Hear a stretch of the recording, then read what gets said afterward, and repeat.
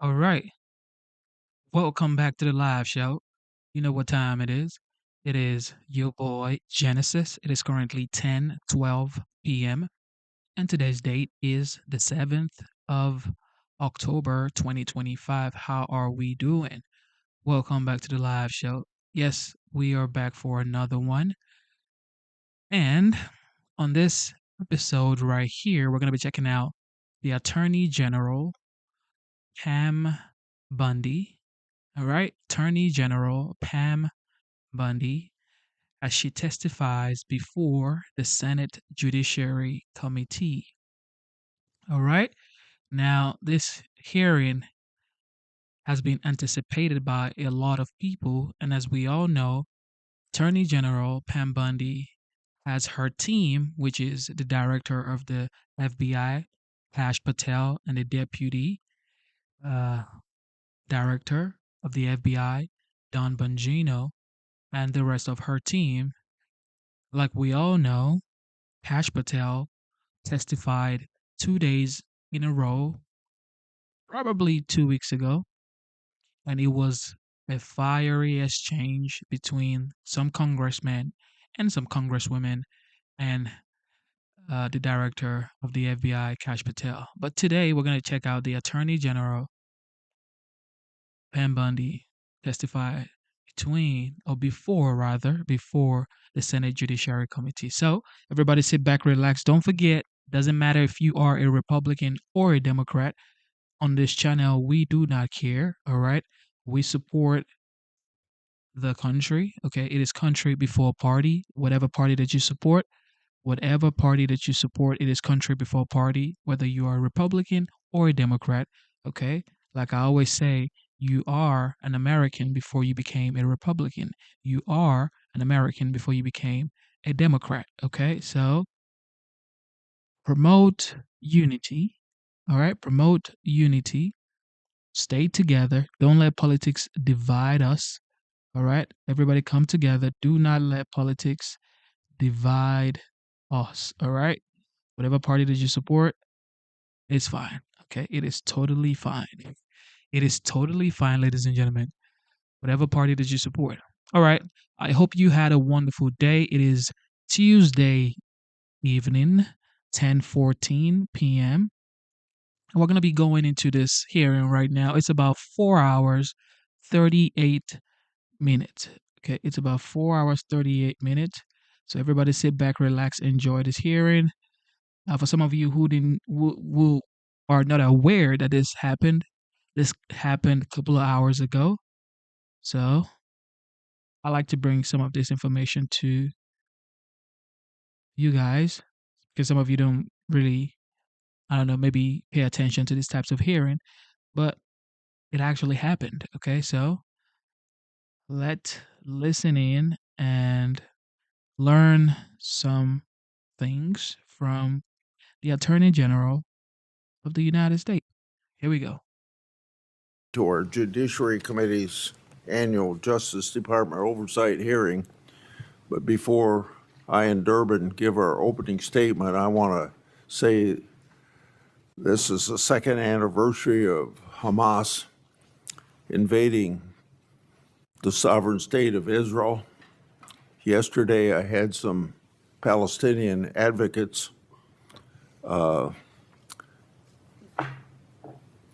talk to me about the number of people being killed. I like to remind them there wouldn't be one death if there hadn't been this invasion of the sovereign state of Israel by what happened 2 years ago today.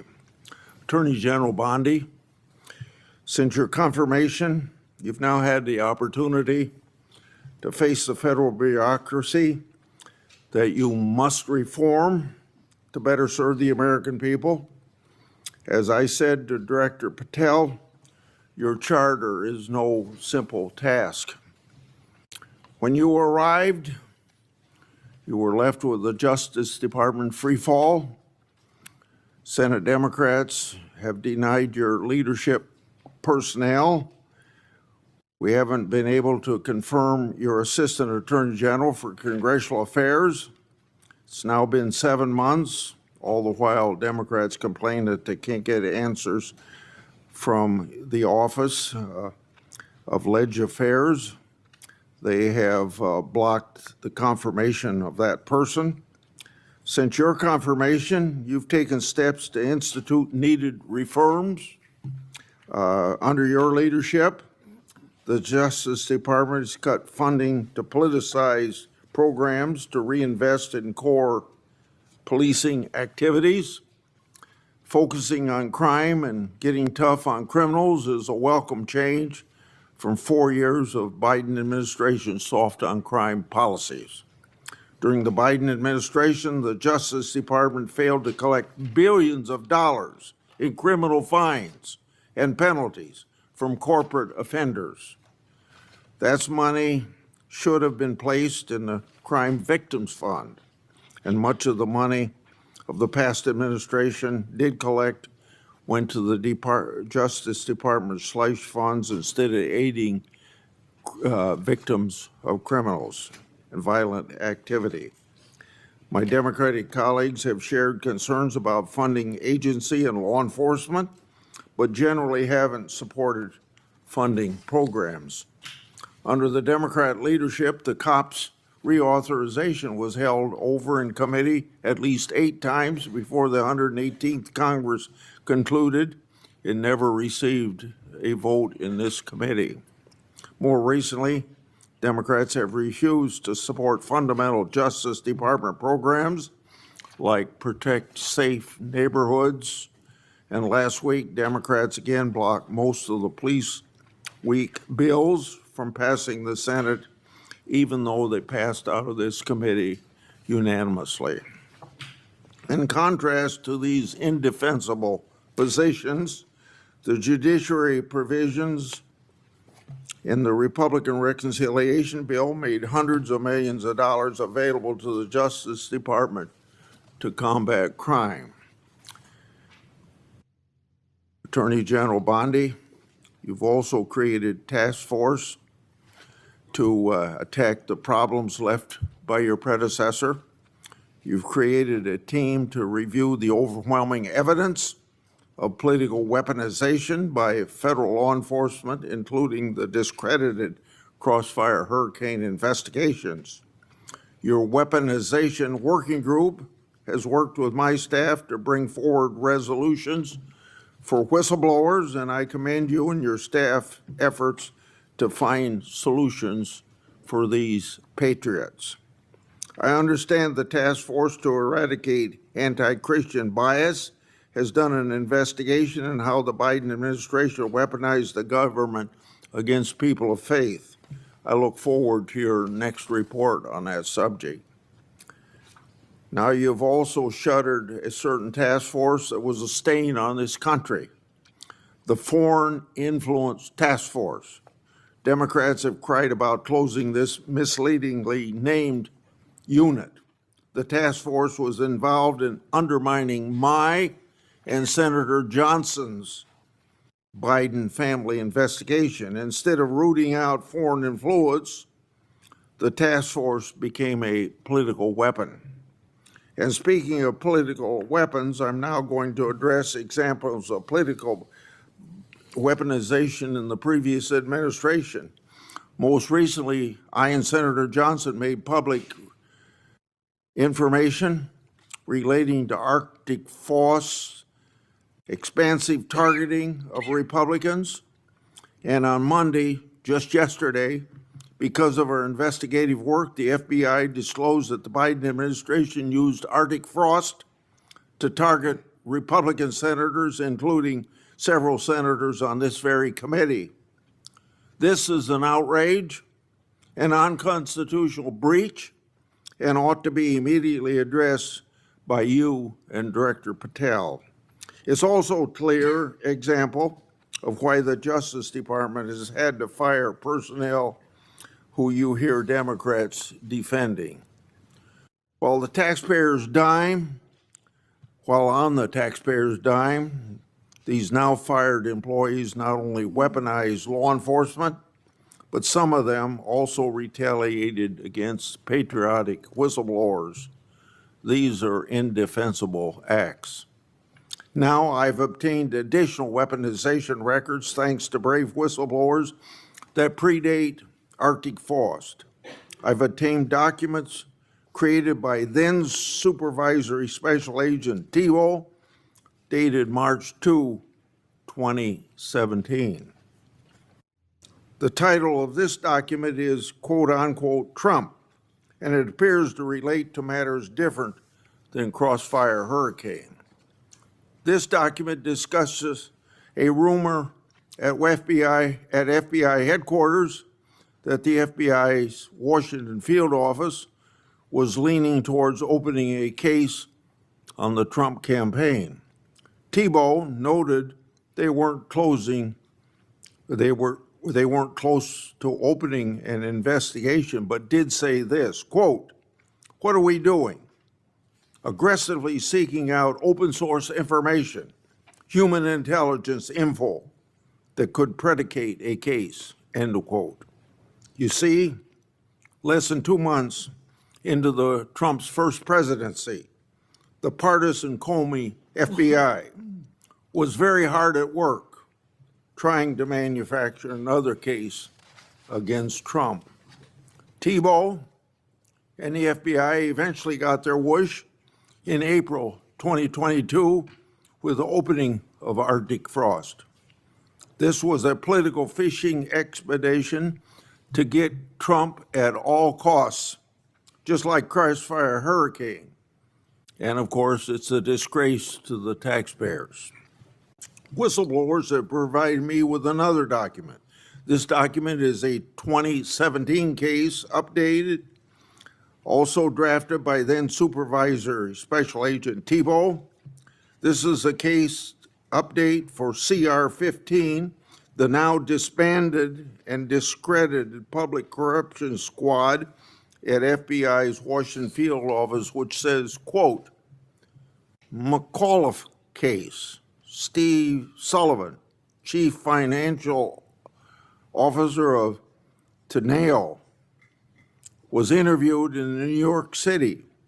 Info provided seemed to confirm Teneo was used as a pass-through for Doug Band to pay former President of the United States, end of quote. Doug Band was deputy assistant to then President Clinton and continued to work for him in post-presidency.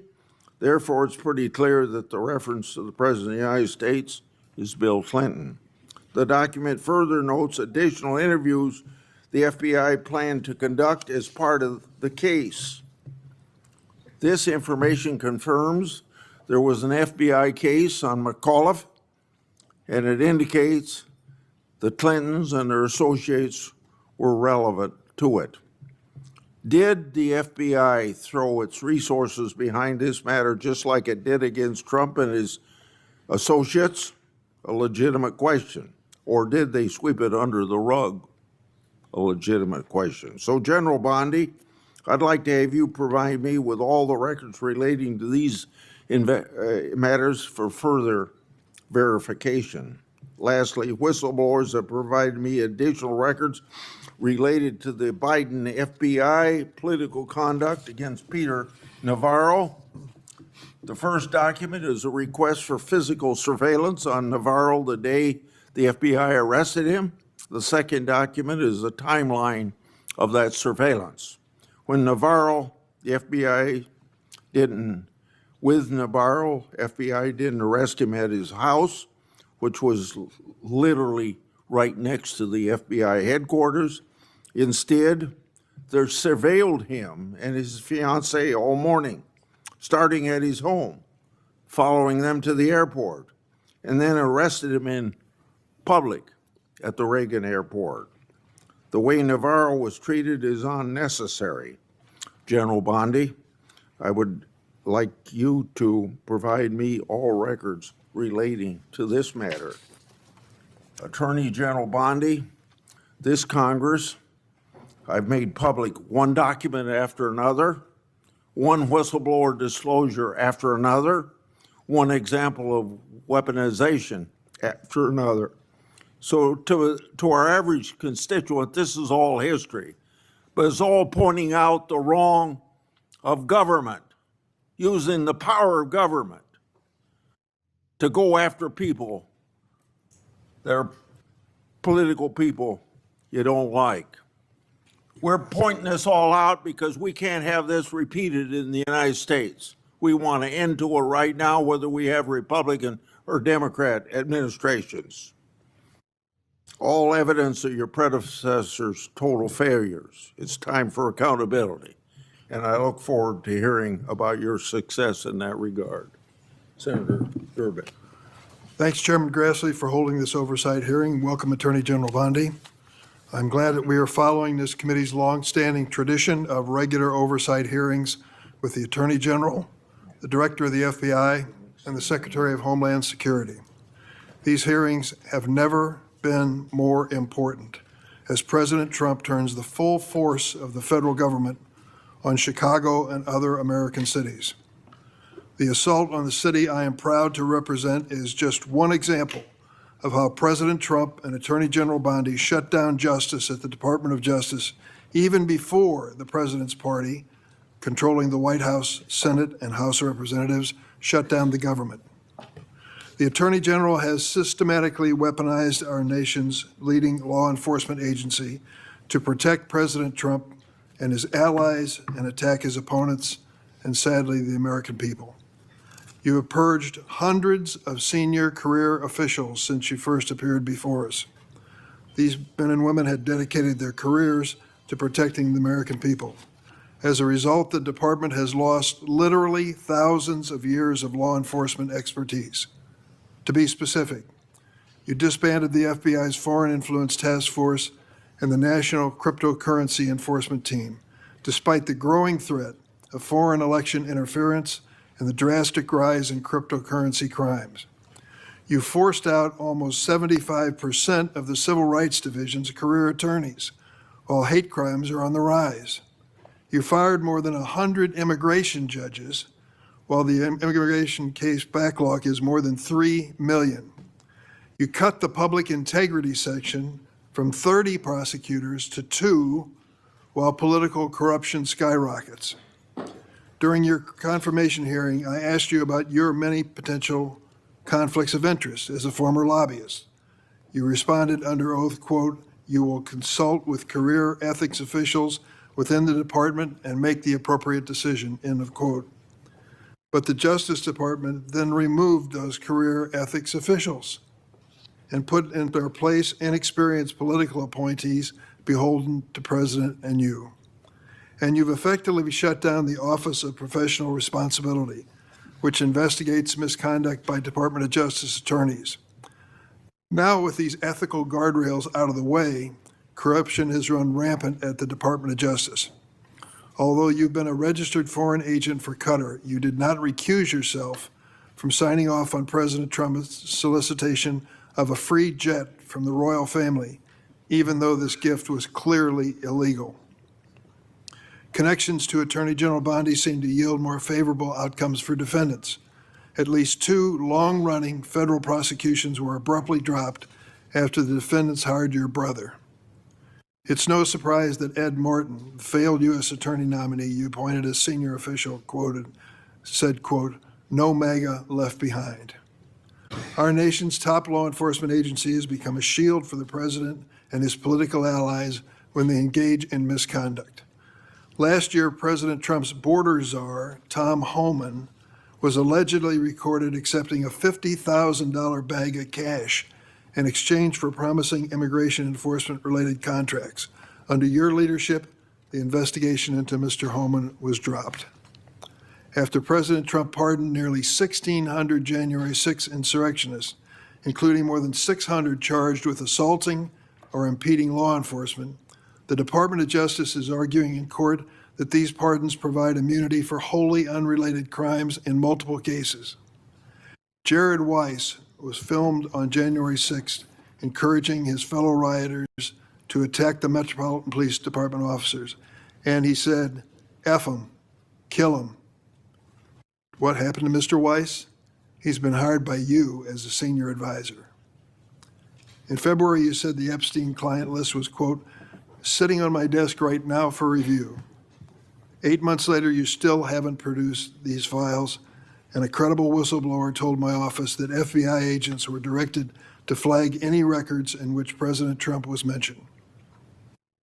The Department of Justice ordered the dismissal of corruption charges against the former New York City Mayor Eric Adams in a corrupt backroom deal to secure his cooperation with the president's immigration agenda. Acting U.S. Attorney Daniel Sassoon, a Republican appointed by President Trump, resigned in protest. Acting U.S. Attorney for the Eastern District of Virginia, Eric Siebert, a Republican appointed by President Trump, was forced to resign because he didn't believe there was sufficient evidence to indict New York Attorney General Letitia Adams or former FBI Director James Comey. In his place, President Trump installed his former personal attorney, someone with no prosecutorial experience, to indict Director Comey, which she did. She joins a network of unqualified MAGA loyalists masquerading as federal prosecutors, like Alina Habba, who said she would use her position to, quote, turn New Jersey red, close quote, and Sigal Chattah, who once said that a black political opponent was, quote, should be hanging from an effing crane, end of quote. The president and attorney general attempted to bypass the Senate to install these unqualified extremists. Where do you find these people? Courts have ruled that both Ms. Habba and Ms. Chattah are serving in their roles illegally, jeopardizing countless prosecutions by your office. Why? And that's just one example of how the Department of Justice is making America less safe. Attorney General Bondi shut down the Organized Crime and Drug Enforcement Task Force, OSADEF, which has dismantled thousands of criminal organizations. And you diverted thousands of FBI, DEA, and ATF agents and DOJ prosecutors from their critical missions to carry out the president's mass deportation agenda. Attorney General Bondi, not surprisingly, federal drug prosecutions have dropped to the lowest level in decades. Let me repeat that. Federal prosecutions for drug crimes have dropped to the lowest level in decades on your watch. Department of Justice has also unilaterally terminated 373 grants that provide critical funding to state and local law enforcement to the tune of $500 million. The 2026 Trump budget would slash the high-intensity drug trafficking areas program known as HIDA by more than a third, from $300 million to $196 million. Instead of taking common sense steps that have proven to help reduce crime, Attorney General, you're focusing on helping President Trump play strongman on television. He has illegally deployed troops to Chicago and other American citizens and has threatened to send more. The Justice Department defends this dubious legal basis for these deployments and diverts DOJ personnel and their components to assist in these efforts. These deployments basically target Democratic-run cities and Democratic leaders, ignoring many Republican-led areas of our country with even higher crime rates, and making clear that this is for political theater, not public safety. One particular chaotic raid in Chicago Tuesday last week, aided by the FBI and ATF, which you supervise. In the middle of the night, federal agents pulled women and children out of their beds, crashed down the doors to their homes, destroyed their apartments, zip-tied children and others, and detained immigrants and U.S. citizens alike for hours in vans. When one witness complained about the treatment of the small children, an agent laughed at her and said, F them kids. On Friday, a federal judge appointed by President Trump held that deploying the National Guard in Portland is illegal. White House Deputy Chief of Staff Stephen Miller accused her of, quote, legal insurrection, close quote. At a time of rising threats to federal judges, this kind of language is inexcusable. Last week, the President and Secretary Hegseth summoned senior military officials to a political pep rally at Quantico, where the President said he wanted to use American cities as, quote, training grounds for our military. Training grounds for our military. To fight the, quote, enemy within. Chicago is not the enemy. Our fellow Americans are not the enemy. It is abhorrent for the president, who is supposed to represent all Americans regardless of political party, to describe anyone who disagrees with him in this manner. To my Republican colleagues who claim the previous administration weaponized the Department of Justice, President Biden retained President Trump's FBI Director Christopher Wray, who President Trump then fired. President Biden never directed the Attorney General to prosecute his political opponents. President Biden never fired his own political appointees for refusing to prosecute his targets. What has taken place since January 20th, 2025 would make even President Nixon recoil. This is your legacy, Attorney General Bondi. In 8 short months, you have fundamentally transformed the Justice Department and left an enormous stain in American history. It will take decades to recover. Thank you, Mr. Chairman. Thank you. Would you please rise so I can give you swear? Do you affirm the testimony you're about to give before this committee will be the truth, the whole truth, and nothing but the truth, so help you God? Please be seated and give us your opening statement.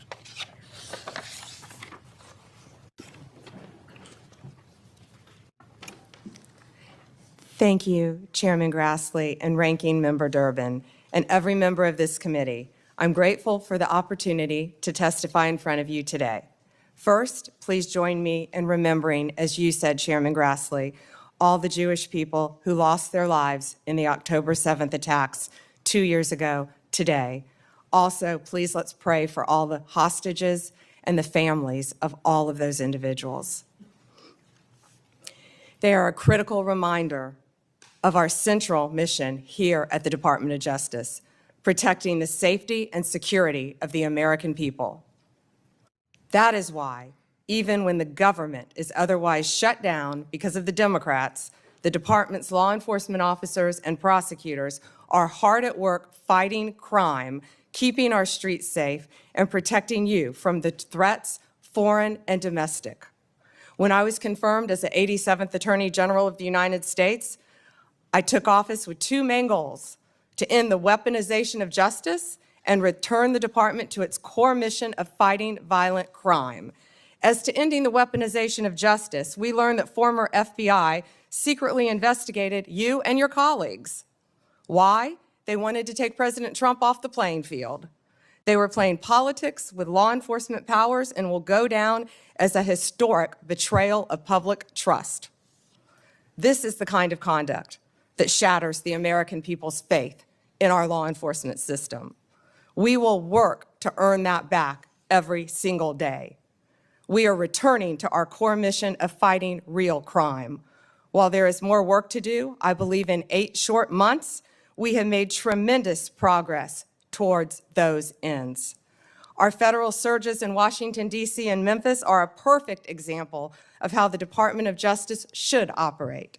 We created strong partnerships with local leadership, working hand in hand with both cities to send resources where they were needed most. The results speak for themselves.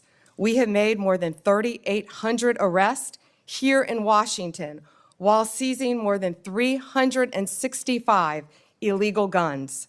In Memphis, we have already made more than 300 arrests and close to 80 illegal guns in just a week. We are replicating that tough on crime approach throughout this country.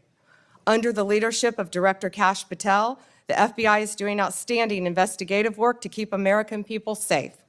The FBI just conducted a months-long operation called Summer Heat, which resulted in over 8,600 arrests from June to September. More than 6,500 arrests fell under the FBI's violent crime and gang program. Under the leadership of Administrator Terry Cole, the DEA has seized 47.9 million fentanyl pills and 4,500 kilos of fentanyl powder. That represents 370 million deadly doses, 370 million. The DEA is dismantling violent cartel drug trafficking networks across this country, including the seizure of nearly 470 million in criminal assets. Under the leadership of Gadi Serralta, our U.S. Marshals have been the tip of the spear on federal surges and protecting judges and elected officials. Our marshals have arrested more than 51,000 fugitives nationwide since January 20th. Under the leadership of Acting Director Dan Driscoll, ATF has taken more than 23,000 illegal guns off our streets. 3,400 of those guns have been linked to trafficking between the U.S. and Mexico. My attorneys have done incredible work advancing President Trump's agenda and protecting the executive branch from judicial overreach. We've been sued more than 400 times since January 20th. Judges have issued more than 90 temporary restraining orders against us, more than the previous several administrations combined. Despite the unprecedented degree of activism we've seen from the lower courts, we have never ignored a court order. And why would we? We have secured a historic 22 victories at the Supreme Court alone, with more to come. Our civil rights attorneys are fighting discrimination and anti-Semitism. Our criminal attorneys are prosecuting violent criminals and foreign terrorists every single day. I look forward to continuing this work at the Department of Justice, and I look forward to testifying before you today. Thank you, Chairman.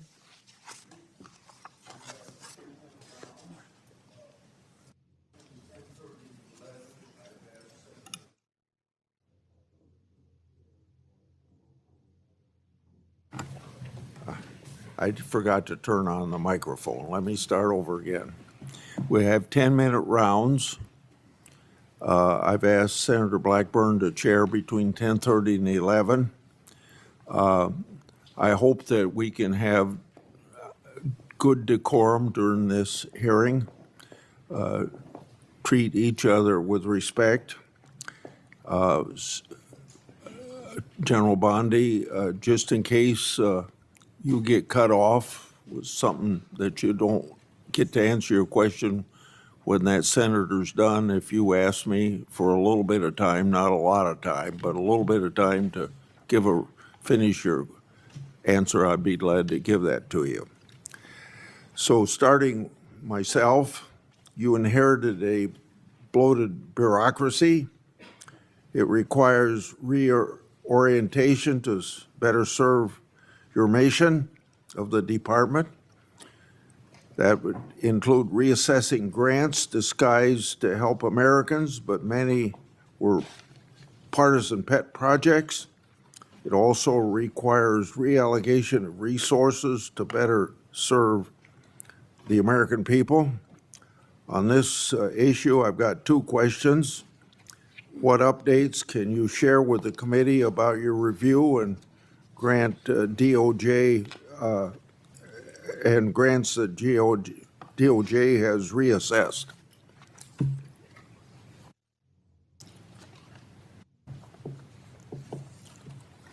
Just give us some examples, don't I know? Sure. Thank you, Chairman. During my appearance at the department's budget hearings, I acknowledged that some grants were mistakenly terminated, and we have made a process to correct that. All grant termination appeals will be individually considered for alignment with our current policies, which are strengthening law enforcement and protecting victims. Recipients are given the opportunity to appeal a grant termination consistent with the rules by writing to the Assistant Attorney General. Of the 5,800 discretionary grants that were reviewed, only 376, approximately 7%, were terminated. So far, OJP has turned back on 18 awards, 17 appeals have been denied, and the rest are actively being reviewed, with decisions expected soon. My colleagues on the other side claim that your department has reallocated resources to immigration enforcement, and it's had a negative impact on law enforcement. We know that drugs and crimes are very much a part of immigration enforcement, so these attacks are clearly off the mark. Explain your view of these misguided assertions. Chairman, every day our FBI, DEA, ATF, and now U.S. Marshals working on a task force with Homeland Security are out there keeping Americans safe. and getting illegal aliens out of our country, many of whom have committed violent crimes in this country. Our agents will continue to fight violent crime in this country, working hand in hand. One example is right here in Washington, D.C. We have the D.C. Task Force that has been incredibly successful. We are so proud of the work that that has done. We have been working hand in hand with the local officials here in D.C., and we are very proud of that work. And we're taking that to Tennessee and around this country to keep Americans safe. I won't repeat the things I've said about Arctic frost, but we had this recent revelation yesterday of my Republican senators being targeted by the government, underscoring the point about Arctic frost. When taken in context with widespread government weaponization against Trump and conservatives in the last decade, the conduct's arguably is worse than Watergate. So I got two questions along this line. How many Department of Justice and FBI personnel have been held accountable for their partisan and constitutional questionable conduct, and what was their punishment? If you could give a few examples or follow up in writing, since there's so many people that fall into this category. Yes, Senator. Yes, Chairman, we will. So you want to answer that in writing? Yeah, okay. Yes, the exact number I can answer in writing. Yes. Okay. Was Attorney General, on the same subject, was Attorney General Garland, Director Wray, and/or President Biden's White House aware of the FBI targeting Republican senators?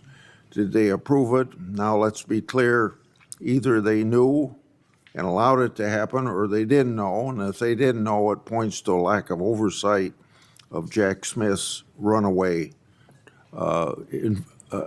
case. Chairman Grassley, that's what we've been talking about when we refer to the weaponization of government. Operation Arctic Frost was an unconstitutional, undemocratic abuse of power. During Arctic Frost, the FBI also placed 92 linked Republican individuals and Republican groups, such as Charlie Kirk's Turning Point, on their list. This is the kind of conduct that shattered the American people's faith in our government, as I said in my opening statement. We are ending this weaponization.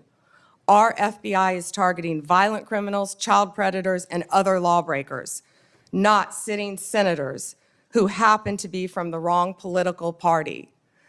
Several of your colleagues sitting at this dais were targeted, and others. We will continue to stop that throughout the Justice Department. That is the ultimate weaponization of government. Have you sought grand jury secrecy waivers so that all of Arctic Frost documents can be produced to Congress? And if not, do you plan to do that? Chairman Grassley, I will be working directly with Director Patel on this issue, and there's not much more we can say about the issue for obvious reasons at this time. Okay.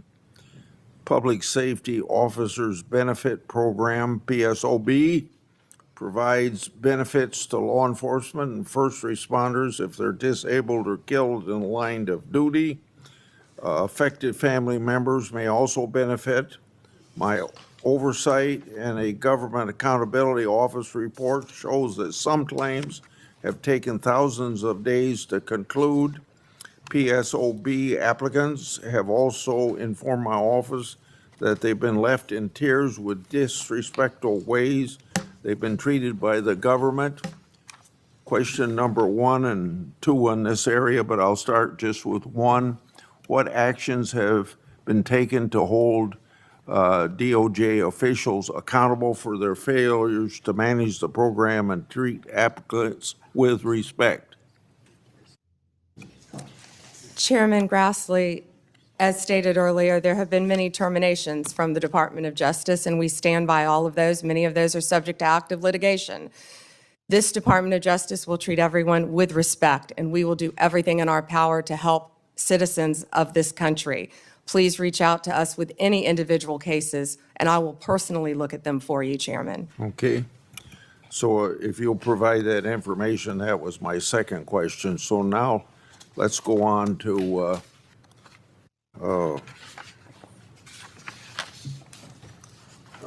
regarding the initial FBI 1023 document that I made public last Congress. That document mentioned 1, text messages, 2, audio recordings, and 3, financial records that allegedly approved a bribery scheme with the Biden family and foreign interest. I asked Director Patel if his predecessors made any effort to determine whether these records existed. He answered no. What steps has the department taken to determine whether these records exist? One way or another, this matter ought to be put to rest. Chairman Grassley, I know Director Patel is working hard on this with the members of the FBI. Okay. So we don't know if these records exist, or you just can't say that publicly at this point? I don't want to discuss any of that publicly, Okay. Director. The Foreign Intelligence Surveillance Act includes a safeguard to prevent political weaponization. The reauthorization mandated certain members and their staffs shall be entitled to attend any proceedings of the FISA court.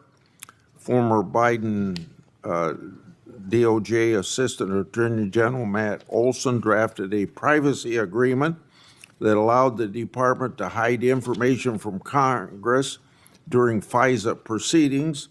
Matt Olson made a career out of targeting President Trump and his allies, so it's not surprising that he would attempt to hinder congressional oversight or cover up for the Biden regime. I want to make sure that you get rid of the ridiculous and misguided Olson memo. When can you tell me that will be done? We will notify you, Chairman Grassley. Thank you. Okay, Senator Durbin. Thanks, Mr. Chairman. Madam Attorney General, let me ask you this question. Were you consulted by the White House before they deployed National Guard troops to cities in the United States? I am not going to discuss any internal conversations with the White House. You won't even say whether you talked to the White House about this? I am not going to discuss any internal conversations with the White House with you, Ranking Member. I noticed that. What's the secret? Why do you want to keep this secret? The American people don't know the rationale behind the deployment of National Guard troops in my state. The word is, and I think it's been confirmed by the White House, they are going to transfer Texas National Guard units to the state of Illinois. What's the rationale for that? Yeah, Chairman, as you shut down the government, you voted to shut down the government, and you're sitting here, our law enforcement officers aren't being paid. They're out there working to protect you. I wish you loved Chicago as much as you hate President Trump. And currently, the National Guard are on the way to Chicago. If you're not going to protect your citizens, President Trump will.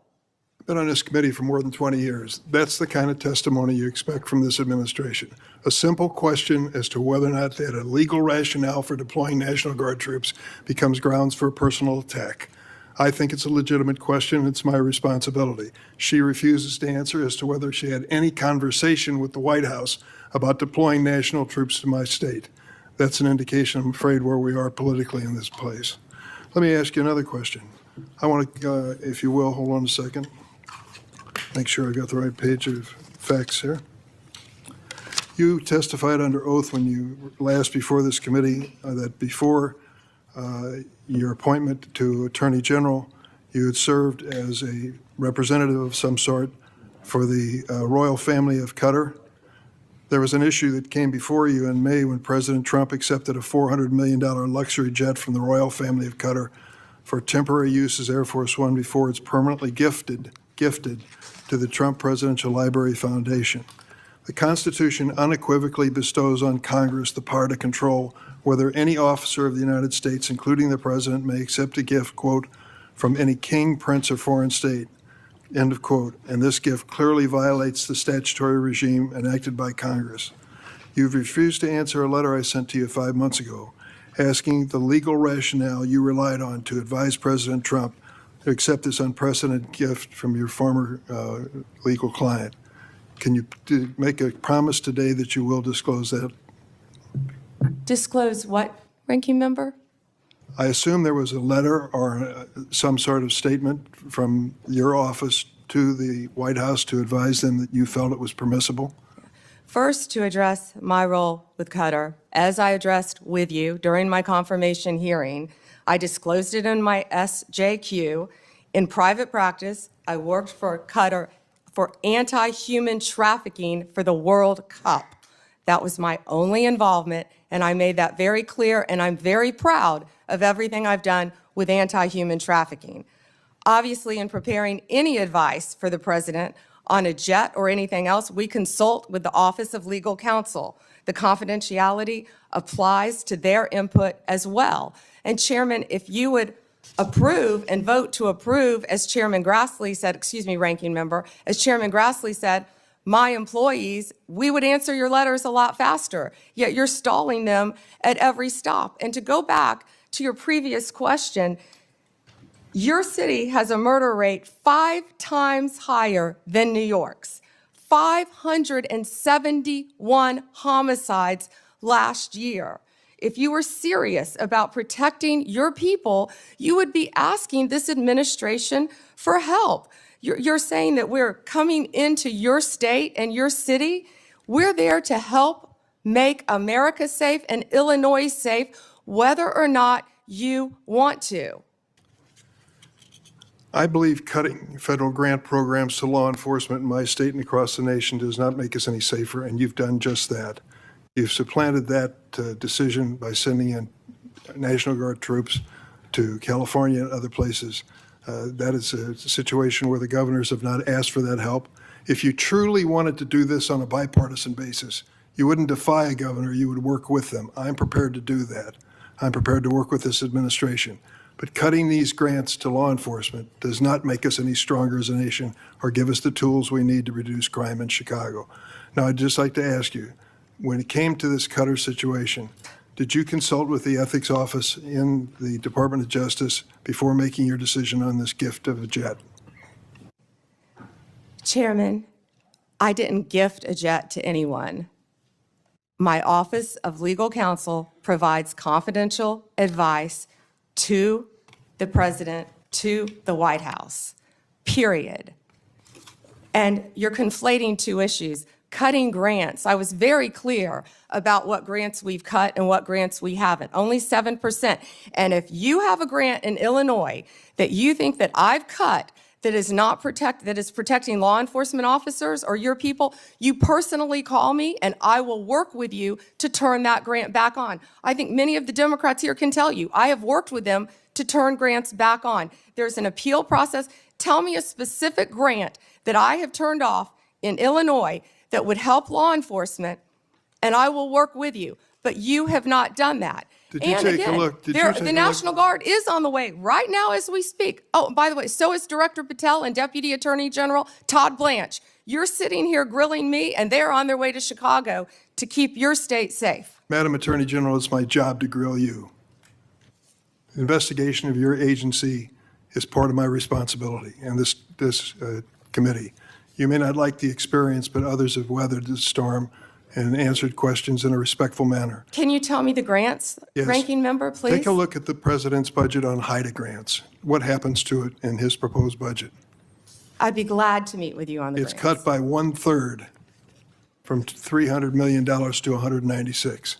That's one example of a grant that works, and your administration has suggested cutting it in the budget lies ahead. I want to ask you about items in a letter I sent you in July that you have not answered. In February, you made a public claim that the Epstein client list was, quote, sitting on my desk right now for review, end of quote. You then produced already public information and no client list at a major media event hosted at the White House. Attorney General Bondi, why did you publicly claim to have the Epstein client list waiting for your review and then produce nothing relevant to that claim?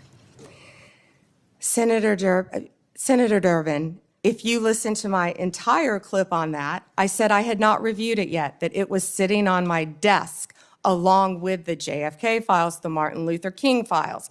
And I said I had not yet reviewed it. And if you see our memo on Epstein, you will see, excuse me, our memo on Epstein clearly points out that there was no client list, our July 6th memo. You also didn't let me respond to the HIDTA question. The budget transfers $196 million for high-intensity drug trafficking areas to the Office of Justice Programs, OJP. The Justice Department will continue to administer those grants under OJP in 2026. Going back to the Epstein files, according to another whistleblower who made a protected disclosure to my office, you pushed the FBI to review approximately 100,000 Epstein-related records on an arbitrarily short deadline in March, and the FBI was directed to flag any documents that mentioned President Trump. Nothing came of that review until July when DOJ and FBI released an unsigned memo stating, quote, "there's no incriminating client list." Why was the July 7th memo unsigned? The July 7th memo came from the FBI and the Department of Justice. Director Patel answered those questions very clear. And, you know, Senator Durbin, I find it very interesting that you refused repeated Republican requests to release the Epstein flight logs in 2023 and 2024. You fought that. Did you take money from Reid Hoffman, campaign donations, Never who was a heard. huge Epstein friend? Why did you fight for years? Why did you fight to not disclose the flight logs, Senator Durbin? I can tell you I did not refuse. One of the senators here wished to produce those logs, and I asked her to put it in writing, and she never did. Yeah, I think Senator Blackburn would quarrel with you on that. But Well, that's I will up to the quarrel two with of you as to Reid, somebody that you mentioned I never heard of. Reid Hoffman. So who gave the order to flag records related to President Trump? To flag records for President Trump? To flag any records which included his name. I'm not going to discuss anything about that with you, Senator. Eventually, you're going to have to answer for your conduct in this. You won't do it today, but eventually you will. I yield, Mr. Chairman. I got to Mr. interject Chairman? something here. Mr. before I get Chairman. to Pam. Mr. Chairman, since Senator Durbin referred to me, I would really appreciate the opportunity to correct the record. Proceed. Because Senator Durbin knows I repeatedly asked for those flight logs. I brought up the subpoena. You even shut down the committee because you didn't want that, and you know I submitted that in writing, and you continue to misrepresent that, and I am not going to let that record stand. Okay, Mr. Chairman, go ahead, Senator Durbin. I just want to make it clear that the reason the committee business ended was that your side invoked the 2-hour rule. Point number 2 is I asked you if you wanted any documents like flight logs to put it in writing. You never did. Yes, sir, I did, and your staff knows that I did. No, We'll submit, once again, Send me a copy of the that, information to you. We've done that several times, but we'll be happy to, once again, send it to disagree. you. I think your staff doesn't show that to you. Well, as I started to say about the emolument clause, and Democrats bringing that up in regard to Qatar, back in March of 2016, they didn't care anything about my bringing up the emolument clause in regard. I wrote to the Obama Justice Department. That letter was based on Secretary Clinton's 2009 to 2013 financial disclosures when she was Secretary of State. Those disclosures showed that her husband participated in at least 62 events with foreign states. Some of those were speaking events with connections to foreign governments, and some speaking events were financially supported by foreign governments. 2 examples, Bill Clinton received hundreds of thousands of dollars for appearance sponsored by Middle Eastern governments. Bill Clinton also received $200,000 for a speech connected to the Chinese government. And I don't recall getting any help from my Democrat colleagues on that investigation. Senator Graham. Good morning. Good morning. Thank you. So I want to make sure I got this clear. If a Democrat or a Republican senator has a problem with a grant that's been canceled or reduced, you would be glad to talk to them. Yes, Senator, and I have been doing that as well. There have been Democratic members who called you, They have spoken to my office, yes, Senator, and you've tried to respond. on either side of course, if it has anything to do with law So- enforcement or victims, And that includes Senator Durbin. If he's got a problem, he can call you and you'll try to respond. absolutely. Thank you. How many illegal immigrants are in Chicago? Ooh. Does anybody know? I do, countless.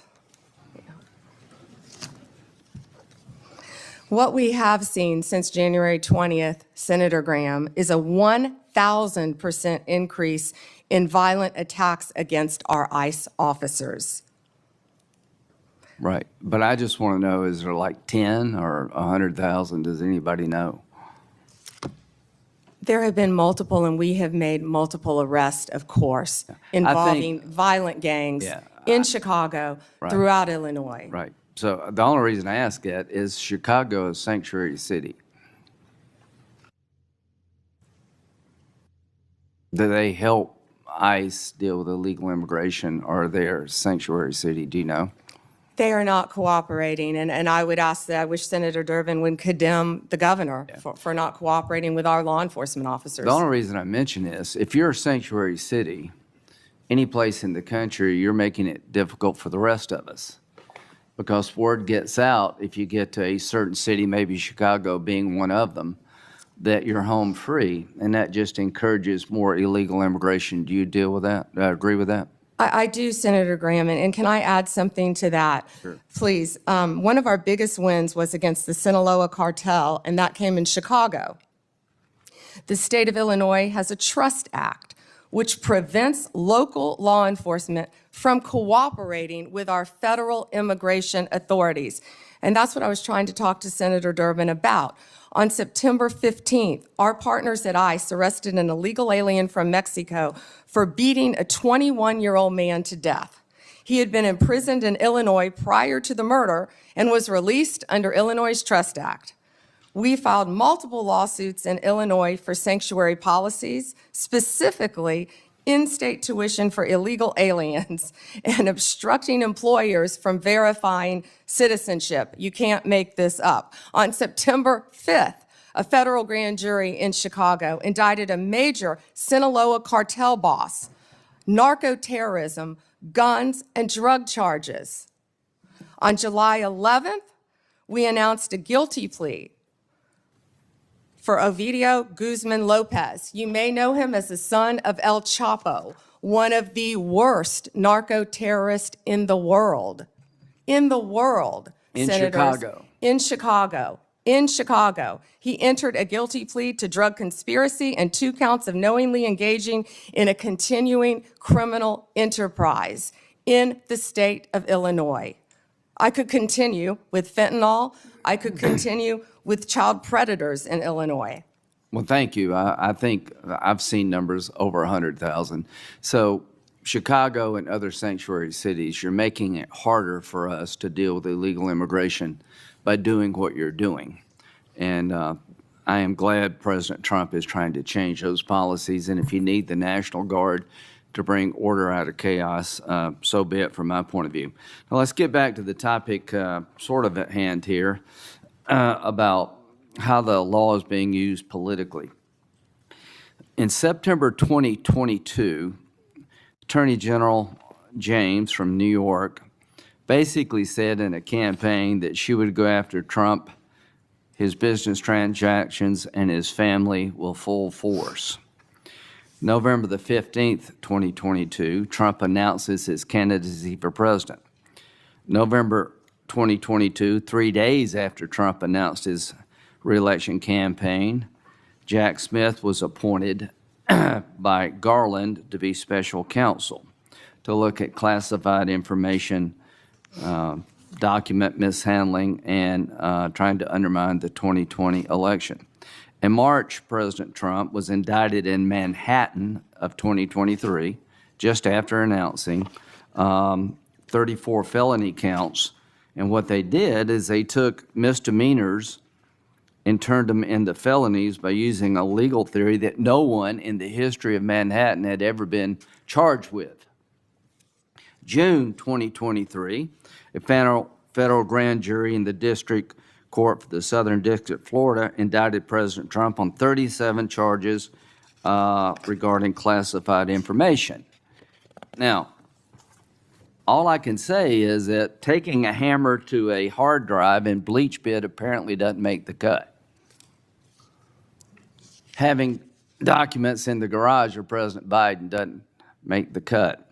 In August of 2023, he was indicted yet again regarding the 2020 election. So all I can say is that in September 27th, Jack Smith's team asked for my phone records and 7 other senators. Now that's just the 2024 election. Comey, are you aware of the fact that in August, Comey, then director FBI, August of 2016, was in a meeting at the White House where it was discussed that by Brennan, then CIA director, that there was intelligence that maybe the Clinton campaign was trying to cook up a narrative that Trump was a Russian asset? Senator, I believe that has been reported publicly, but I cannot comment on that. Okay, well, I'm just telling you. Now, this is a campaign for president in 2016. In July, they open up Crossfire Hurricane. In August, they have a discussion in front of President Biden that there's intel that maybe this is generated by his political opponent. Nothing happened.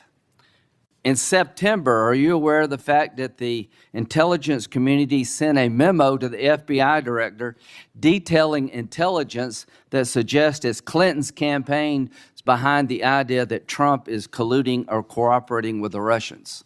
Senator, I believe that has been reported. And that was addressed to the FBI director and Mr. Strzok, this memo.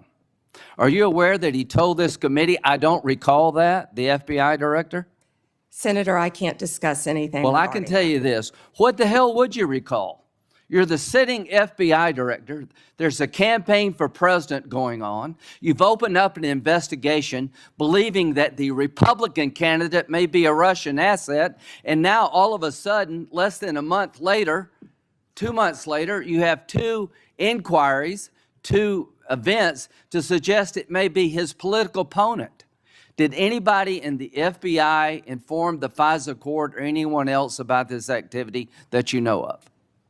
I can't discuss that matter, as you know, Senator Graham. Should they have? Is there a requirement by law enforcement to tell the court if their warrant is being sought or a defendant that there's exculpatory information out there about you? In general, of course, Senator. So, to the country, the FBI director gets a memo from the intel community. This may be all a political plot by his opponent. They didn't do a damn thing. Are you familiar with the Steele dossier? Yes, Senator. That was a dossier prepared and paid for by the Clinton campaign.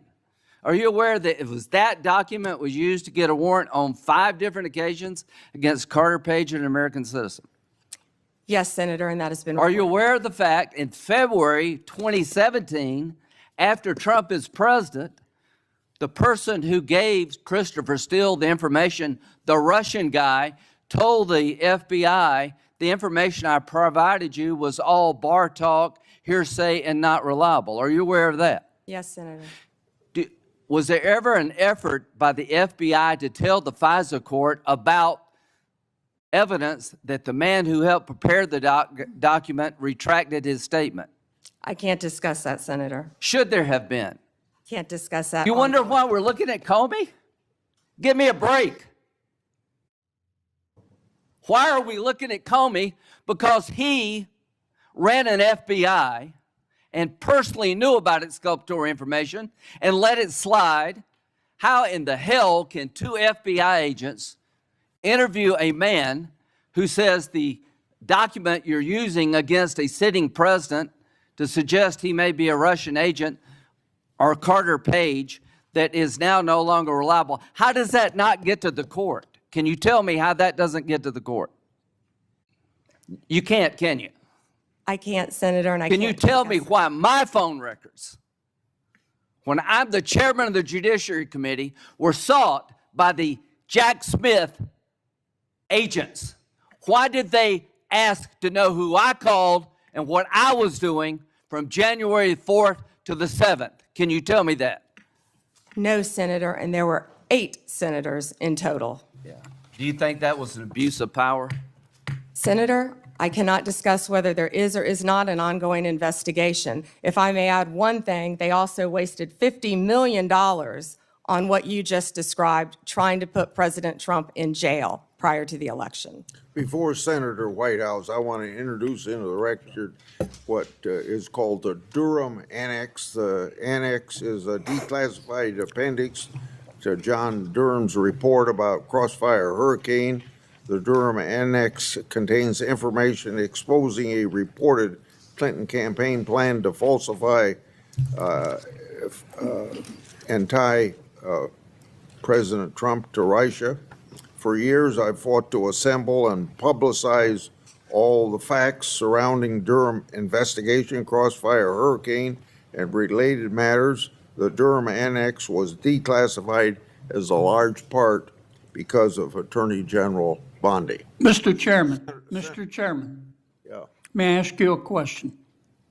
if I can answer it, yes. Go Thank you, ahead. Mr. Chairman. Are you going to hold a separate hearing on your whistleblower account of the FBI investigation of 8 United States senators? I think we need, my answer to your question is, I think we need to wait until we see what the FBI can report and whether it's necessary to have a hearing. Right now, I haven't ruled one out, but I haven't made a decision. And what year do you think that will happen in? I want the FBI to be a thorough investigation of it and report to us what information they can give us, and I don't know how long that'll take them. With respect, are you giving them a certain period of time? I have not given them a certain period of time. I'll discuss that matter with my staff and see if that needs to be done. Okay, if civil suits are filed against the perpetrators at the FBI, will that facilitate your investigation? Well, what's the question again? If the 8 senators who were spied upon sue the hell out of the Department of Justice and the perpetrators involved, will that facilitate their investigation and/or yours? I guess what think- I'm getting to is, I don't understand why we don't have a separate hearing. I find this breathtaking. Yeah. It's just been 24 hours since the FBI investigated on it. Please give me an opportunity to sort through all this. Fair enough. I just don't want to wait 24 years to get an answer. Yeah. We do have an active investigation going on through my staff. I want to make that very clear. Mr. Whitehouse, or Senator Whitehouse. Thank you, Chairman. Ms. Bondi, good morning. Good morning. What became of the $50,000 in cash that the FBI paid to Mr. Homan in a paper bag, evidently?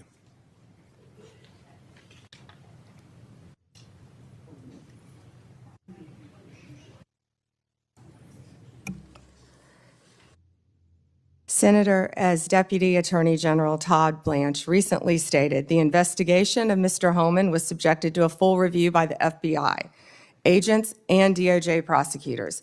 They found no credible evidence of any wrongdoing. And that was not my question. My question was, what became of the $50,000 in cash that the FBI delivered, evidently in a paper bag, to Mr. Homan?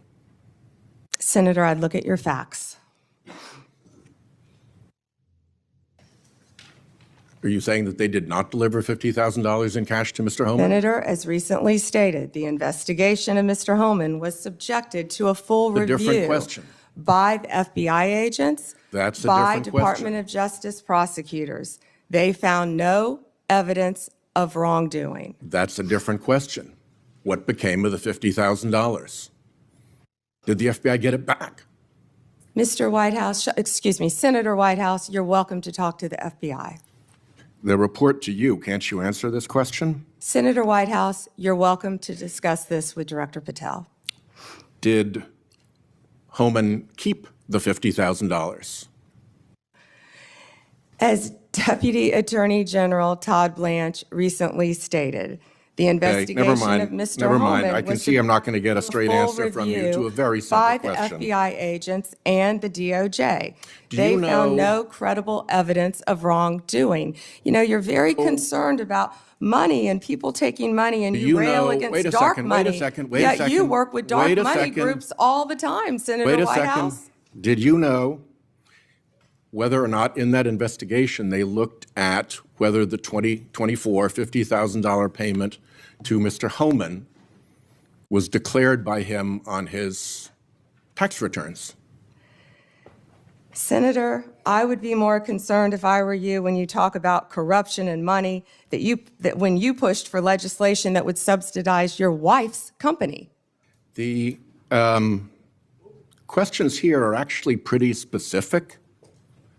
So having you respond with completely irrelevant far-right internet talking points really is not very helpful here. I'd like, Mr. Chairman, you generally like to have us be able to get answers to know, and we'll follow up with the QFR. And to the extent Patel wants to answer, that would be great as well. What happened to the $50,000? Did Homan keep it? Did the FBI get it back? If he kept it, did he put it on his tax returns? Pretty simple questions. Homan was the same guy who said there was a deal with Eric Adams. He said, if Adams doesn't come through, I'll be back. I'll be in his office, up his butt, saying, where the hell is the agreement we came to? Which brings us to the OPR investigation of prosecutorial misconduct by Emil Bovee, because he was also involved in that transaction. Yeah. What became of the OPR investigation of prosecutorial misconduct by Emil Bovee? Yeah, Senator Whitehouse, to correct you for one moment, that would be the Honorable Judge Emil J. Bovee III to you. Not at the time of this. He was an employee of the Department of Justice. And what became of the OPR investigation? It's all pending litigation, misconduct? Senator. I can't discuss pending litigation nor personnel matters. OPR customarily publicly says when there's an investigation, and at the end of it, they provide a summary. Why can't you say whether there's an OPR investigation and whether, if it's concluded, there's a summary? Senator, I'm not going to discuss personnel matters. Even public ones. Senator, I'm not going to discuss personnel matters. So, Kash Patel told this committee that his grand jury testimony after immunization, after initially pleading the Fifth, was, and I quote, sealed by the Department of Justice. How and when and why was his testimony sealed, and by whom?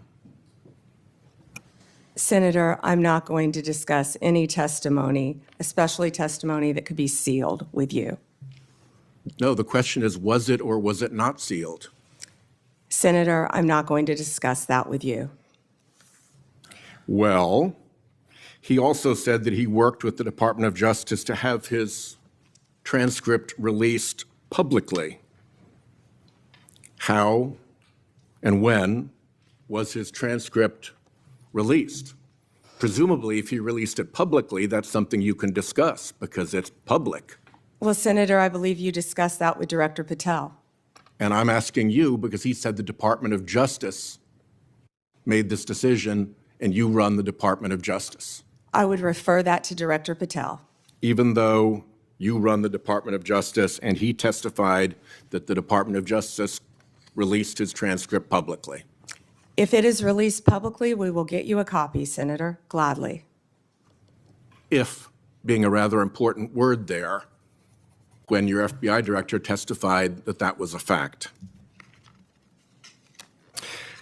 Treasury compiles suspicious activity reports, referred to often as SARs, that DOJ receives automatically.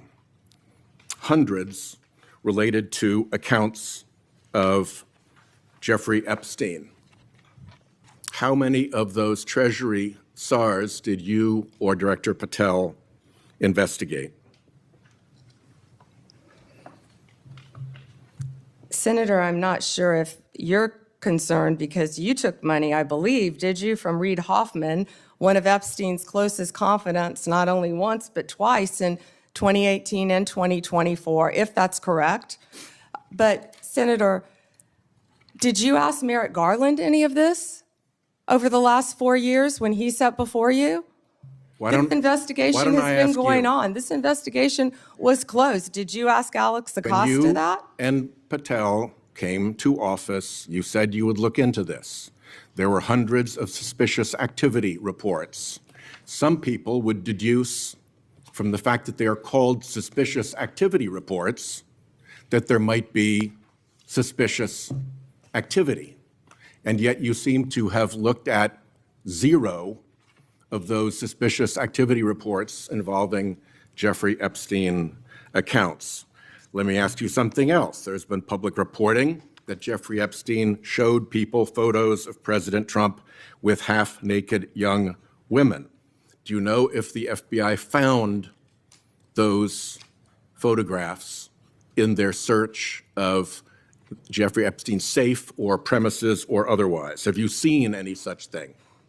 You know, Senator Whitehouse, you sit here and make salacious remarks, once again trying to slander President Trump left and right, when you're the one who was taking money from one of Epstein's closest confidants, I believe, I could be wrong, correct me, Reid Hoffman, who was with Jeffrey Epstein on multiple occasions.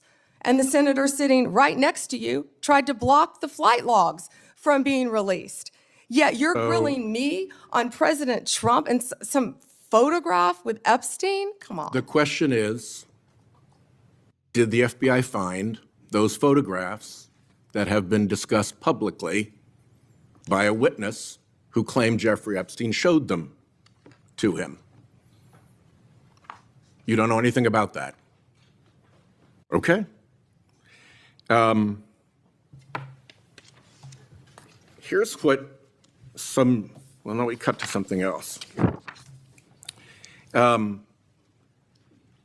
The Marshal Service is supposed to protect our federal judges. I have asked repeatedly for the Marshal Service to let me know if they are investigating or being inhibited from investigating whether or not there is orchestration of threats against federal judges, whether under either conspiracy laws or racketeering enterprise laws or aiding and abetting laws, whatever. But as you know, there's the person who says the threat, and then there may very well be somebody orchestrating the threat behind them. Is the Marshal Service allowed to investigate orchestration of threats, and do you know if they've taken one step to do so? May I answer the question, Chairman Grassley? The time has expired. I think it's the convention of the committee that if I've started my question in my time, you may answer the question. I was asking the chairman. Okay, before I go to Cornyn. She wants to answer the question, Chairman. Oh, please go ahead. I thought you said you didn't want to answer it. Yes, I'm sir. sorry. Thank you. Senator Whitehouse, I would be happy to sit down with you regarding any threat to any federal judge in this country. We take threats very seriously. I will set a meeting with you, with Director Seralta of the U.S. Marshals, and I will be there. And we will talk about any threats on federal judges. Including who orchestration. threatened them or who orchestrated them. Bingo, thank you. Okay.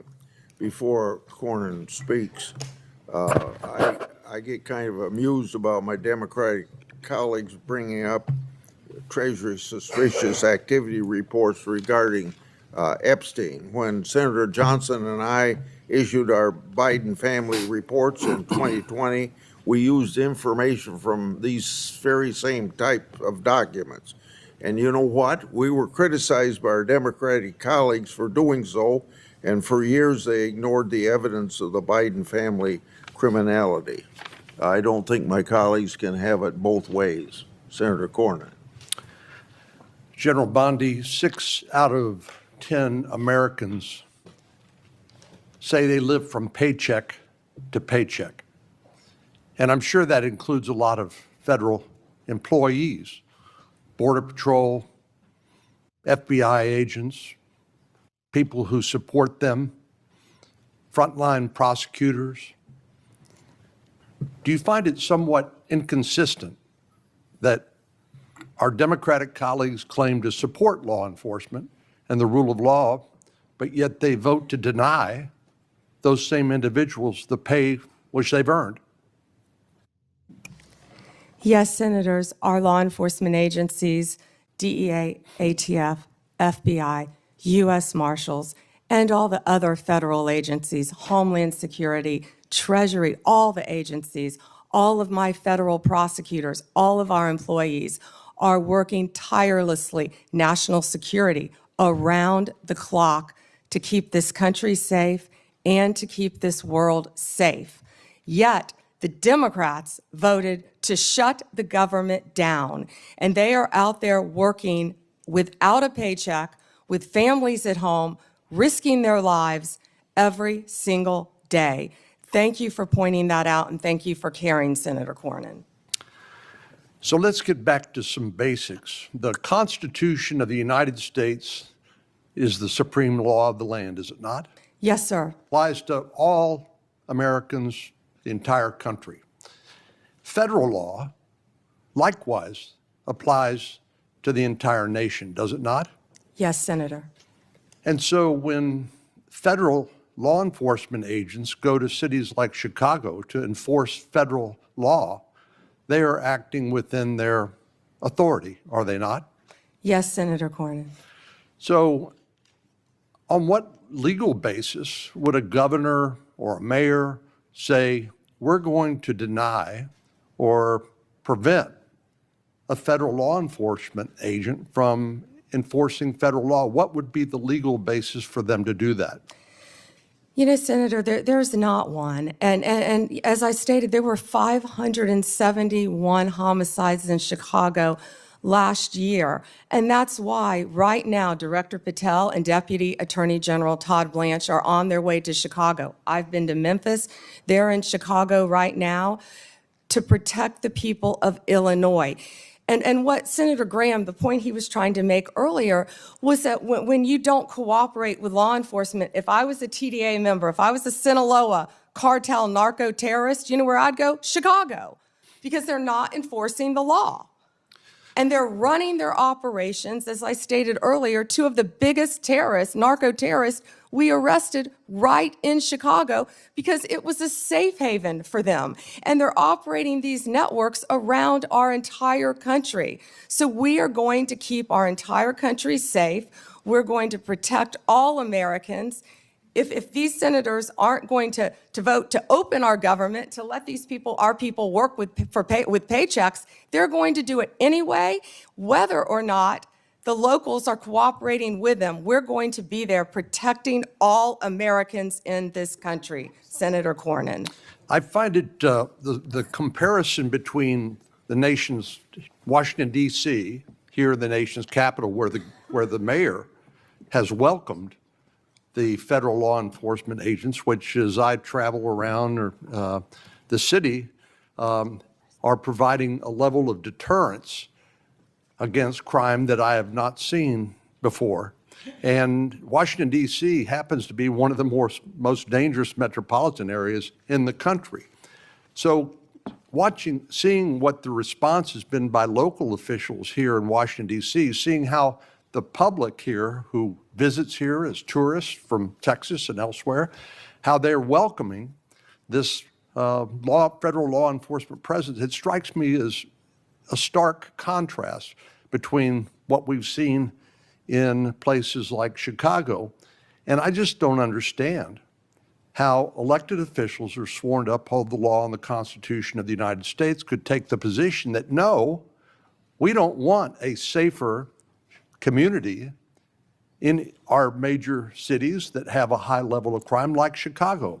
Doesn't it strike you as bizarre?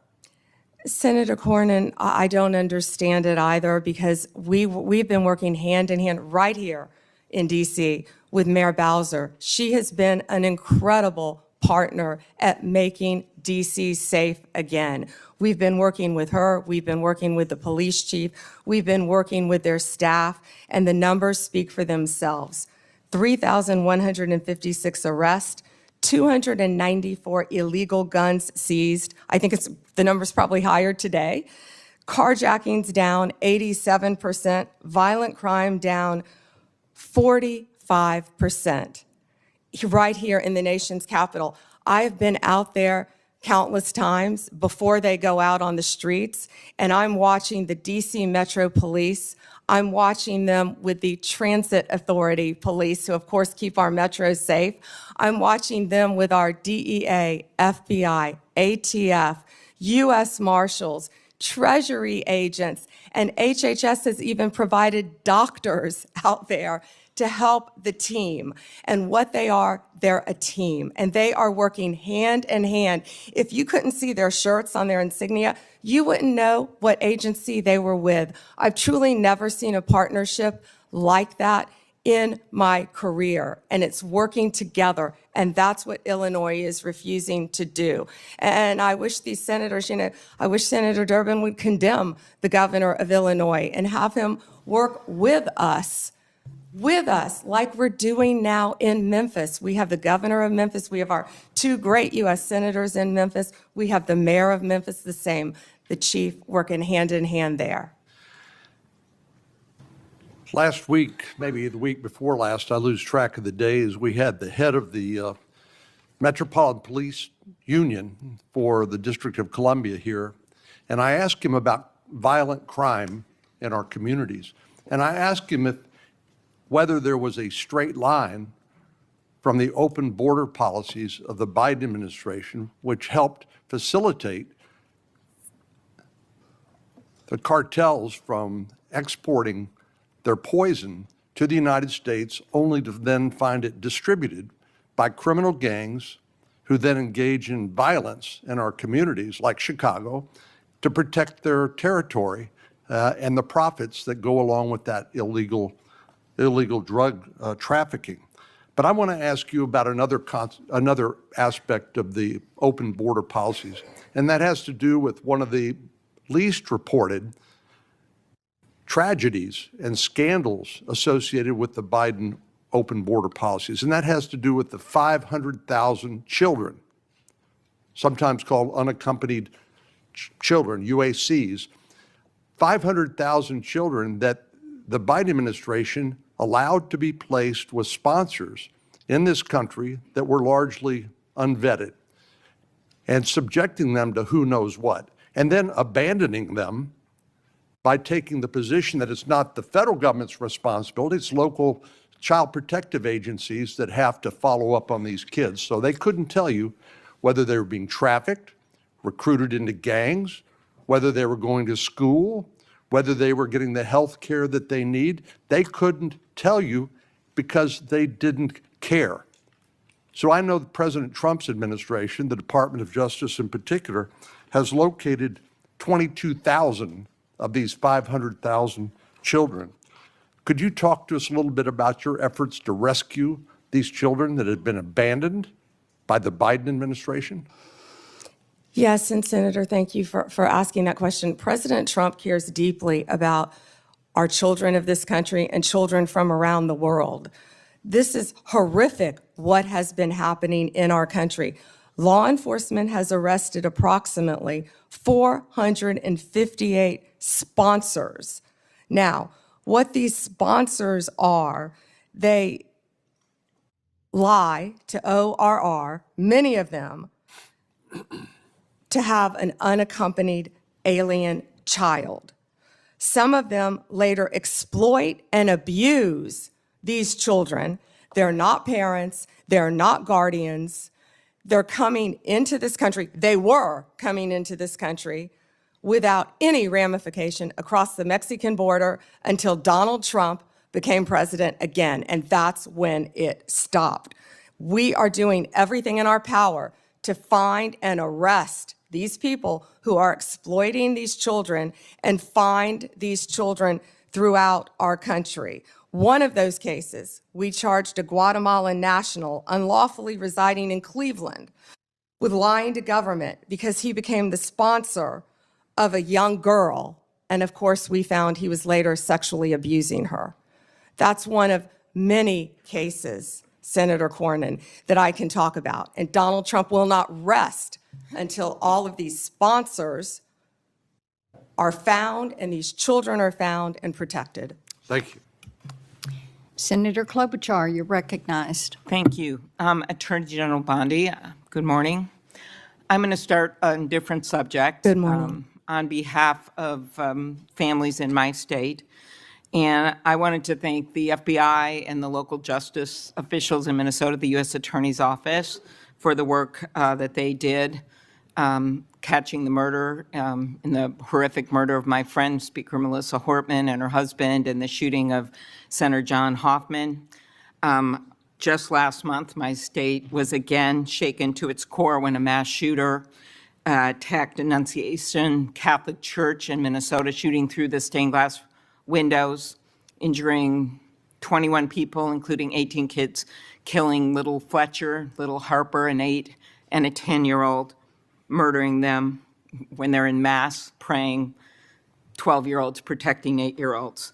I know we've spoken about these tragedies, and we both agree that this kind of violence, whether in Minnesota or at a Mormon church in Michigan or the assassination of Charlie Kirk, has no place in our politics or in our democracy. In 2018, after the Parkland shooting, you were Attorney General, and there was a bill called the Marjorie Stoneman Douglas High School Public Safety Act. And the bill banned bump stocks, enacted red flag laws, and raised the minimum age to purchase a firearm in Florida from 18 to 21. And you actually defended the law in court from a challenge from the NRA. And we know that I'm in favor of an assault weapon ban, period. I look at these bills and I think, does this hurt my Uncle Dick in the deer stand? We have a proud tradition of hunting in Minnesota. I don't think they do. But as I talked to Director Patel, and he told me in the chair you are sitting in right now, that assault weapon bans could prevent future attacks. I talked to him about better background checks, about red flag laws, and then that perhaps we could find common ground on what actually happened in Florida, which would be to at least change the minimum age for purchasing assault weapon, because we've got 18 to 20-year-olds commit gun homicides at over triple the rate of adults 21 years and over, even though that wouldn't helped in Annunciation Church because he was a few years older. She was a few years older. But as you know, the shooter at Parkland was 19 years old, and the shooters in Buffalo and Uvalde were both 18 years old. So given your efforts in Florida, do you agree that at least raising the age for purchasing assault weapons could reduce the number of these shootings? Senator, first, that's pending litigation, and I can't discuss that at all. The 21 is pending litigation. I cannot discuss In that. Florida? But if I could go back I really the didn't know 21 this. age is pending litigation. I can't discuss that. But Senator, back to what you said about what happened in Minnesota, there is no place for that. And I believe I spoke to you after that horrific, those murders. And I'm so sorry that happened. And all of my federal agencies were partnering with state agencies, working hand in hand in Minnesota. What I can tell you about the Second Amendment is this is the most pro-Second Amendment DOJ in American history, as you know. But we want to keep guns, as you said, where they should be, in the hands of law-abiding American citizens, while keeping them out of the hands of criminals and gangs. Since January 20th, the ATF and FBI have seized more than You gave these statistics. 30,000 I really was. illegal guns. I have 10 minutes. and 30,000, You have given Senator these Klobuchar. statistics, and I truly appreciate those statistics. But what I was just trying to get at was something where maybe we could find common ground on a bill that you actually defended in court in a state, which Director Patel seemed open to, and that was looking at could we at least raise the age to 21 of the purchase of an assault weapon federally while states look at banning these weapons overall, given these little babies that this gun is used to kill. So we can talk about it later, but that was my question, and you don't want to answer it. 'cause No, of- it's pending litigation, Senator. Okay, but your views on this is not pending litigation. So I want to get to the independence of the Justice Department. At your nomination hearing, I specifically asked you to provide assurance to every member of this committee that the Justice Department will only follow the facts and the law, and the White House will play no role in the cases investigated or brought. You stated in response, this was you, politics will not play a part in my decisions. And you also said the Justice Department must be independent and must act independently. Do you believe that you have upheld that commitment? I absolutely have upheld that commitment, Senator. I pledged that I would end the weaponization also of the Justice Department, and that America would once again have a one-tier system of justice for all. And that is what we are doing in this country. We saw this with the president directing an investigation prosecution of Chris Krebs, the former head of cybersecurity, Lisa Cook, who is a current governor of the Federal Reserve, Director Comey. And the president, and I know you have said that you will not discuss discussions you've had with the president about Comey. Is that correct? That you won't testify here about that? Because I was going to ask you if you received advice, instruction, or request from anyone at the White House to direct the department to engage in any investigations, prosecutorial actions, including decisions not to investigate or prosecute anyone. I'm not going to discuss any Okay. conversations. But then how about the Truth Social post on September 20th, 2025, in which the president said, "We can't delay any longer, Pam," using your name, "not bringing criminal charges are killing our reputation," his words, "and credibility." And then goes on to tell you to prosecute a member of this committee, to prosecute the Attorney General of New York, and to prosecute James Comey. Do you consider that a directive to the Justice Department? Senator Klobuchar, President Trump is the most transparent president in American history, and I don't think he said anything that he hasn't said for years. Okay, it has been reported that you initially pushed back against requests by senior Trump administration officials to push out or fire the acting U.S. Attorney in Virginia, Eric Siebert, who's a conservative Republican, who made the decision that the evidence was not there to prosecute Comey. What made you change your opinion? I am not going to discuss personnel decisions. Okay. Is it true that the career prosecutors in the Eastern District of Virginia found that there was insufficient evidence to bring criminal charges against former Director Comey? I am not going to discuss pending cases because Comey was indicted in the Eastern District of Virginia by, I may point out, one of the most liberal grand juries in the country. Okay, let's go on to other firings or terminations. Last week, the Justice Department fired at least 2 senior attorneys in the Eastern District of Virginia, including the office's national security chief, Michael Benary. It is reported that his firing came following criticism from a right-wing social media commentator who wrote, "One can only assume he was part of the internal resistance in the Comey indictment." In fact, he did not work on the Comey case. Instead, he was working on pursuing justice for service members killed in Afghanistan. How does firing a 20-year national security prosecutor enhance public safety? Senator Klobuchar, I'm not going to discuss personnel decisions, but the personnel issue that I'm having right now is that all of my agents, all of my lawyers are working. My agents are on the street working without a paycheck because your party voted to shut down the federal government. Unfortunately, the House isn't even back here. They're 18 days off the job to even meet with us to come up with a resolution that we would like to discuss with them about saving people's health care. Let's move on to the Antitrust Division. Did you authorize your Chief of Staff to overrule top officials in the Antitrust Division to settle the challenge to the Hewlett-Packard Enterprises Juniper Networks merger? Senator Gail Slater runs my antitrust unit, and she is doing an excellent job on many, many cases. As you know, that is a pending case. Okay. In any merger, just to clarify, in any merger, Senator, there is a deal struck with our office and with the corporations involved, but then that also goes to a court to certify in any merger. In any merger, it's a multi-step process. Okay, I and will that ask some process is further still pending, questions Senator about Klobuchar. antitrust. I just had one other thing. DOJ can now take the extraordinary step of Time's subpoenaing expired. journalists. Has the Justice Department issued any subpoenas to journalists under the updated guidance?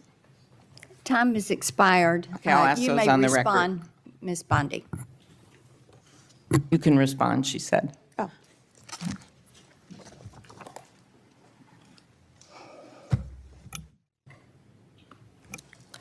Senator, my office in April restored the Justice Department's longstanding norm on this issue. It was AG Garland who had deviated on the media investigations policy, allowing self-identified journalists using this self-serving status as a shield against being held accountable for endangering our nation's security. We have taken that policy back to the norm, and I can't comment on whether we have or have not, or do not have pending investigations. Time has Senator Klobuchar. expired. Senator Lee, you're recognized. Attorney General Bondi, thank you for being here today, and thanks for your service as Attorney General of the United States. I want to start by thanking you for acknowledging a moment ago the importance of protecting the rights of the law-abiding. In a country where there are hundreds of millions of guns, one of the most alarming, not to mention unconstitutional things the government could do is to disarm the law-abiding. It would be unfair, it would be fatal to many, it would be contrary to our constitutional system. And I appreciate you standing up for that. I'm also grateful for you standing up for Gail Slater, the Assistant Attorney General over the Antitrust Division. I have full confidence in her, and I can tell you do as well. More broadly, Attorney General Bondi, through your leadership, you've returned the Department of Justice to its core mission. And its core mission, of course, involves protecting the American people, upholding the law, upholding the Constitution, and making sure that justice in our system is applied even-handedly, fairly, consistently, as the law requires, without fear, favor, or political bias making those decisions. With you as Attorney General at the helm of this great department, the Department of Justice has strengthened its efforts to secure our borders against what has been an unprecedented influx of illegal immigration. It's disrupted sophisticated networks of criminals, including people who profit immensely and have profited over the last 5 years, roughly, from a massive human trafficking and drug smuggling operation. And it also just demonstrated an unwavering commitment to the safety of American citizens. Your work has sent a clear message to criminal organizations and to criminally minded people everywhere, foreign and domestic. The rule of law in the United States will be enforced, and those who prey on the vulnerable will face especially swift and unpleasant consequences. I'd also like to commend you and FBI Director Kash Patel, Deputy Director Dan Bongino for your collaboration with state and local law enforcement in my home state of Utah in assisting with the prompt apprehension of the shooter in the tragic assassination of Charlie Kirk just a few weeks ago at Utah Valley University. Your leadership has helped reaffirm that the Department of Justice exists to preserve the rule of law, to protect the peace, the safety of the American people, and ensure that our constitutional republic endures for many generations to come. Now, due to the open border policies that we had in the previous administration, a number of individuals, a number that is unknown and unknowable, but that is estimated to be in the many millions, somewhat estimated at the low end, be in the 10 million range. Others say more like 15. Others say it's more than that. But this unknown and unknowable number of individuals came across our border illegally. And an unknown number or percentage of those people are individuals who pose significant security risks, including some who were suspected terrorists. They were all allowed to enter the United States without proper vetting, in many cases without any vetting at all. What progress have you made so far, Attorney General Bondi, in solving some of those issues related to the illegal immigration of an estimated 10, 15 million, maybe more, over the last 4 years? Senator Lee, we are working hand in hand with Kristi Noem, of course, the Director of Homeland Security. She has been doing an incredible job. All of our agencies are working in partnership with them at the direction of President Trump. He ran on the promise of making America safe and closing our borders, and that's what he did on day one. He has also declared many of these transnational gangs as terrorist organizations, which is exactly what they are. They have been coming into our country from Mexico, from Venezuela, from other countries. They have been setting up shop right in our country. They are narco-terrorists, and it is going to stop, and it is stopping under his watch. Our task forces are working hand in hand with Homeland Security. Director Patel, Deputy Director Bongino have been going non-stop to make America safe again. That's not just a slogan. That's protecting everyone in this room. That's what we're doing as a country. We don't care if you live in Chicago. We don't care if you live in Florida. We don't care if you live in Utah. President Trump wants everyone to be safe, including right here in Washington, D.C., and that's what he's been doing. Not only that, Senator Lee, the surge, I'm sorry about my voice, the surge of drugs in this country has been horrific over the last 4 years. DEA they have seized 4,500 kilos of fentanyl powder and 50 million fentanyl pills, which I said earlier represents 370 million deadly doses of fentanyl. These transnational gangs, it's all about drugs and money, and they are destroying our country. They are destroying our children, and a lot of this fentanyl, as we know, is made, the precursors in China. They're coming in our country through Mexico and now other places, and under Donald Trump, it's going to stop because he has secured our borders, Senator Lee. And we're very grateful for that effort. It's interesting to note, moreover, that under the leadership of your predecessor, the Department of Justice, the FBI, and others who routinely appear before this committee, when asked about the human smuggling operation going on across our southern border, routinely denied that fentanyl was coming in significant quantities through the human trafficking operation. They stated never with any evidence, never with any ability to back it up, to prove this was the case, that these things were coming across the points of entry through vehicles, through trucks, and otherwise. We know that not to be true, and we appreciate your work in exposing that. Now, in recent months, going along with this law enforcement effort, there's been a disturbing trend. It's a disturbing trend that seems to be on the increase in recent days and weeks. That is a rise of violence directed at federal law enforcement officers engaged in immigration-related arrests, including direct physical threats, organized riots outside of detention facilities, and most tragically, of late, a fatal shooting targeting an ICE facility in Dallas. Then just yesterday, it was reported that a cartel member in Chicago put a bounty, that's right, a bounty, out there offering $2,000 on information about any ICE officer and $10,000 for those who kill an ICE officer. Now, keep in mind, this information is not for kicks and giggles. It is not for a game of Trivial Pursuit. That information, for which the cartel member would pay $2,000, is there so that others can kill an ICE officer and get $10,000. That's what that is. Can you discuss what protections are essential to ensuring the safety of ICE officers and their families, and why requirements to display personal information and prohibiting them from ever wearing any kind of covering would represent a totally unacceptable, indefensible risk to their public safety? Senator Lee, our federal agents have been doxxed, and many of you know what that means. It has happened to you on both sides of the aisle.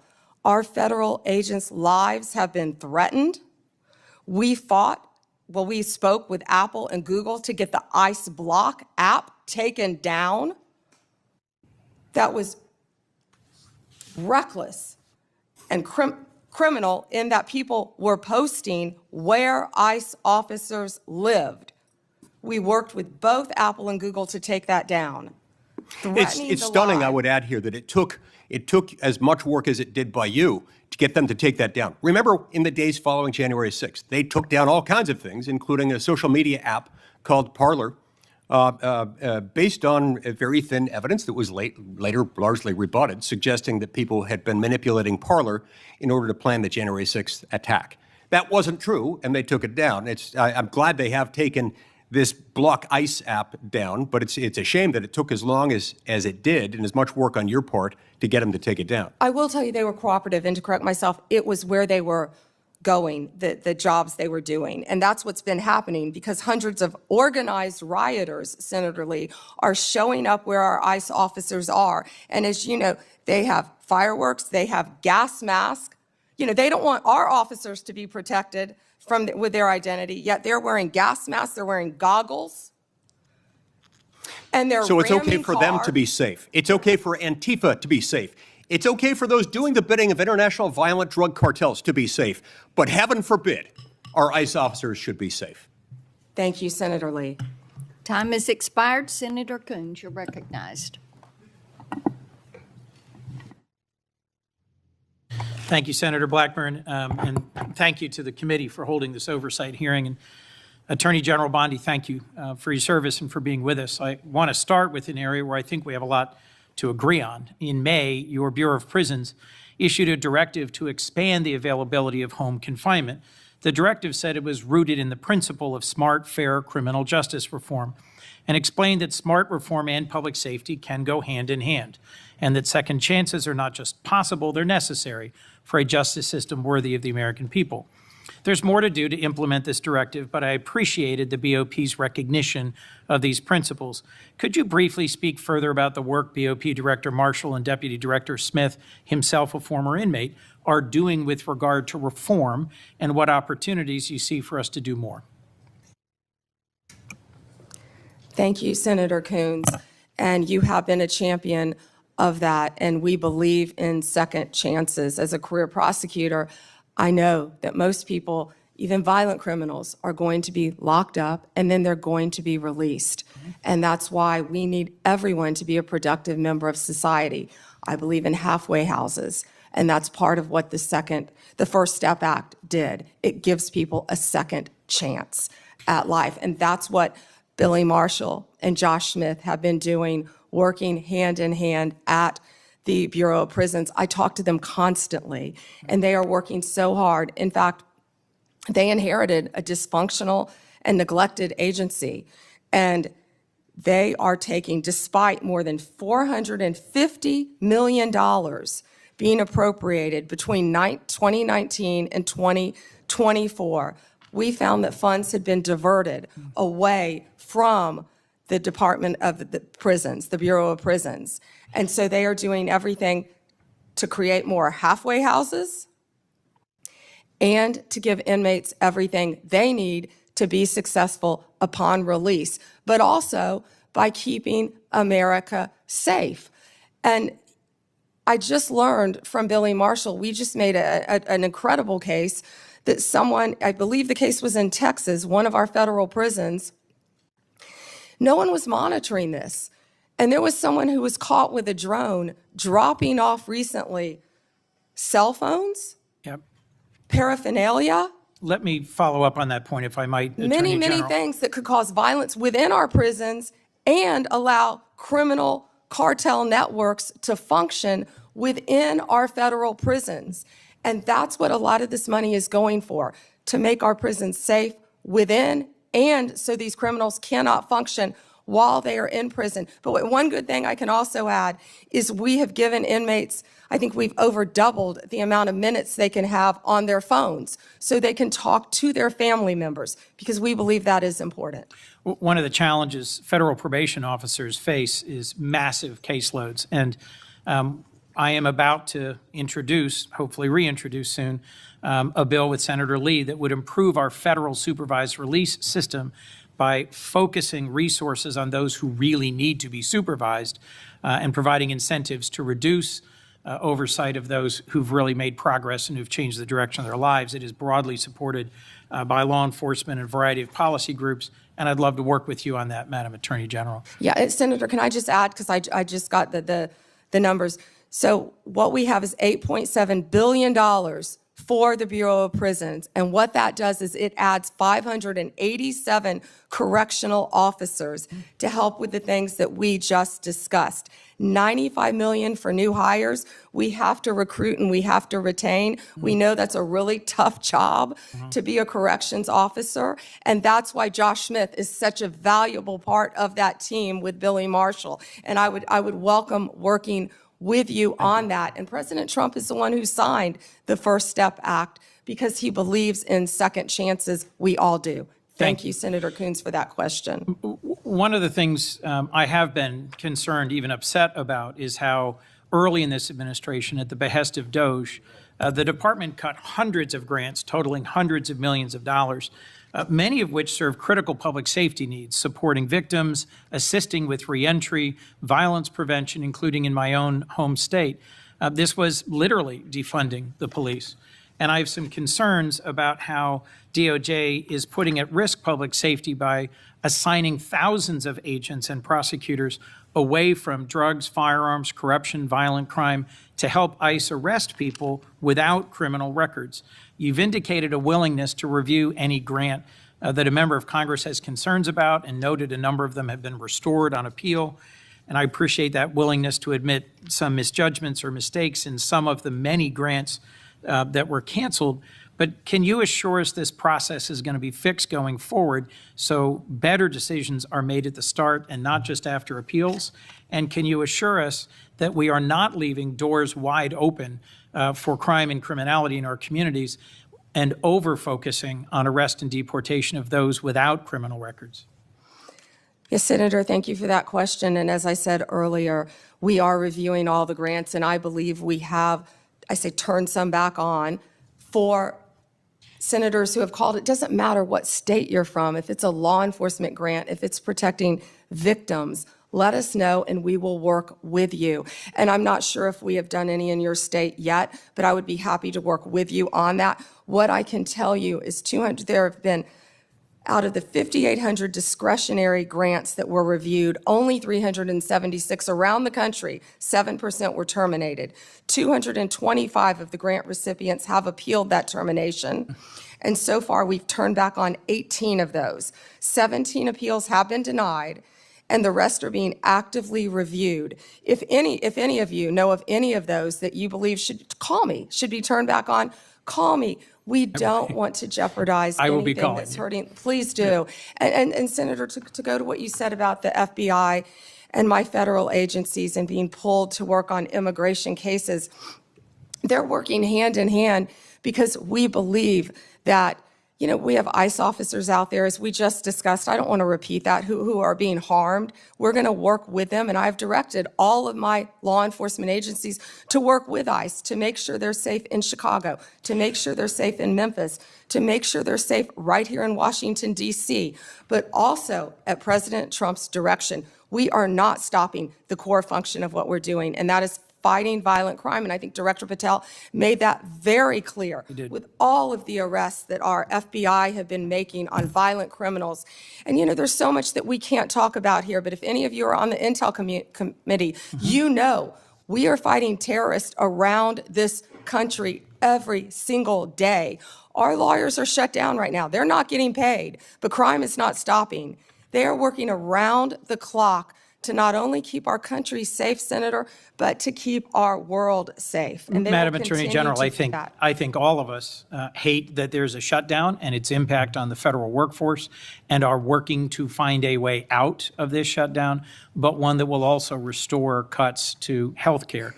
We could spend a lot of time on that, but let's focus on, if I could, two more questions related to your service as the Attorney General. The government's asserting the authority to summarily kill people. It says our cartel members through military strikes against boats on the open ocean in the Caribbean. Congress has never authorized such a use of military force, and it's unclear to me how the administration has concluded that these strikes are legal. I'm concerned with what the limiting principle is, whether the government could summarily kill people. It just declares our cartel members as well as unlawful combatants inside the United States, or if they were American citizens. This isn't about defending cartels, and these aren't hypothetical questions. President Trump assembled military leaders and said they would be needed to fight the enemy from within and to train in cities in the United States that he describes as chaotic and violent. Due process is the cornerstone of our Constitution. I'm deeply concerned about the authority our president seems to be asserting to summarily kill people suspected of criminal activity outside the law. As the chief lawyer for our federal government, you have a unique responsibility to ensure maintenance of our constitutional standards. How did you conclude that these strikes on ships or boats in the open ocean are legal? Senator Coons, I'm not going to discuss any legal advice that my department may or may not have given or issued at the direction of the president on this matter. Regarding Venezuela, what I can tell you is Maduro is a narco-terrorist, and I announced $50 million reward for his capture to bring him to this country to face charges. He is currently under indictment in our country. Drugs coming from Venezuela are killing our children at record levels. And They have members been of this flowing committee are into as this passionate country. as you at protecting our families and our communities from fentanyl, but we also need to protect our sailors on the high seas who are conducting freedom of navigation operations in the South China Sea from just an abject violation of international norms and standards about how we interdict ships on the high seas. We can push back on fentanyl and drug trafficking. Many of my colleagues have done so as former U.S. attorneys or prosecutors or attorneys general, but we have to do it in a way that is in keeping with the core values of our Constitution. My colleagues have pressed you on a number of recent actions, particularly in the Eastern District of Virginia. My colleague, Senator Klobuchar, did. And I just wanted to add my voice to those who have expressed real alarm at how in your confirmation hearing, you said you would be leading a department that would look forward, yet public statements by President Trump urging you to go after and to indict and to prosecute specific named people seem to have led to dramatic and sudden action by the department. I am gravely concerned about what is no longer a hypothetical question, which you refused to answer in your confirmation hearing, but is a real question about when or if the president demands you prosecute individuals because he views them as opponents or enemies, what you will do and what your limiting standard is, because the recent episode around the indictment of James Comey left me very concerned about the direction of the department. We're a minute and a half over, Senator Chairman. May I answer? Yes. Senator Coons, as you have stated in the past, no one is above the law. And James Comey is a pending case right now. It's a pending indictment. He was indicted by one of the most liberal grand juries in the country, by our U.S. Attorney Lindsay Halligan, right here in Virginia. And it's a pending case, so I'm not going to discuss the facts of a pending case. But you can understand the Before- alarm about the circumstances of the indictment immediately following President Trump Your time- demanding that you take action to Your indict time and is up. prosecute that specific individual. Thank you, Mr. Chairman. Before Hawley, I'd, without objection, introduce two documents into the record. First one is the expanded scope of Arctic frost The second document is a list of Republican groups and people that Arctic Frost targeted, including Charlie Kirk's group, Turning Point USA. These documents show the political weaponization of the Biden administration against Republicans. Senator Hawley. Thank you very much, Mr. Chairman. Attorney General Bondi, good to see you. Welcome. I've been listening closely in this hearing, and I've heard over and over from my Democrat colleagues concerns about targeting political enemies, and they've accused you of all manner of things and the current president. I've also heard them said, and I just wrote it down because I wanted to be sure I heard it correctly. I've heard them say that Joe Biden never targeted his political enemies. Joe Biden never directed his attorney general to target his political opponents. Huh. That's interesting, because I could have sworn that yesterday we learned that the FBI tapped my phone. Let's look at it. We've got a list. Tapped my phone, tapped Lindsey Graham's phone, tapped Marsha Blackburn's phone, tapped 5 other phones of United States senators. Gee, it sure looks like targeting political opponents to me, and yet I haven't heard a word from that side of the dais about any concern whatsoever. We've got nothing but concerns today, but no concern at all for a Justice Department that is tapping the phones of sitting United States senators because who knows why. They don't like them. They're members of the opposition party. They're Republicans. They're conservatives. You've seen this document, Attorney General Bondi. What was going on here? Who ordered this? Who ordered the tapping of the phones of United States senators? Senator Hawley, I cannot discuss the details of that right now for very good reason. You're going to do a thorough investigation into this, I trust. Is that correct? We will be looking at all aspects of this, and I have talked to Director Patel at length about And this. you're going to figure out who was involved in this, who signed off on it, who knew about it. You're going to get to the bottom of all of it. Is it correct? Yes, and I've spoken to Director Patel about it, and he is committed to doing this. Well, I can tell you, we already know many of the details. We already know that this was ordered by the special prosecutor, Jack Smith, who reported directly to the Attorney General of the United States, Merrick Garland. And we know that Jack Smith was on his witch hunt because he was directed to do so by the President of the United States, Joe Biden. Let's just remember. Let's take a walk down memory lane. April 2nd, 2022, the New York Times. Garland faces growing pressure. The Times says as recently as late last year, that would have been 2021, Mr. Biden confided to his inner circle he believed former President Trump was a threat to democracy and should be prosecuted. It goes on to say that Biden was frustrated with Garland and wanted him to take decisive action against Trump. Here's what we're talking about. Trump, of course, was a private citizen at the time. So he appoints his own hitman, Jack Smith, who goes after the president, former president, who goes after members of this body. You know, the thing about it, though, that really strikes me is that it didn't stop with members of the United States Senate. Did it, Attorney General Bondi? It didn't stop here at all. I mean, just as egregious, maybe more so than tapping the phones of U.S. senators is this memo that I know you've seen before. Let's just look at it again. This is an FBI memo from the same time period, I might add, from the same time period, in which the Federal Bureau of Investigation attempts to recruit informants into Catholic parishes in this country. So here you have an administration that is activating the FBI against its political opponents and tapping the phones of United States senators. Can I just say that again for my colleagues, for the benefit of my colleagues on the other side of the dais? Tapping the phones of United States senators. This isn't hypothetical. This isn't maybe what will you do in the future. This isn't, oh, gee, can you imagine a situation? This happened. This happened.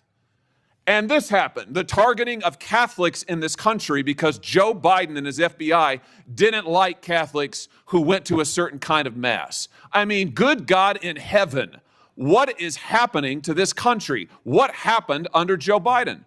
Or then how about this, the infamous school board memo, where Merrick Garland, at the direction of the White House, issued a memo activating the FBI's counterterrorism division against parents who attended school board meetings and had the temerity to ask what their kids were being taught. And some of those parents were treated like this. Let's just remember. Let's remember how parents were treated. Treated like this man. That's right. A parent at a school board meeting, I think in Virginia, who was drug out of the school board meeting. He's bloodied there. You can see it. And what was the response of Joe Biden's DOJ and FBI? It was to issue a memorandum saying that people like this ought to be investigated by the counterterrorism unit. And unbelievably, they were. They were. Or how about this? Let's remember Mark Houck and the pro-lifers who were prosecuted for what? For going to a clinic, an abortion clinic, and praying on a sidewalk outside an abortion clinic. This is Mark Houck and his beautiful family at Mass.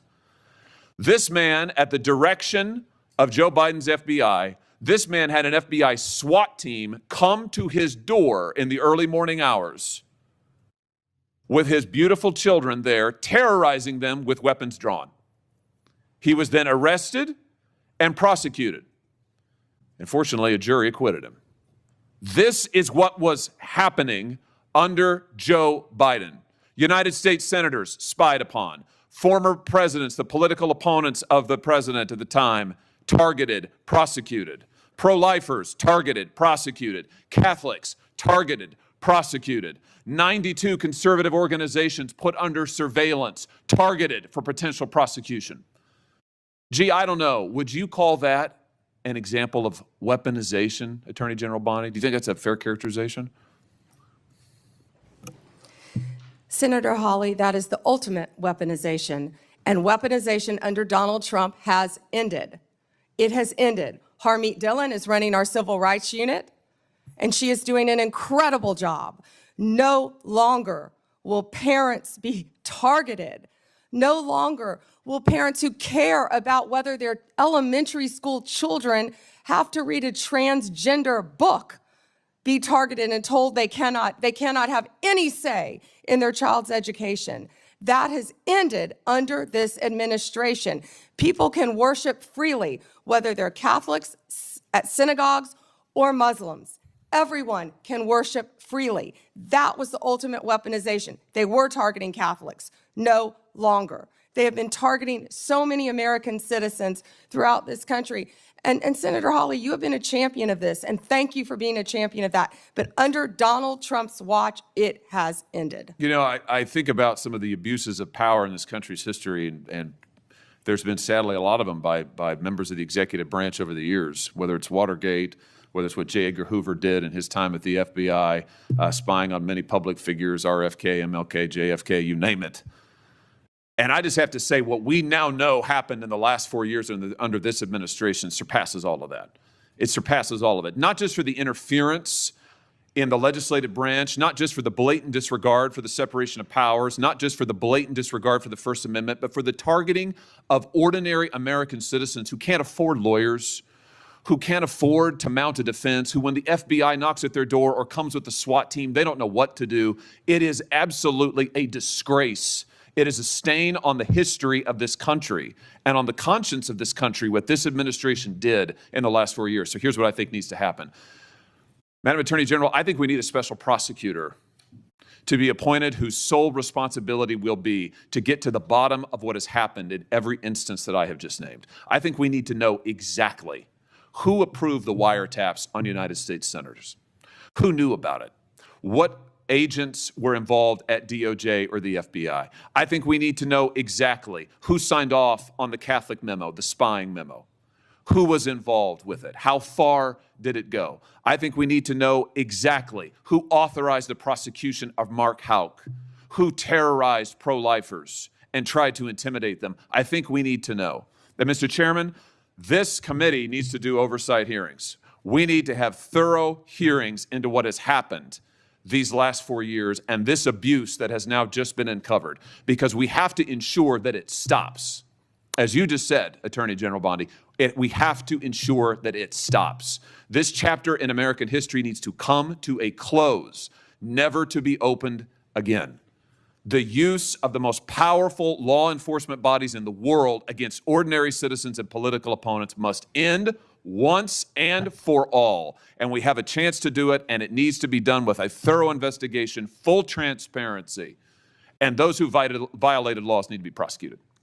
I thank you for what you're doing, Attorney General Bondi. I hope that you will launch a thorough investigation. I hope you'll appoint a special prosecutor. Mr. Chairman, I hope we'll hold hearings. And with that, I yield. Yeah. Before I call on Blumenthal, I want to, without objection, introduce into the record a document that General Bondi helped to declassify. The document is array FBI analysis of Nellie Orr's false statements to Congress. Orr never suffered consequences for advancing this phony Trump Russian narrative and attempting to cover up her involvement in the hoax with false statements.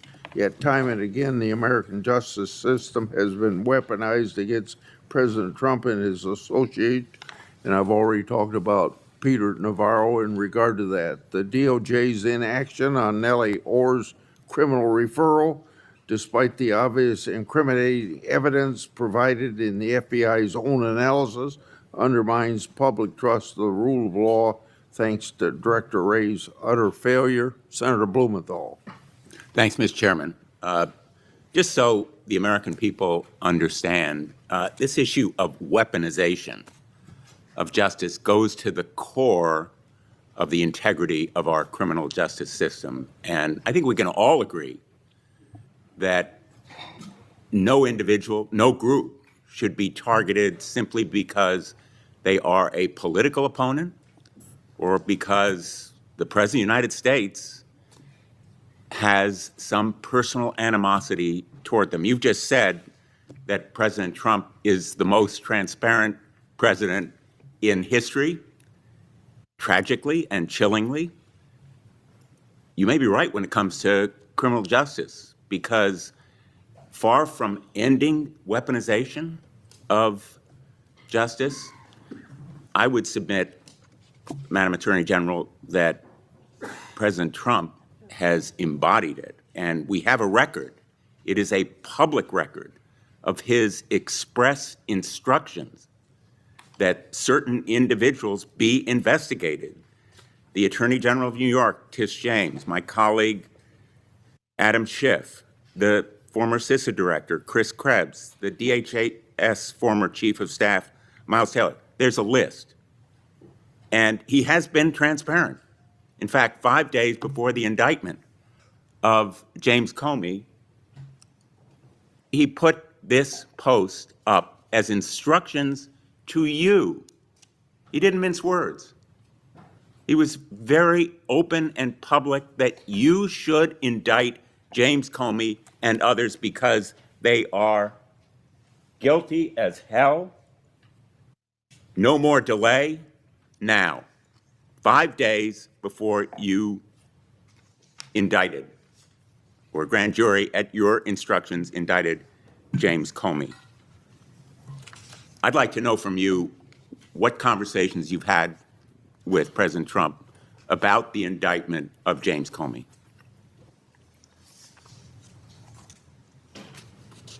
Senator, I am not going to discuss any conversations I have or have not had with the President of the United you States. see that You're post? an attorney, you have a law degree, and you know that I'm not going to do that. I also find it fascinating, because I'll keep fighting to ensure that law enforcement and the judicial process move forward without political interference. No one is above the law, not even the president. That's a quote from you, Senator Blumenthal, in 2017. Well, let me ask you then, when you saw that No post, one is above the law. That was your quote. when you saw that post, did you talk to anybody in the White House? I am not going to discuss any conversations I have, nor any investigations, So nor you are unwilling any to tell pending this committee cases. about conversations with the White House And if I regarding may James continue, Comey's indictment. and if I may Let me show continue, you a picture. James Comey was indicted by one of the most liberal grand juries in the United States. The night before James Comey's indictment, you had dinner with the President of the United States. Pretty intimate group. Was Actually, there James were a lot of Comey people there that discussed- night. That's a great Was James picture. Comey discussed at that dinner? I love that picture. That's a great picture. And there were a lot of people there that night. I think the Well- entire cabinet was there. Did you discuss James Comey with the President of the United States? He was sitting just to your left. Well, 2 seats down, yes, 2 seats down. And I am not going to discuss any I'm going to take conversations that I have as a had or not yes, have with the because President the of the American United public States. is entitled to know, Madam Attorney General, The entire whether cabinet was you at that dinner, took too, instructions from President Trump after he told you very directly to indict James Comey, which is weaponization of the Department of Justice. Oh, You whoa, know, whoa, whoa. I want to agree with my colleague, Senator Hawley, that weaponization of our justice system must end. That's the reason that I proposed legislation, and I challenge him and my colleagues on the other side of the aisle to join me in legislation that would create a statutory right of action for people who are selectively or maliciously prosecuted for political reasons. It would codify your manual, the Department of Justice manual, on political prohibitions against political considerations in charging decisions, and prohibit the White House from intervening, President Trump and any other president from intervening in charging decisions. It would make reforms to the grand jury process. You've just said this grand jury was liberal. We should reform the grand jury process to ensure that the government is not abusing its power and authority, and it will require transparency and accountability reforms at DOJ so that you will and other attorneys general be held accountable for these kinds of decisions. Will you join me in supporting that kind of reform? Senator Blumenthal, I find it so interesting that you didn't bring any of this up during President Biden's administration when he was doing everything to protect Hunter Biden, his son. And I think you just saw what Director Radcliffe just released. You know, this is an effort to be positive. If I can finish and answering the question, I'm not going to Attorney yell General. over you. I'm not going to get in the gutter with you. But information that the Biden administration told them not to investigate Hunter Biden's involvement with Ukraine. I'm not going to be lectured to you about integrity another topic, by and I'm hoping someone that you will review who these lied about legislative being in the military just and to be support elected a them. senator. The merger between Hewlett-Packard Enterprises and Juniper Network was settled. You authorized the settlement. It was the subject of a lawsuit to block it. The settlement produced virtually no concessions from Hewlett-Packard. It was a settlement that prompted criticism from the Antitrust Division. Did you authorize that settlement yourself? As I stated earlier, Gail Slater is doing an incredible job running the antitrust unit.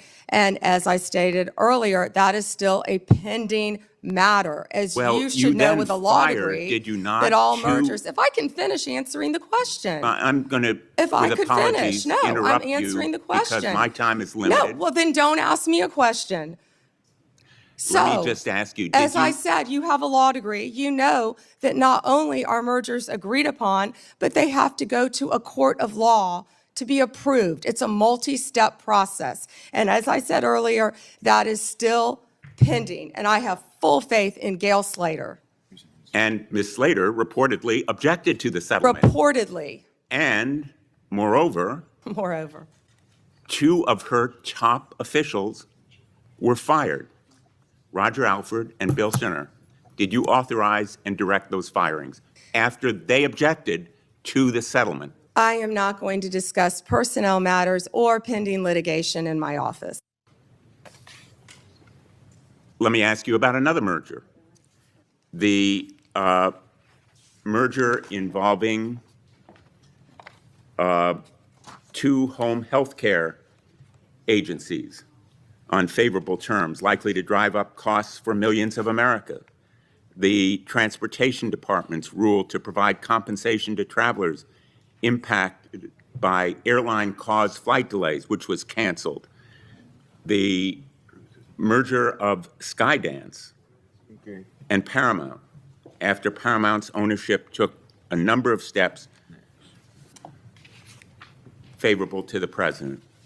These kinds of mergers belie the claims that President Trump himself has made, that this administration will stop big corporate mergers that ultimately benefit the owners of those corporations rather than consumers or ordinary, everyday Americans. Senator, and let me ask you wait, about you just listed, particularly. you just gave a Well, list let me just finish. of many mergers. I have a Can question you for talk you. to me about the issue with these mergers?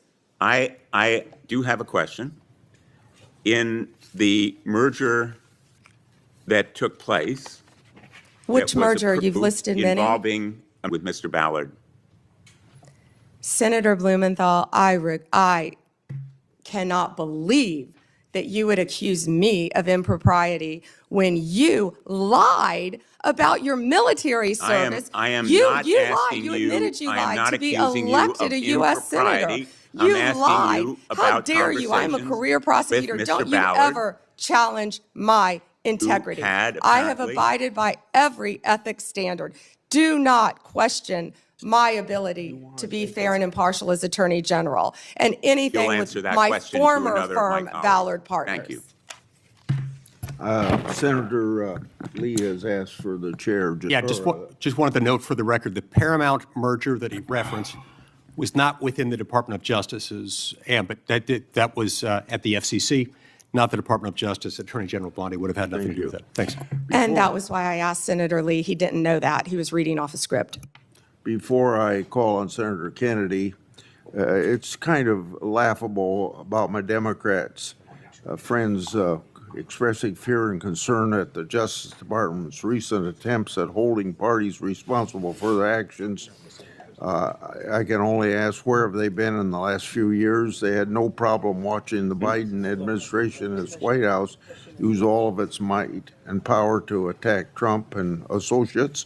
And now even Republican senators have been selected to have their telephone records made public, or not public, but well, I guess they're public now. But Biden weaponized our institutions and didn't hear a peep from the other side. Now every investigation and prosecution under this administration, people are going to be held accountable for their actions. Senator Kennedy, or I want extra time, Mr. Chairman. okay. I mean, this is, enough is enough. Cruz was next, but he wasn't here. Senator Cruz was next. Okay, Senator Cruz, if you're ready, go ahead. Well, thank you, but I will welcome Senator Kennedy providing color commentary throughout my question. I will be happy to. If we ever finish this hearing this year. And I'll point out Senator Kennedy has a new book about testing negative for stupid, so I hope I test negative for stupid. I hope I meet the threshold of You of do book meet type. it, and I talk in the book about the tattoo of the Backstreet Boys on your back. Look, I can't help that you don't want to reach young people. I think young people are the future, damn it, and I'll do whatever steps are needed. Backstreet Boys? That would be on Vice President Vance's playlist, I heard, that got hacked. General Bondi, welcome. I apologize for injecting you in the middle of Senator Kennedy's antics. We can't help him. Thank you for the job you're doing. You are doing a tremendous job keeping this country safe. And our families are safer because you are on that wall. Our families are safer because you are returning the Department of Justice to its core function, which is enforcing the law and locking up bad guys. We saw for 4 years, under the Biden administration, we saw the Department of Justice politicized and weaponized, and we saw them refuse to do their core function. More than 12 million illegal aliens flooded into this country, and the Biden Justice Department seemed to think its job was letting murderers and gangbangers and rapists go. And the results in just a few months that you've been able to produce are tremendous. Arrests of violent criminals are up 125% since the Biden administration. Fentanyl trafficking prosecutions have risen 42% since fiscal year 2023. DOJ has coordinated with DHS to remove over 220,000 criminal illegal aliens this year alone. Under your leadership as Attorney General, you have helped rescue 4,000 children from predators and helped arrest 1,300 child predators and 285 human traffickers. In my home state of Texas, Operation Soteria Shield resulted in the rescue of 109 children. Thank you, Attorney General Bondi. Texans are safer because you are serving. Americans are safer because you are serving. You have a big task cleaning up the messes of the Biden DOJ. One of the most egregious failures of the Biden Justice Department was its refusal to protect judges and Supreme Court justices. As you know, in May of 2022, an unknown individual leaked to Politico the draft of the Supreme Court's decision in Dobbs versus Jackson Women's Health Organization, the opinion that finally overturned Roe versus Wade. That leak was a crime. It was a theft of government property under 18 U.S.C. Section 641, and it was an unauthorized disclosure of confidential information under 18 U.S.C. Section 1905. General Bondi, do you agree that leaking that opinion was a criminal act? Senator, I can't discuss anything regarding that matter. That should answer your question. Well, I will say this. The leak occurred in 2022, so the 5-year statute of limitations has not expired. And I'm going to ask you, if it is not happening already, to direct the FBI to investigate and find the leaker. The leaker has not been exposed, the leaker has not been identified, and the FBI has far greater investigatory tools at its disposal than does the Marshal Service. And when it comes to defending the rule of law, when it comes to the integrity of our court system, having partisan law clerks, and I believe in all likelihood it is a law clerk who leaked it, leaking opinions designed to try to pressure the court politically is a gross subversion of the integrity of the court.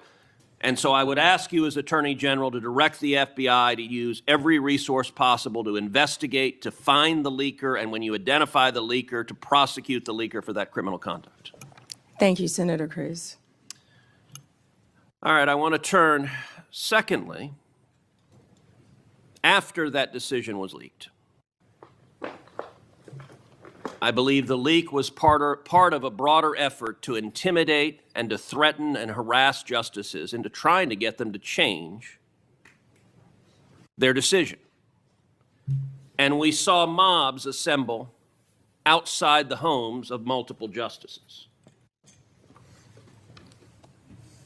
Do you agree, General, that the mobs that came outside the homes of justices were there to intimidate the court and to try to influence the justice's decision? 100%. Well, as you know, federal law, in particular 18 U.S.C. Section 1507, makes it a crime to picket or parade outside a judge's home, quote, with the intent of influencing that judge's decision. That statute is crystal clear. And I will point out, these protests happened in 2022. So just like the leak, the 5-year statute of limitations has not expired on these protests. But unfortunately, the Biden Department of Justice didn't give a damn about prosecuting this statute because President Biden and Merrick Garland and the political hacks at DOJ disagreed with the Supreme Court's decision in Dobbs and were perfectly fine turning a blind eye to violent protesters threatening the justices and their children.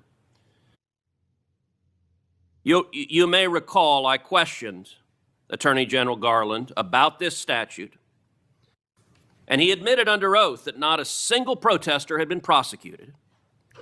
And he blamed the Marshal Service. He said the problem was the marshals, quote, didn't make arrests. Well, subsequent documents told a different story. Internal training materials obtained reveals that the marshals were explicitly instructed not to arrest protesters under Section 1507. So the reason there was no arrest is because a political decision was made that we like what the protesters are protesting for, and we, the Department of Justice, are not going to protect the safety of justices. We're going to allow them to be victims of an intimidation and threatening campaign. Just as I asked you with regard to the Dobbs opinion, I would ask you to direct the FBI to review the footage of these protests, to review the evidence that exists in terms of who engaged in it, and will you commit that anyone who you can prove violated 18 U.S.C. Section 1507 will face consequences and face prosecution? Senator, we currently have 63 ongoing investigations involving judges and officials throughout this country. That scene that you're showing will not happen under my watch. It will not happen under Donald Trump's presidency. It doesn't matter if you're a liberal judge or a conservative judge or justice. That will not happen. Amen. And that point that General Bondi made is very important. I would be equally outraged if you had nuts in front of the liberal justices. I'd say arrest them and throw them in jail. Violence is unacceptable, regardless of whether I agree or disagree with your politics.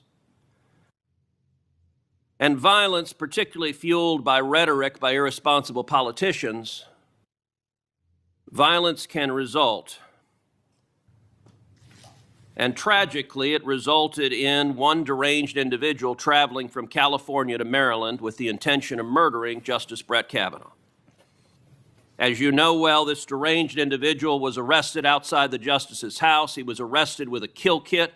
He was arrested with a gun, with handcuffs, with duct tape, with zip ties, and with the intention of murdering Justice Kavanaugh, very possibly murdering Justice Kavanaugh's wife and two daughters, and potentially murdering two other Supreme Court justices.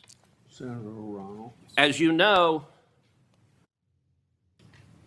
just this week, a left-wing Biden-appointed judge sentenced this attempted murderer, this attempted assassin, to just 8 years. The Department of Justice asked for 30 years. That's right. And that judge downward departed by 22 years. Why? Because this left-wing judge said that the attempted murderer was transgender. And because he identifies as transgender, apparently it's okay to try to kill a Supreme Court justice if your politics are sufficiently woke. Now, I know you have said the Department of Justice is going to appeal, and you absolutely should.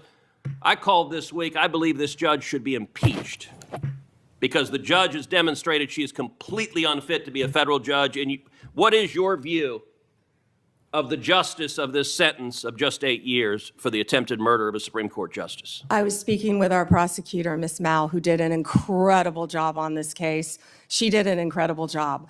And yet, this judge gave 8 years.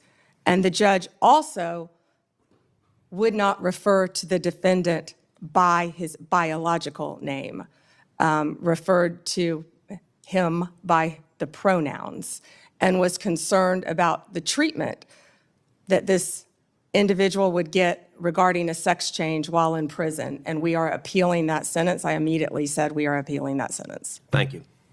But my prosecutors did an incredible job on that case. And the judge wanted to put him in a women's prison. Before Senator. Not going to happen, excuse me, I'm sorry, Chairman. That's not going to happen in the Bureau of Prisons now. Before Senator Ronald, without objection, I'd like to introduce 3 FBI 1023 forms into the record. The first 1023 form I made public last Congress. This is the one that Director Patel said his predecessors did fully investigate. The second and third 1023 forms relate to the first in that they reference potential Biden family criminal conduct. Senator Johnson and I made these 2 public, and we simply want to know whether the government has investigated what it found, and if not, why not? Senator Ronald. Thank you, Mr. Chairman. Ms. Bondi, FISA Section 702 will expire in 6 months. In response to my questions for the record, at your confirmation hearing, you said you did not have experience with FISA, but if confirmed, you would consult with experts at DOJ. Now, you've had that opportunity. Do you support adding additional safeguards for searching Americans' communications in the 702 database? Senator, Section 702 is a vital source of foreign intelligence and instrumental in keeping Americans safe. We also take individuals' rights of Americans, their individual rights of all Americans, very seriously. And many statutory reforms to FISA have incorporate safeguards. They have to incorporate safeguards to protect our civil liberties. The Department of Justice looks forward to working with you to discuss anything regarding 702. Appreciate I believe that. my staff, and Senator, I also want to thank you for this hearing. Your staff met with my staff, and I greatly appreciate that. Thank you. We're going to be working on 702, so I appreciate the openness to further amending 702. At your confirmation hearing, you assured me that it is the Department of Justice's decision to determine what cases will be prosecuted. Last month, the U.S. Attorney for the Eastern District of Virginia was forced out. President Trump then posted the message behind me asking about prosecuting James Comey. You then appointed a new U.S. attorney who within days secured an indictment against James Comey. That social media post behind me saying, "What about Comey?" was directed to Pam. Are you the Pam that the president was referring to? I'm sure I was. So it's very clear to me that when the president posts something like that, that he considers the DOJ to be his law firm and you his lawyer. And in fact, very shortly after the post to you, Comey gets indicted. Last year, President Trump's new border czar, Tom Homan, was videotaped taking a bag with $50,000 in cash from undercover FBI agents, after suggesting he could help with government contracts. Sounds like a bribe. 2 weeks ago, DOJ officials reportedly shut down the bribery investigation into Mr. Homan. Ms. Bondi, did you approve closing the Homan investigation, bribery investigation? Just get rid of that. Senator Hirono, as I stated earlier, the Department of Justice and the FBI conducted a thorough review, and they found no credible evidence of any wrongdoing. You were also on video outside the White House protesting with a group called CASA, where Antifa members were. Does that mean you're a member of Antifa? You know, I simply asked the question as to whether or not you approve the shutting down of the investigation, Mr. Homan. I have to assume that you did because the FBI it reports to you. But the American people would look at the situation where this person is taking a $50,000 in cash, no less, and you testified today that a thorough investigation was done. Now, I have to assume, I conclude, that since no wrongdoing was determined, that in answer to Senator Whitehouse's question, he kept the money. He kept the money, and I hope that he put that on his tax returns as income. Next question. Over 1,200 rioters were convicted of charges related to January 6th. President Trump has since pardoned nearly all of them. As if that weren't enough, last month there were reports that a lawyer for the January 6th rioters met with senior DOJ officials about setting up a compensation fund like the one that Congress set up after 9/11 to compensate these rioters. Ms. Bondi, is anyone at DOJ considering setting up a compensation fund for January 6th rioters? Yes or no? Senator, I have had no meetings or discussions about a fund. So would you support such a fund? Would you okay such a fund? Senator, you can send me the information on the fund, and I'd be happy to look at it. No, but do you think that's a good idea this is what I'm getting at. Because just to actually set up a fund and to have people talking with your senior people at DOJ, political people, about creating a fund, and you won't let us know what you think about that, that's pretty unbelievable. On January 30th of this year, the Trump DOJ's Antitrust Division sued to block the merger of two tech companies.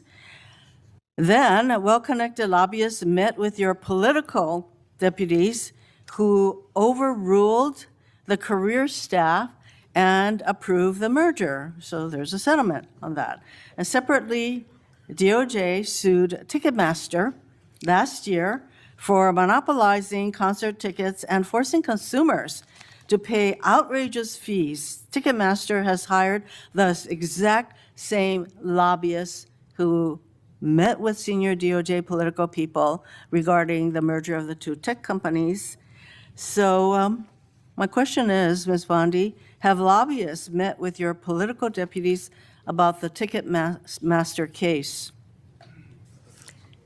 Senator Hirono, as I stated earlier, I am not going to discuss anything that is ongoing. Gail Slater runs the antitrust I would office, say and that- Gail that- Slater, if I can finish, Gail Slater is doing an incredible job running my antitrust unit. It's highly likely, Ms. Bondi, that the same lobbyists who met with your people basically got rid of the antitrust case. Senator, I don't think a lot of people I like would that say you were out they're probably protesting with meeting you Antifa. right now. Next question.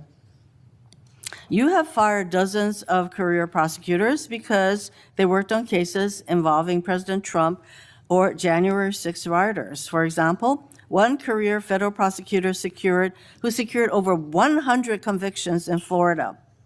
He also spent time in D.C. prosecuting January 6 cases. He received an outstanding review only 2 days before you signed a memo firing him. The memo cited no reason for his firing. Are you firing career prosecutors solely because they worked on cases like January 6th that the president doesn't like?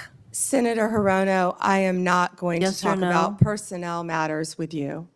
Well, we all know that hundreds of career prosecutors have left the DOJ, and literally hundreds, we're told.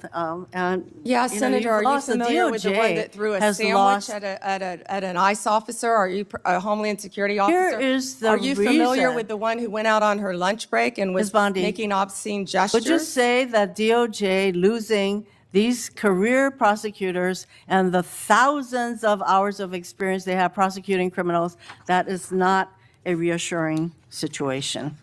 Senator, many employees took the fork in the road and resigned. DOJ is hiring committed prosecutors who will actually come into the office and work, and not work remotely, I and think we all prosecute know that- violent criminals around the country and terrorists. And When I you- am very proud when you of the fire work all of our prosecutors I'm running out are of doing. time, so I think you should stop with your continuous interruptions, in my opinion. Mr. Chairman, I just want to close by saying that what was once the Department of Justice has become the Department of Revenge and Corruption. Rather than pursuing cases without fear or favor, this DOJ seeks to favor the president's friends and instill fear in his alleged enemies.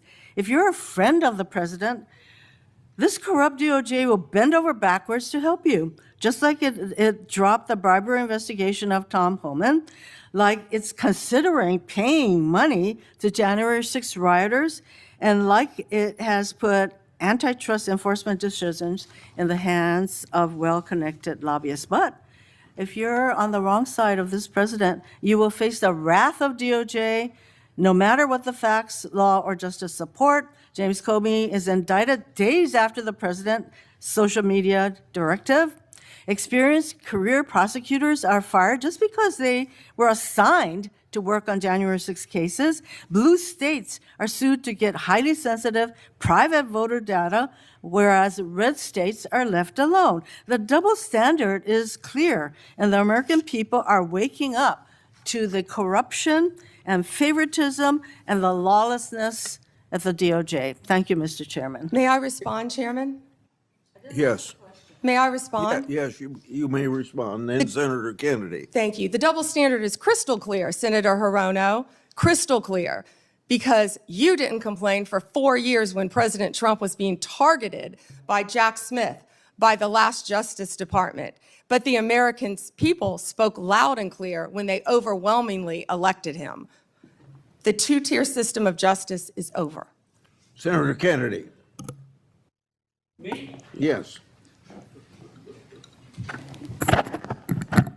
General, welcome. Let's suppose that I'm appointed special counsel at the Department of Justice, and I go to the telecommunication companies, the phone companies. Let's single out AT&T, and I say, look, I know you're busy, but I want to see a copy of the phone records of a sitting United States senator. They're not going to just give them to me, are they? No, Senator, of course not. In fact, they're probably going to ask me what planet I just parachuted in from, aren't they? Yes, Senator. They're going to tell me to come back with a subpoena, aren't they? Yes, Senator. Okay. What do I have to show in that subpoena to get those phone records of a sitting? Did I mention it was a sitting United States senator? I can't remember. What do I have to show to get the phone records of a sitting United States senator? Yes, Senator, there were actually 8 sitting United States Yeah, I senators, heard that. and you would have to Heard that. have cause. I'm sorry, what do I have to show? You would have to have cause to get the Good subpoena. cause or probable cause? Probable cause. Okay. Probable cause, or if it's a subpoena deuces take 'em, good cause, to show what?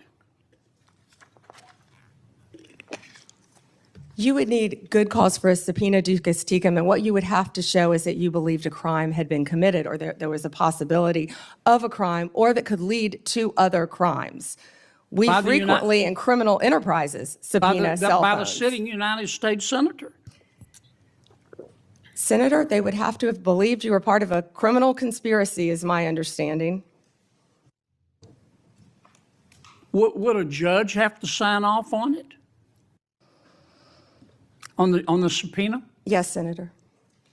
Well, for a subpoena ducis tecum, Jack Smith probably took it straight to the judge. Now, the phone companies, particularly their general counsel, if they're worried about civil liability, even with a subpoena to get the phone records of a sitting United States senator. Did I mention it was a sitting United States senator? Yes, Senator. The general counsel for that phone company, let's say AT&T, they have the right to seek to quash that subpoena, don't they? Phone companies frequently do that. Yeah. And a smart general counsel for that phone company is going to call the sitting United States senator and say, would you like to weigh in on this? Would you like me to quash the subpoena? We're talking about invading someone's privacy here by a sitting United States senator. Could the general counsel for the phone company do that? Well, Senator, if they believe that a crime could have been committed, they could not tip off the person who committed the crime. Again, I can't comment on details of this particular case. I'm just asking you theoretically. I've never seen you commit a crime, Senator Kennedy. But let's suppose, okay, they didn't want to tip off the sitting United States senator. But the phone company and the general counsel for the phone company, or companies, if there were more than one involved, could say, you know, this is serious as an aneurysm. This is serious as 4 heart attacks and a stroke. This is a sitting United States senator. So general counsel would likely advise the CEO, well, you need to file a motion to quash. The telephone companies could have contested those subpoenas, could they not? Hypothetically, yes, I can't talk about the facts of this particular case. We're talking hypothetical. Senator, subpoenas are issued all the time through phone companies working with the general counsel. But they can file a motion to quash. They could, yes. Yeah. In any case. And if they should have filed a motion to quash, and a reasonable person would have filed a motion to quash, because this is a sitting United States senator, and they didn't file a motion to quash, they would incur civil liability, wouldn't they? Senator, typically phone companies follow a subpoena from a United States attorney. I know they do, but they don't have to. They could challenge it, Senator. Yeah. And if they don't challenge it, they better have a damn good reason. Right? Right? Senator, I can't talk about the facts of this particular This is just case. a hypothetical. In general, hypothetically, Senator, maybe they didn't recognize any of the names of the 8 sitting United States senators. Hypothetically. That was a joke. Or maybe they should have gone to Amazon and buy some testicles online. Instead of just saying, sure, I'll just show you the phone records of a sitting United States senator on the basis of an administrative subpoena. Now, do you have copies of the subpoena applications for Yes, these Senator, 8? Senator, I can't discuss anything regarding You this can't case even with tell me you. if you have copies? I can't discuss any of this. All right, with when are I'm you sorry. going to, General, when are you going to be able to discuss it?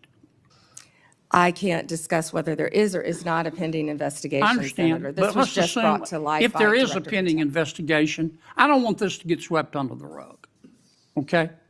Because I think you're going to get pushed back from all quarters.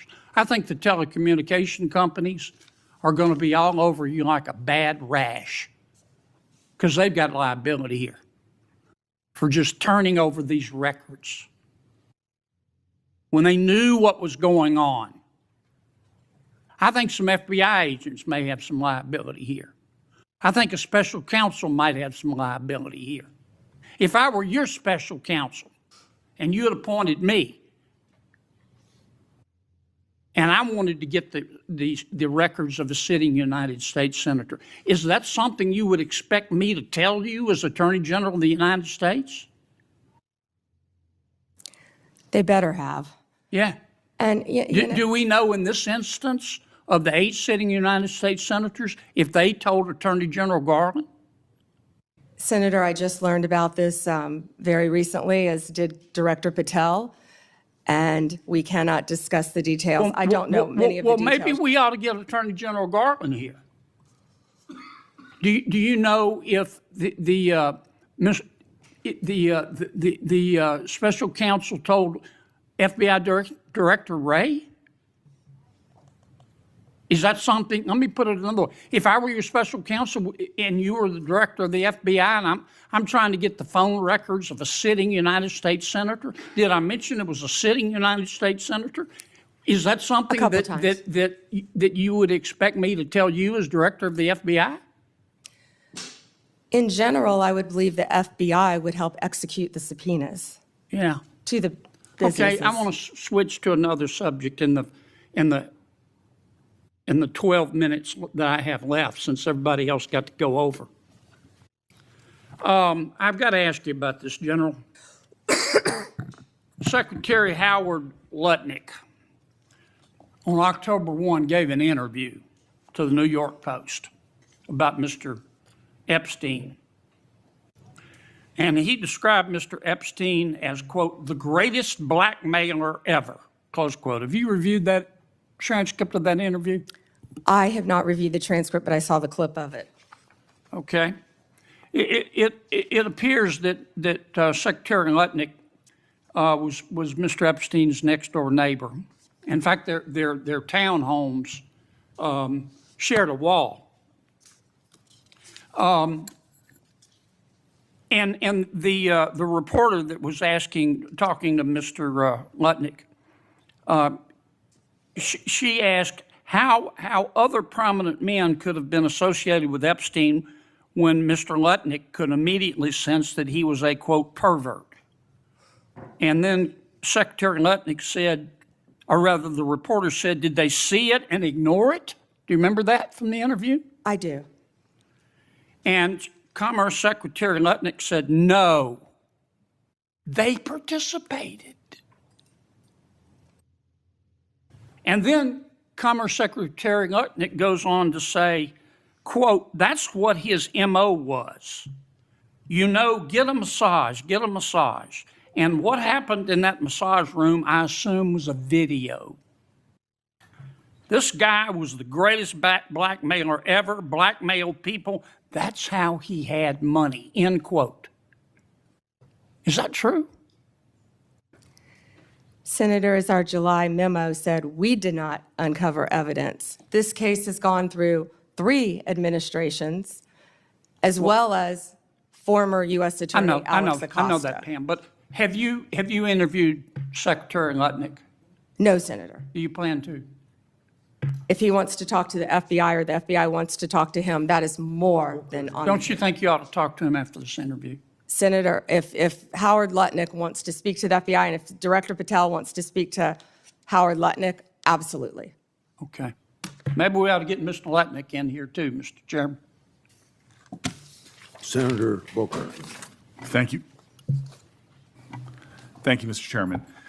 Attorney General, I know there's been a lot of talk about grants. I hate to bring you through this again, but it's really important to my state. New Jersey is one of the top 4 donor states in America, which means our taxpayers, Americans, Republicans, Democrats, Independents, millions of people send more money down here than we get back in relative to all the other states in the nation except for 3 others. We've been talking a lot about different grants. I want to be very specific about Office of Justice Program grants. There were $35 million worth of grants that were approved in a bipartisan way in this committee, grants that invest in things that are really vital to the public safety of our community. I know, again, we are in a room full of people who want to see crime go down. Republicans and Democrats, law enforcement officers have spoken to the urgency of these programs which deal with school violence, which divert people into substance abuse and treatment and supportive services. Community violence intervention programs, again, bipartisan programs that this committee really worked hard on this. I've heard what you've said to others on the committee. I heard what you said to Patty Murray in an appropriations committee that members should reach out to you if they want those grants reinstated. I've written letters, but I am hoping that you and I can have a conversation, $35 million of frozen funding for public safety that the people of New Jersey, Democrats, Republicans, and Independents really invested in those resources, those programs, and those nonprofits who were expecting those grants often made outlays and are now really in a lurch. Can we talk about those grants and the restoration of them, please? Yeah, and Senator Booker, I had stated earlier that yes, we did terminate grants. We have an appeal process. We have turned some back on. We are appealing. We are looking at some. Some we have denied. Some are still pending. I believe we have multiple appeals pending with New Jersey, and I would be happy to sit down with you and look at those appeals. I believe one is with the city of New Jersey. I know there are multiple ones pending, but of course, I would be happy to sit down with you or any senator or any House member and look at grants that have been terminated. I've been doing that, and I would welcome that. But I will be the first one you sit down with, correct? Absolutely. I'd love to sit down with you on that. I'll look at those tomorrow, Senator Booker. Thank you very much. I want to move But on. we have been restoring some grants. I understand, some have but- been denied, some have not. In New Jersey, none have, and I really want to get to the bottom of that, and I'm hoping that we can reinstate some of those grants. The second thing I want to move on to is that earlier this year, the Department of Justice charged Newark Mayor Ras Baraka after he sought access to Delaney Hall Detention Center to conduct oversight. The charges on their face, to many of us, especially in New Jersey, were clearly baseless. Many people say they're politically motivated. And then the judge, the federal judge, admonished the prosecutors for even bringing the case. This is the quote from the federal judge. Federal prosecutors serve a single paramount client, justice itself. Your role is not to secure convictions at all costs, nor to satisfy public clamor, nor to advance political agendas. The federal judge went on to call the charges embarrassing and a worrisome misstep.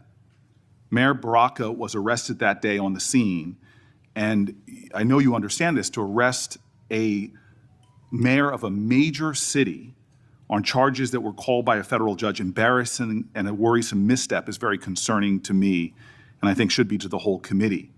A recently released video shows a federal agent telling fellow officers that the decision to arrest Baraka was, quote, per the Deputy Attorney General of the United States, and I'm assuming that person is Todd Blanche. This is evidence to me that this decision wasn't made by people on the ground in the field, but by Maine Justice, that they were directing an arrest from D.C. on the scene. And it leads to the conclusion that this was a political decision, that the decision to arrest was not made by the people who were there on the spot. And I can assume that you can see how that's problematic to me. So I have questions not about the case, but really about how the decisions to arrest and charge Baraka and now MacIver, Congresswoman MacIver, were really made.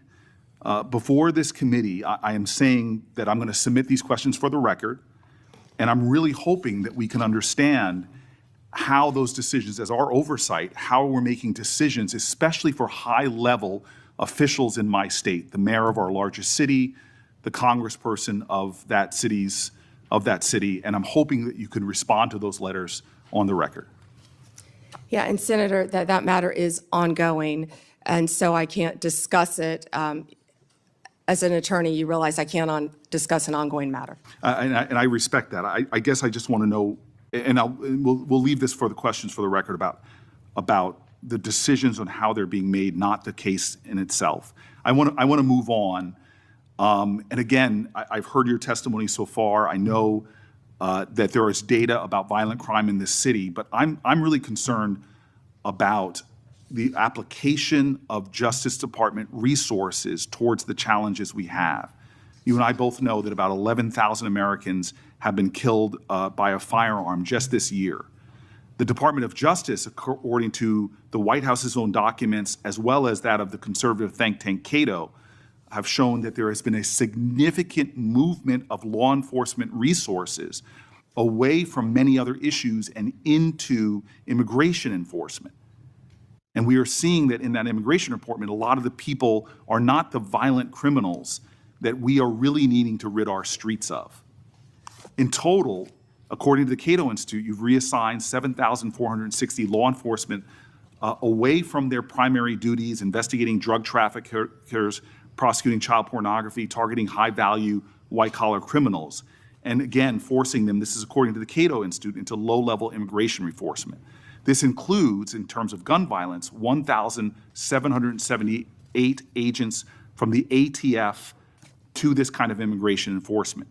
The White House itself has said that they diverted 45% of all of agents in 25 FBI field offices to work on immigration full-time. As a person who worked very closely in my time as mayor with the New Jersey field office, that's really concerning given the other threats. But it doesn't end there. The DOJ has eliminated the Organized Crime Drug Enforcement Task Force, the independent component of the DOJ whose job it was to combat transnational organized crime, dissolved the Community Relations Service, which in New Jersey has been invaluable over 60 years, responding to communities experiencing conflict or violence, and something that people on both sides of the aisle of this committee have really invested in. You all have rescinded VOCA and VAWA grants to support survivors of sexual assault and human trafficking. There seems to be a disconnect here between the application of the resources of the Justice Department on the things that are most concerning when it comes to crime and where they're being directed instead. Senator Booker, first to OCDEF. The most important point is that the work of OCDEF is continuing. The executive office is being dissolved. We have said that, but the work of OCDF is continuing. The resources that were previously provided to law enforcement organizations through OCDF are now going directly to those organizations. I will assure you, no work will be sacrificed as a result of getting rid of the executive office of OCDF. The agents and the attorneys are working with Homeland Security. They're all working together as a unit.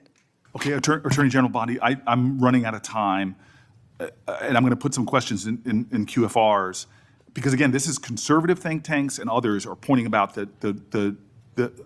literally over 1,000 people being taken off of things that I think would concern the public. I'd like to get that, but I also just want to quickly mention that for the record, I want to ask about the public corruption unit as well. We now have gone from a public integrity section that went from 36 full-time prosecutors to now only 2. And yet we know, Democrats and Republicans, there is a real problem with public corruption in our country. And we know that the DOJ has stopped enforcing the Foreign Corrupt Practices Act, disbanded the Foreign Influence Task Force, dismissed the indictment against Trump donor Andrew Weidenhorn, cut back on white-collar investigations. My list goes on. I'm running out of time. But I will ask for the record against not only reassigning officers and prosecutorial resources from the other things I mentioned, but public corruption is really important. I want to talk about an area of bipartisanship on this committee, which is antitrust. This is a very bipartisan area. In June, the Antitrust Division finalized a proposed consent decree with Hewlett-Packard Enterprises and Juniper Networks, settling the DOJ's challenge to the company's $14 billion merger. Reportedly, your Chief of Staff, Chad Mizell, and Acting Deputy Attorney General Woodard overruled career antitrust staff and approved the merger. This is a massive area of concern for Americans writ large. This is an area where corporate power is growing, corporate concentration in our country is happening at great degree. I'm grateful that the ranking member with Mike Lee on a committee that is really trying to get into this disturbing trend. And the issues right now in the Justice Department, the resources being put on it, and the appearance of improprieties that we're seeing are troubling. All I want to ask as my final question is, would you commit just to talk about antitrust to coming before the Antitrust Subcommittee, led by Senator Lee, to discuss antitrust enforcement in our country? We're over time. May I answer, Chairman? Yes. Senator Booker, I work hand in hand with Gail Slater. She is doing an incredible job. I said that earlier. I will let Gail Slater handle all matters with antitrust. The HP matter, Juniper, is a pending matter still because, as you know, it has to go before the courts, even after a decision has been made, and that's where it's pending right now. If I can go back to your previous 2 questions, first about our agents being reassigned. Our agents are working tirelessly on their day jobs and with Homeland Security. And right now, they're not getting paid. And they're on the streets during a government shutdown working to keep every city in this country safe, in New Jersey and in every state. They're working together with DHS on task forces, but they're also doing their core mission, and they're getting child predators off the street. They are working so hard with all the agencies hand in hand. That has not been sacrificed. And I'm so proud of the work that the FBI, DEA, ATF are doing. ATF agents have worked tirelessly. I am in constant contact with them on the incredible cases that they're making to keep our country safe and our world safe, especially our DEA agents who are stationed around this world, and now they're not getting paid. Back to the public integrity section, the last point you made. It has not been slashed. Those are going to the various U.S. attorney offices to be handled in each office around the country instead of one unit based in D.C. Yeah. Thank you, Senator. Before Blackburn, my Democrat colleagues continue to criticize the DOJ for their role in President Trump's historic immigration crackdown. They've talked about due process. They've talked about the lack of transparency and oversight. However, my Democratic colleagues were silent about the former Biden administration failure to vet Afghan evacuees. Instead of coming clean, the Biden administration dismissed and failed to answer my oversight request. Not a peep from my colleagues about these massive vetting failures. The Department of Homeland Security Inspector General confirm these vetting failures? Senator Blackburn. Thank you, Mr. Chairman, and AG Bondi, thank you for your time before us today. I have found this hearing to be so instructive because it has pointed out to me the lack of caring from my colleagues across the dais when it comes to how the DOJ under Biden was weaponized, how they used this for political attack on their political opponents, and the smugness from some of my colleagues across the dais. I think they enjoyed it. I think they wanted it to continue. And I think that's why they oppose some of the reforms that you are making to actually get people out across the country and to get them working and to have people that are actually finding out what the FBI and the DOJ did. You look at what happened with Crossfire Hurricane and the way some Democrats tried to blow that up and make it some big issue and all about Donald Trump and the accusations. And of course, they've been proven wrong. You look at what has happened, what we're finding out about Arctic frost and the way we were surveilled and the way Senator Graham, Senator Hawley, and I, we don't know what all they got.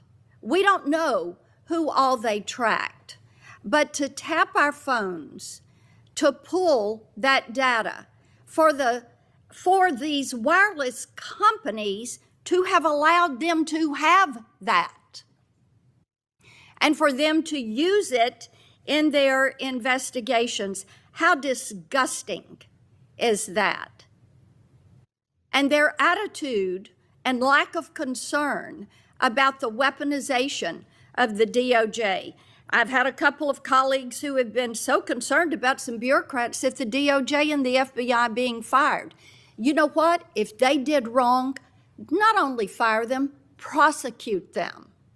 And my hope is that as we look at what happened with Arctic frost, that there will be a special counsel, that we will do our due diligence, and that those who did this wrong, this illegal activity, absolutely, they need to be prosecuted and they need to face the full extent of accountability within the law. I made a note of how resistant they are to reform. And in my opinion, what this shows is that they don't want one tier of justice. What they want is two tiers of justice. It was their play box. They could get in there and manipulate and use it to spy on us. So they saw this as something that furthered their political goal. So I am pleased that you are cleaning house.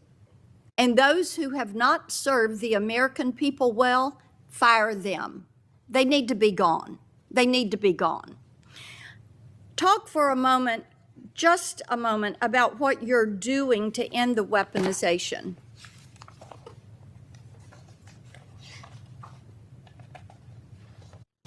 Senator Blackburn, the weaponization against you and your colleagues should greatly concern all of us. It should concern Democrats. It should concern Republicans. Yet, we don't see that. There was a two-tier system of justice under the Biden administration. We're learning that every day. We saw Jack Smith weaponize the Justice Department against Donald Trump. We saw the Biden administration weaponize the entire Justice Department, all of the law enforcement agencies, against Donald Trump, against his family members, against his friends for years and years. And that weaponization is over. No one is above the law. And there is a one-tier system of justice in this Justice Department. And we that's what we will appreciate that. continue to do. We appreciate that. And, you know, having vice chaired the president's transition in 2016, as you remember, there was surveillance that took place on the transition and on the transition team. So this is not the first time, it's the second time. And shame be to those that have furthered those lies. And what James Comey did to this country, what Christopher Wray allowed to happen to this country. I want to talk to you about Memphis, the Memphis Safe Task Force. And you, President Trump, Director Patel, the work you're doing there is really quite amazing. I had pulled those latest stats, and we had 503 arrests with the FBI task force in July and August. We've added, with your Memphis Safe Task Force, just last week, 321 arrests, 83 firearms that were seized, 7 missing children that were recovered, 28 known gang members have been arrested, and the list continues to grow. We've also gotten over 120 federal indictments. But this is really quite a success story, and I think that cities like Portland and Chicago are missing out by not having this coordinated, focused effort. And the fact that there are 13 federal and state agencies working together to make Memphis safe again. And we are very grateful about that. One of the things that we are working on is to end a cashless bail. We have a very liberal DA in Memphis that has campaigned on avoiding cash bail. And we had a good hearing on this last week. And we have legislation, Representative Stefanik and I have legislation that would end cash bail, end cashless bail in D.C., and then also would remove funds from jurisdictions that practice cashless bail. Touch on that and the importance of having cash bail for that accountability, keeping those criminals off the streets. Yeah, Senator Blackburn, first to Memphis. I was in Memphis, as you know, a few days ago with Secretary Hegseth, and we had about 1,100 officers from at least 13 agencies working hand in hand. Your Memphis police officers care. They want to be out there doing their jobs. And what we said is we have federal law enforcement officers now who have their backs. They were thrilled to have us there. The mayor, Paul Young, is working well with us. Of course, Governor Lee was there. You have been a champion of this. Senator Haggerty has been a champion of this. You both, before I was sworn in as Attorney General, you both brought this problem to my attention. You talked to Director Patel, and Director Patel was on the ground right away in Memphis attempting to make Memphis safe. But we knew we needed so much more than that. He put a huge dent in the problem. But Memphis's crime is through the roof, the highest violent crime rate in the entire country. And that's why we went to Memphis. And Memphis has welcomed us. It's an iconic city. And we want to continue to work with Memphis. And we're going to do that just like we did here in D.C. The citizens have been great working with us. Violent crime shouldn't be occurring in any of these cities. And as you said, I don't understand why Chicago, why Portland, why these sanctuary jurisdictions don't want to work with the federal government. No. Gangs are rampant. Transnational gangs are rampant in these cities because they're harboring them, no longer under Donald Trump. Whether they want to or not, we are going to come in and make it safe for their citizens, whether these liberal lawmakers want to or not. And you know what I said regarding the DA in Memphis? I said, we're going to protect the Memphis police officers. We're going to take every single case federally that we can. Yeah, Because the and- DA has cashless bail, it's a revolving door, and no one is being held accountable. Police officers are seeing someone arrested, and they're back out on the streets the next night committing crimes. And Janine Yes. Pirro is working on that here in D.C. to change that as well. So thank you for your Well, and we legislation. appreciate that, and the Memphis mayor is doing great. We had a Shelby County official who was trying to dox some of these officers, and she's since taken this tweet down, but she's an elected official. And she goes, attention, on Peabody between McLean and Cooper, 4 fed vehicles and a trooper, men in full gear and guns on street. Hashtag pay attention, folks. This is the kind of action that is not called for. I mean, the fact that an elected official would do this, this is why we have legislation that would make it a crime to dox any federal law enforcement official when they are doing their job. And these apps, and Apple and Google say that they've removed these apps, but I tell you what, these law enforcement officers need to be protected. We appreciate that you are doing that. Thank you for being here. Thank you, Senator.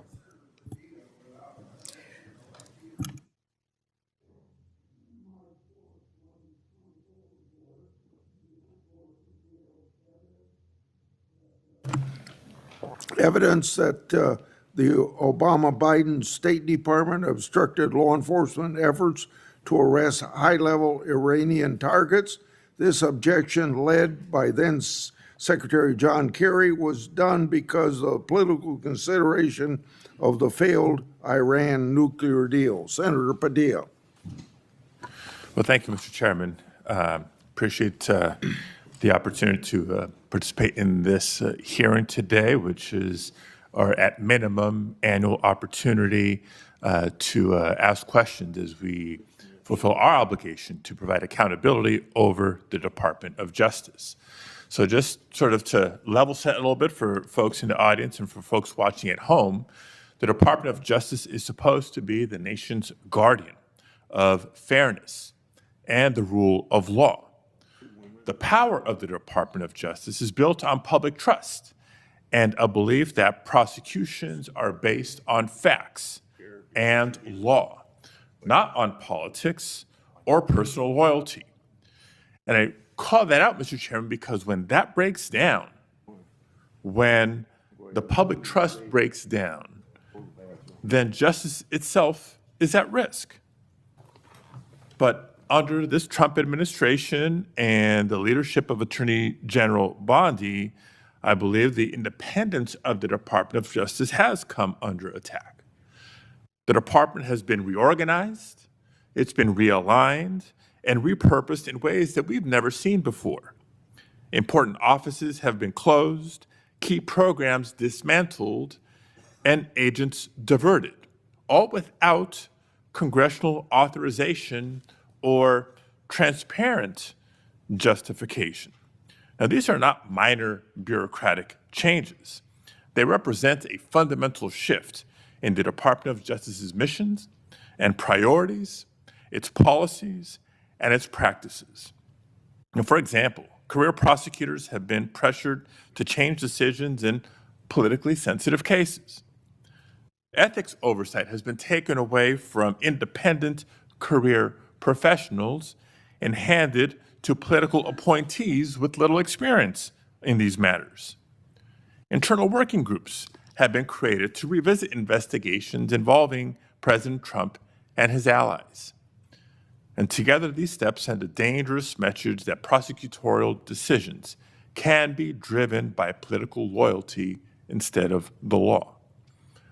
Now, even more troubling is that the Department of Justice has pulled resources away from organized crime, away from counterterrorism, away from the protection of civil rights to focus on immigration enforcement. The American people expect a Department of Justice to pursue violent crime, as do I, to pursue corruption and threats to national security, not to serve as an arm of immigration policy, and in so doing, under-resource other critical missions.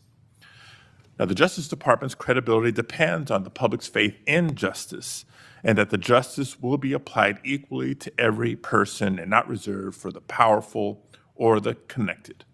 And that faith must be protected. And so it's in that spirit that this committee has a duty to ensure the department's work remains lawful, remains transparent, and remains true to its highest duty, the fair and impartial administration of justice. Now, that being said, I do want to get into some specific items with Attorney General Bondi here, beginning with the firing of Michelle Beckwith. Michelle Beckwith was a 15-year career prosecutor with the Department of Justice. She prosecuted in her career some of the worst in my home state of California: sex traffickers, transnational terrorists, those who this administration claims to care about and be targeting, prioritizing in taking them off the streets. And it may surprise some to learn that Ms. Beckwith was unceremoniously marched out of her office and fired from her job in July of this year. Why? Not because she failed to do her job, quite the opposite. It was because she had the audacity to remind Border Patrol Chief Gregory Bovino that he was obligated to follow a court order and the Constitution in California.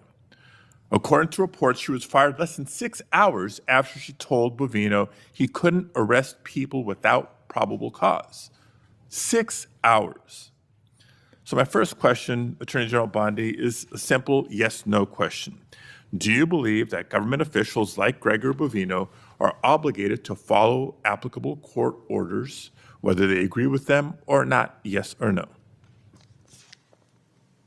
First, Senator Padilla, you have gone on for over 5 minutes, and I wish that you loved your state of California as much as you hate President Trump. We'd be in really good shape then, because violent crime in California is currently 35% higher than the national average. Property crime in California is 18% higher than the national average. That should be something that we should be talking about and working together on, yet we're not. And no, this is important. You're talking about all of my agencies, and I want to let you know what DEA has been doing, and they are working hand in hand with I Homeland appreciate Security. that, and I'm going No, to be you can't asking go some on for questions 5 for the minutes and record criticize as my well. agents who are out working asked a simple without yes pay or no right question. now because you voted Mr. to Chairman. shut down the government. Mr.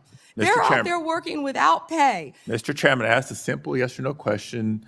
Attorney General Bondi is DEA, refusing 4,500 to respond. kilos So let of me move on to fentanyl the and next 50 million topic. fentanyl pills Because off the streets. while under your watch, career FBI, prosecutors, 23,000 Mr. Chairman, violent criminals. U.S. Marshals, Mr. Chairman, order, please. 51,000 fugitives.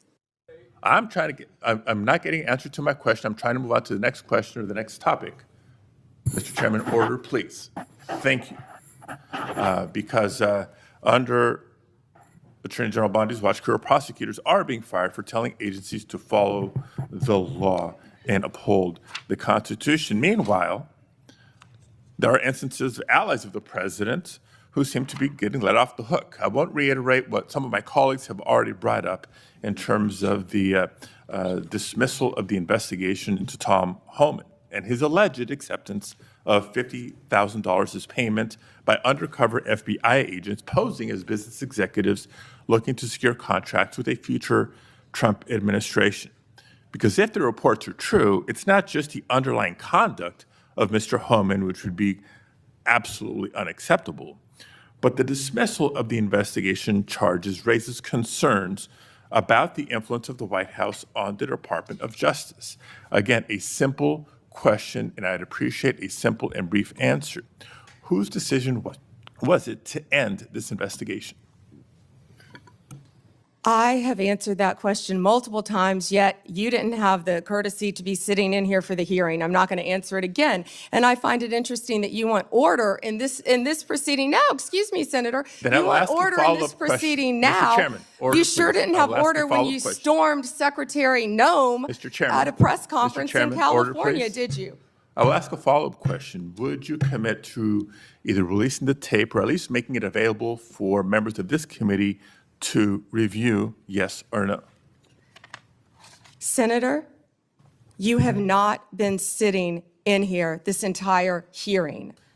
I've answered the question, and I also want to tell you that our ATF agents have seized 25,000 illegal firearms. So we will try again and move on to a In different your topic. home state, we are prosecuting Chairman, illegal order, aliens please. who have raped and Chairman, murdered young order, please. girls. Thank you. So when I haven't been in this hearing, I've been watching from my office, monitoring the entire hearing, just so everybody is aware. But since I'm not getting answers to my questions, I'll try to ask one last subject area. Now, again, there's been increasing concerns about the politicized decision-making and the erosion of internal safeguards that protect prosecutorial independence. Before we even get into the integrity and independence of prosecutions, we get into, you have to ask the question about the independence and integrity of investigations themselves. The director of the FBI, Director Patel, was here before us just a few weeks ago. Attorney General Bondi, you are the Attorney General of the United States. Director Patel reports to you. Do you believe he's doing a good job, yes or no? I believe Director Patel is doing a great job. You know where he is right now, Senator Padilla? Right now, you asked me a question. Yes, I Director know Patel where he right is, now and I know where is in he's headed Chicago, because you said Senator it earlier Durbin, in the hearing. fighting to keep You've said Chicago it earlier in the hearing, and yes, I have been paying You attention. know, you want order in Chairman. here now, yet you stormed the Director of Homeland Security, Kristi Noem. You sure didn't have order that day, did you, Senator? Attorney General, you are under oath. I did not storm the secretary, the video. Oh, that was makes on very video. That clear. video's been released, I believe, very public. Mr. Chairman, recent actions raise serious concerns about Director Patel's judgment and politicization, including lawsuits from former FBI officials alleging retaliatory firings and his decision to cut off longstanding partnerships with civil rights organizations and his decision to fire an FBI agent for refusing to engage in a, quote, perp walk of James Comey. And on top of all that, his prematurely claiming that subjects were in custody after the shooting of Charlie Kirk. I take Attorney General Bondi's endorsement today of his work as her support for those actions. Thank you, Mr. Chair. May I respond, Senator Chairman? Yes. Under Director Patel, 23,000 violent criminals have been arrested, a 91% increase over last year. More than 1,500 child predators have been arrested. We are making cases in your jurisdiction constantly in California, and I wish you would care about those cases. We have disrupted 1,600 gangs and criminal enterprises, 1,600 gangs within this country, thanks to Director Patel and the great men and women of the FBI. Senator Schmidt. Thank you, Mr. Chairman. How are you today, Attorney General? It's good to see you. Have a rough voice. I have to say, I am struck by the degree of the cognitive dissonance that I hear on the other side. It really is. I mean, I'm used to sort of the political debates and arguing in court and all those sorts of things. But to hear the other side of the dais talk about weaponization is truly shocking, given what we know now. And I thought what I might do is just tell a story. And these are 100% facts. Hillary Clinton, concerned about her email scandal, works with a Soros organization to cook up this Russiagate nonsense. They feed it to the intelligence agencies. And they spy, under Barack Obama's presidency, they spy on the political opponent, the Republican, running against Hillary Clinton. He gets elected. They continue the operation, and they launder this intelligence into stuff that was meant to, by the FBI and the CIA, to sideline a presidency of a duly elected president of the United States of America, to sideline him. And that continued. You heard even some people on this committee further that nonsense for 4 years. And then the FBI is involved with pre-bunking the Hunter Biden laptop story because they didn't want him to get elected again. So they pre-bunked the Hunter Biden laptop story. The American people should have been allowed to make their own judgments from that. They weren't, because the FBI called it a Russian hack and leak operation. They were meeting with social media companies every month and every week, telling them that the laptop that they knew, that they had verified in November of 2019, they knew was real and knew was his, said it was Russian disinformation. We've heard that before. And then, after Joe Biden comes in, 3 days in, they start a censorship campaign against the country, anybody who's a conservative. And now we also know that the FBI was weaponized in this Arctic frost investigation that tapped the phones of sitting U.S. senators. And also, the Republican Attorneys General Association, so let's pull in 2 more U.S. senators, Ashley Moody and myself, who were on the executive committee at that time. Charlie Kirk, political organizations they didn't agree with. This is not in the Soviet Union in the 1980s. This is in the United States of America in the last few years. And then, when they thought President Trump was on the run and there's no way people would elect him, and then he announces he's running for president, 3 days later, Jack Smith's appointed to get Trump. Fannie Willis brings charges against President Trump, and the assistant prosecutor meets with the White House counsel's office. Why would that happen? Then you have Alvin Bragg bring his charges. The number 3 person at DOJ goes to work for him to get Trump. All in the United States of America. This continued. And Senator Hawley asked the question, wrote it down, what is happening in this country? And I hope that MSNBC is still broadcasting this, because I'm sure their viewership hasn't heard this story that's gone on for 10 years. The truth is, they never forgave President Trump for coming down the escalator at all. They didn't like him. They didn't like the disruption. And they've spent the better part of a decade not just going after him, but demonizing half the country as fascists and Nazis and threats to democracy.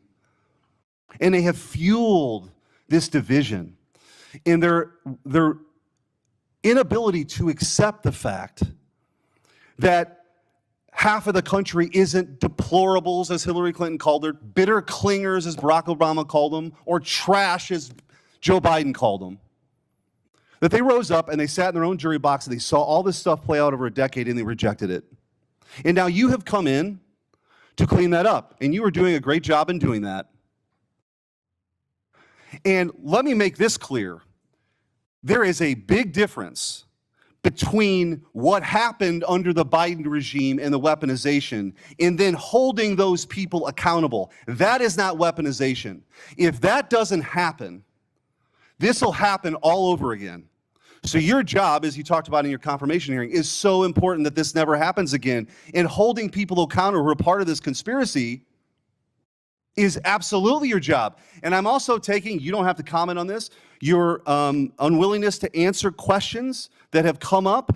I am led to believe, as a former attorney general, that that might mean there's an ongoing investigation. You don't have to talk about it. The statute of limitations may have run on some of this stuff, but not on a conspiracy. And if you're a co-conspirator in mile marker 1, even if you want to get on the exit ramp in mile marker 5, you are liable for the conspiracy in mile marker 10. And we are at mile marker 10. And I will also say what's happening in this country. What's happening with the assault on ICE officers is truly shocking. Deportations are nothing new. Bill Clinton deported 12 million people. 12 million people. You didn't see this. The radicalization that's happened on the left that plays out with political violence is real. And by the way, let me also point out that if we had a scenario where John Thune was on the Supreme Court steps saying, you've reaped a whirlwind, Supreme Court justices, and then a right-wing assassin tried to kill Ruth Bader Ginsburg, and then a Republican-appointed judge only gave that person 8 years, there would be riots on the streets. Cities would be burning right now. So let's just call it out. We need the cleansing here. Let's just be truthful about what's happening. This left-wing political alliance of violence is not a both sides thing. It's not. And so, Attorney General, I do want to ask you a couple questions about that, because I feel like we have got to get a handle on this. Despite the overwhelming evidence that the political violence threat right now comes primarily from the left, the media just won't do it. They won't go along with it. They cite a few ridiculous studies to say that right-wing political violence is the main problem. For example, one of those studies was written by an Antifa-affiliated professor, and others count classes on prison gang, and the others count classes on prison gang violence as right-wing political violence, but refuse to count anything from the 2020 Summer of Love. Antifa attacks, like the ones that set off the explosive outside Michael Knowles' campus speech. We need good data. We need good data here. Will you commit to having the Department of Justice and the FBI research and release a public report on left-wing political violence? Yes, Senator Schmidt. Thank you. I also want to, after Antifa has laid siege on federal buildings and officers in Portland during the 2020 riots, your predecessor, Merrick Garland, dropped virtually all the cases against these defendants. You recently issued a new charging memo instructing federal prosecutors to aggressively pursue Antifa and other radical leftists wreaking havoc on our cities. What can you do to ensure that the various U.S. attorneys' offices follow through on your instructions? Hopefully, we will have our U.S. attorneys confirmed soon. They've been held up. Now our government is in a shutdown, yet our prosecutors are still working. Getting all of our U.S. attorneys confirmed would be a huge step forward, Senator Schmidt. But yes, our attorneys throughout this country will be focusing on that. And I want to thank you, too. So I talked to you during your confirmation hearing and also with Kash Patel of sort of, you talked about your two pillars, which is to end the weaponization and to get back to actually crime fighting. God bless. Like, that is something that the American people support, despite what you hear from the other side of the dais today. And in those conversations, we talked about you and Kash Patel getting field agents out in the field and doing the work of law enforcement. I said, I've got just the place for you, St. Louis. And St. Louis has now received the largest per capita infusion of permanent FBI agents anywhere in the country, and they're working hand in hand with local law enforcement. That's what happens when you have state leaders work with federal partners to crack down on something I hope we could all agree is a scourge for our communities, which is violent crime. But that is not, J.B. Pritzker, I guess he wants his moment. These Portland people want their moment of defying Trump. It's crazy to me. We should all be unified in this effort of making sure our laws are enforced and taking on violent crime. But I will say, in closing with this, because you referenced the shutdown, it's the same motivation. The same thing that motivates J.B. Pritzker to stand in front of the podium and defy Trump is the same motivation I hear from my Democrat colleagues now in this shutdown. It's not about anything other than the fact, and this is a clean CR. This is what they have lectured us on making sure we do 13 times in the last 4 years. This is about appeasing an increasingly radical base to prove that they're willing to stand up to President Trump. And I don't know how we get through all this unless there's a real reckoning on the other side about that reality. But in the meantime, I'm glad you're doing what your job is, which is to be the chief law enforcement officer of this country, focusing on violent crime and keeping our communities safe. Thank you. Thank you, Senator Schmidt. And despite what they're saying on the other side of the aisle, our agents are out there working tirelessly every day to make America safe. And that was Donald Trump's directive, and we will make it happen. Thank you, Senator Schmidt. Senator Welch. Thank you. Thank you, Attorney General Bondi. I have noticed that at various times when one of my colleagues is pressing you, you come up with something in their background. So I'll be waiting for my turn, but you don't have to do it right now. So let me get to my questions.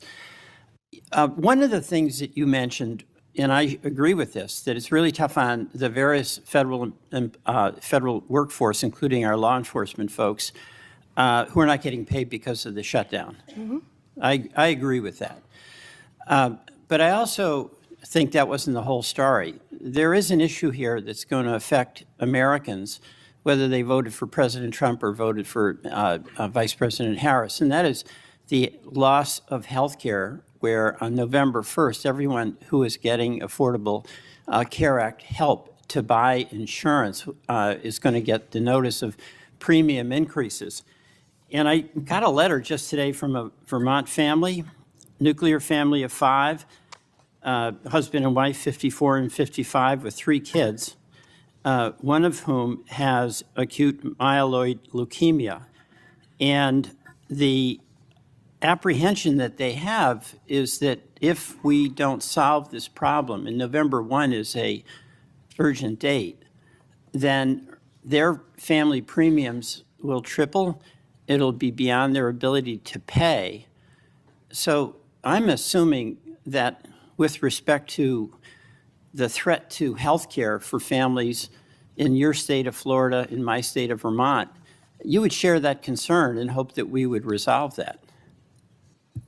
Senator Welsh, I would be happy to speak with that family too, because there are many nonprofits that help with children with terminal illnesses, and I'm involved in some in Florida. So we would be happy to talk to you about that. As to health care, the government is shut down. It's my understanding, maybe you're not one of them, but because many Democrats want health care for illegal aliens, and that's what shut down the government. Let me be clear. That's one of the sticking points, and I don't know if you voted All right, well, for that or not. this actually is important to all of us, and the lament I have is that if this health care goes away, this premium support, it is really going to hurt families in red states and blue states.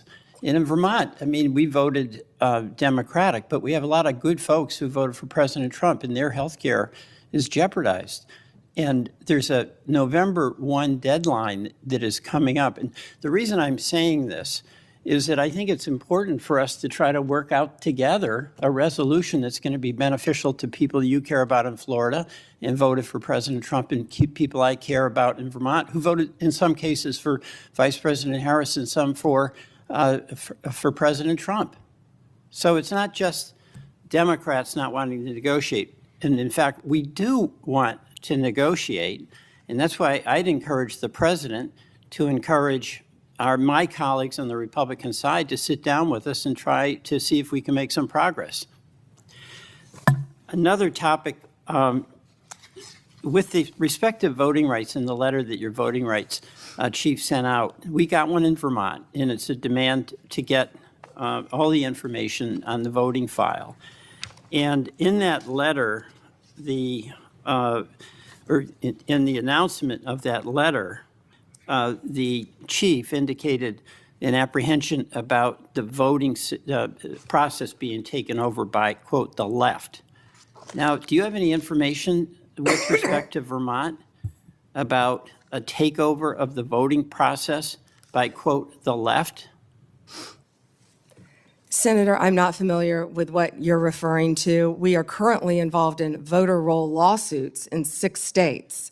Is that what you're referring to? No, there's a letter that went out demanding that states, including Vermont, provide all the voting file information, Right. includes personal information. But when that letter was sent out, That's perfectly legal. but there was an assertion by the chief in this division that this was to deal with the fact that the voting process has been taken over by the left. So we got one of those letters in Vermont. And my question to you is, what do you mean by the left? And do you have any evidence that the so-called system has been overtaken by the left? We must have fair and free elections. No, I know that. But I'm asking for the specific basis. And we will have fair and free elections in this country. Okay, Senator, I'd be happy to talk to my chief. Who was it who said that? It was your chief, which I assume you would know who that is.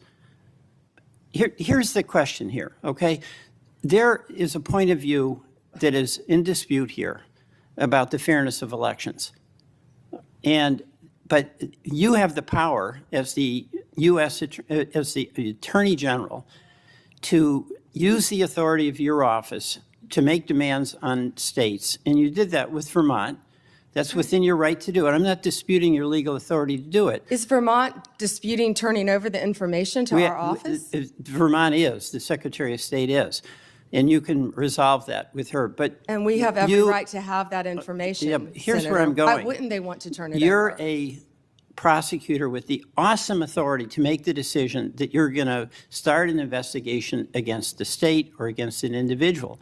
And I know from your experience, as a county prosecutor and as the Attorney General in Florida, you took seriously that obligation to have a factual basis before you'd proceed, right?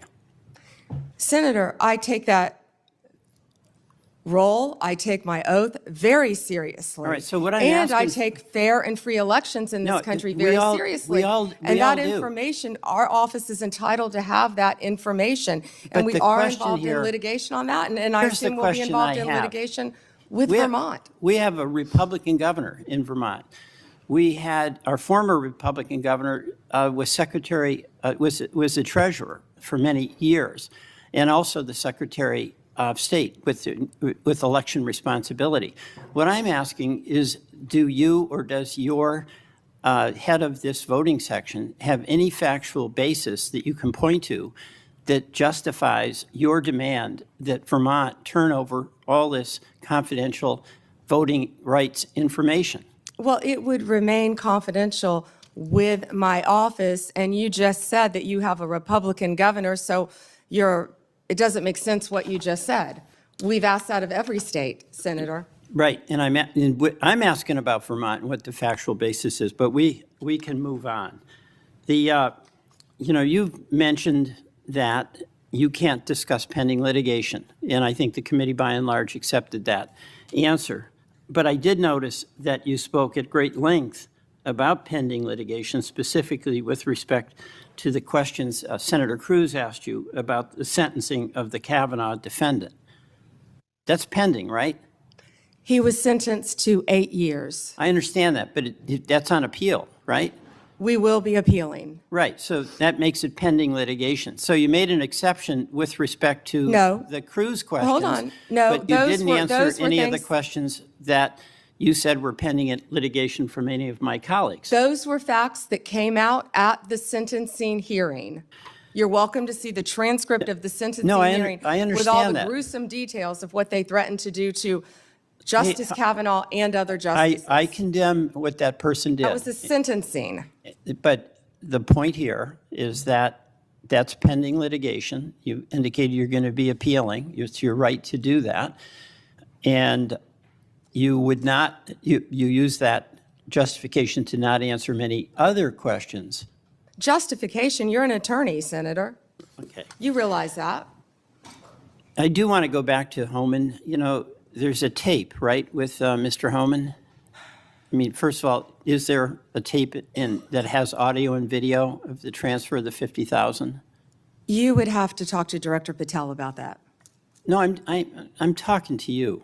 I don't know the answer, Senator. Yet you do know the answer to that. Don't call me a liar. I didn't call you a liar. You just said I know the answer. I said I don't know the answer. Well, You have to talk to okay, let Director me- Patel. What I said is that Let me put investigation it was another way. closed. If you don't know, why don't you know whether there was a tape and video? Senator, I believe that was resolved prior to my confirmation as Attorney General. Do you think that it is of public interest for the people to know what happened to the 50 grand that the FBI turned over to Homan? Did you hear what I just said? That was resolved prior to my confirmation as Attorney General. That's why I said I would not know. It's not resolved. There's $50,000. Homan has it, or somebody has it. Do you have no interest in knowing where it is? You're not going to sit here and slander Tom Homan. The FBI and Deputy Director Blanche said there was nothing. I'm not slamming Tom Homan. He got the 50 Tom grand. Homan is doing, how do you know that? Tom Homan is doing a great job, as our borders are, keeping your border state safe. You're a border state. Thank time you, is Senator up. Welch. Thank We're you. going to Madam President, could I have not right 1 now. minute? Not right now. At the end, On a if you wait, we'll point of talk about personal it. privilege? Not right now. There, The Senator witness Tillis and many others have been waiting their would- turn. I know, So but you this is can 1 hold minute, until and the it end. relates to testimony that she gave No. about me. Senator Tillis, go ahead. Thank you, Madam Chair. General Bondi, thank you for being here. I'm going to get parochial for a bit of time. Maybe I have some time for some of the other questions, but the eastern band of the Cherokee is this island that's at the very end of western North Carolina. You got convergence of Tennessee and Georgia, South Carolina nearby. But they're an island and they sell pot, and I got no problem with that. What I have a problem with is some of their actions or activities that are, I think, concerning me that actually speak to the broader issue here about marijuana and what we ultimately do with it, with nearly 36 states having it either medical, recreational, or hybrid. But this kind of feels like, to me, the way the tobacco industry got attacked for advertising to young people. We already know, incidentally, that we got a vape problem around here, particularly among young people. And Madam Chair, if I may, I'd like to seek unanimous consent for letters from the Sheriff's Association and the Federal Law Enforcement Officers Association Foundation citing the serious problem we have here with illegal vapes in this country. Without objection. Thank you. But, this worries me because it's a money-making enterprise. It kind of seems like it's preying on younger people. But then I want to talk about this handy app you can get now. Now, it's illegal in North Carolina and Tennessee and Georgia and South Carolina to buy pot, but apparently you can go order it on an app, then right over there to the boundary and get it, I assume. I assume that they're not delivering it outside of the boundary because I think that would be illegal. Would that be illegal? Senator, thank you for pointing that out. I was not familiar with that app, but we will certainly look at that. Yeah. Do you, if I get, let's say I get an illegal, let's get a vape from China. A lot of them are manufactured in China. Not The subject majority. to anywhere near the sort of scrutiny that we have here in the United States. If that illegal vape let's say it's, I don't know what it's loaded with, but it gets if it's illegal in the state of North Carolina, and let's say it comes in, I'm using a hypothetical example, into the port of Wilmington, and then finds its way to New York or some other state that has legalized marijuana, is that an illegal transportation of a controlled substance? In other words, unless it teleports into a legal jurisdiction, wouldn't it have been illegally transported at some point? Based on federal law, Senator. Based on yes. federal law, okay. Now, do you, are you familiar with the science of teleportation? No, Senator. I don't think it's been perfected yet. And so it requires a physical movement from one place to the other. I've asked a number of people when they've come before this committee, and hopefully I can get your attention on this too, General Bondi. There's a growing operation in western North Carolina that is a part of the tribal lands. The problem is I can't find any legal way to get this pot that is grown here to the dispensary that's in another non-contiguous area of the boundary. So you see what I mean?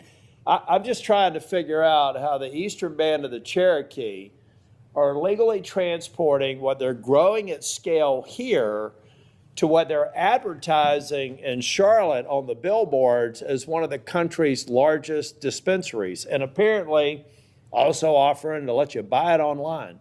So can I get your commitment within the DOJ, not you personally, but that can I just get a definitive answer that there's no there, that they are legally transporting it, or that we do have something here that doesn't seem to comport with federal law?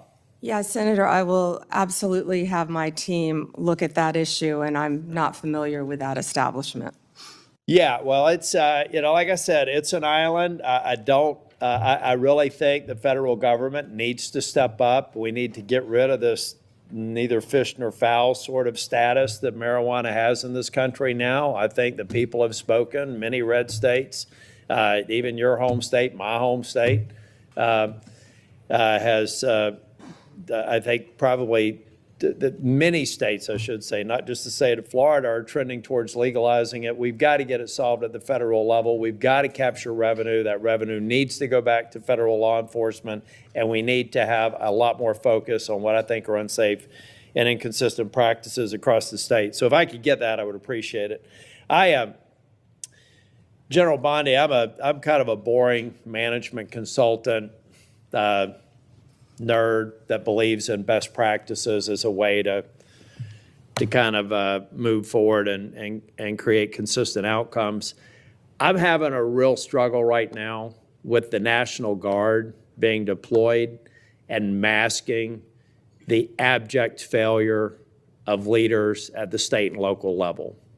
So give me some sense of if the deployment of the National Guard to Chicago or Portland is necessary to kind of create a shock to the system, do you believe that that's a best practice or just a necessary evil until we regen the extraordinary work I've seen on joint task forces every day in North Carolina with absolute cooperation between state, federal, and local officials? Is that the best practice that we should get to, or is this deployment of the National Guard a part of an emerging best practice that I just don't get yet? Senator Tillis, seeing what's happening in Chicago, they need the National Guard. Our ICE members need the National Guard to protect the national buildings. Oh, 100%. I'm talking about That's when why it wades they're into being local law deployed. enforcement. See, Well- I felt like deployment in D.C. made sense because of the hybrid nature of D.C.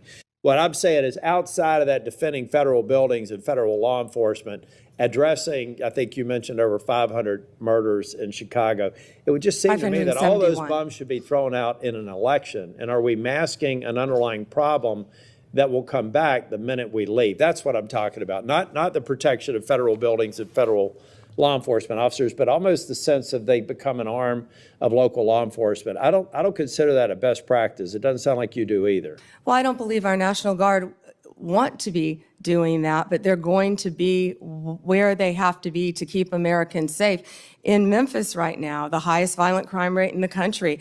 I was on the ground with Secretary Hegseth there, and our Guard was there, and they were thrilled. They're ready to help, and we used all Tennessee Guard there. Secretary Hegseth used all Tennessee Guard. They're working hand in hand with the Memphis Police Department, who I believe were very happy to have them there, helping them to keep Memphis safe. Can I go back to the vaping again that you brought up, please, Senator?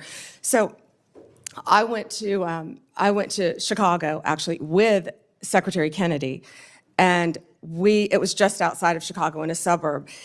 And we were there talking about the illegal vapes and what parents need to know. This is a bipartisan issue. What people need to know, these illegal vapes, they're all over this country. You can buy them in convenience stores. You can buy them in grocery stores. One vape is the equivalent of, I believe, 20 cigarettes. The flavored ones are illegal, and they're targeting children, what you said earlier. Some of these vapes, and I had never seen this until we were there, even have video games attached to them. That's not targeting an adult. It's targeting a child. And they're also, the majority, are coming in from China, which is illegal, and they're lacing them with THC.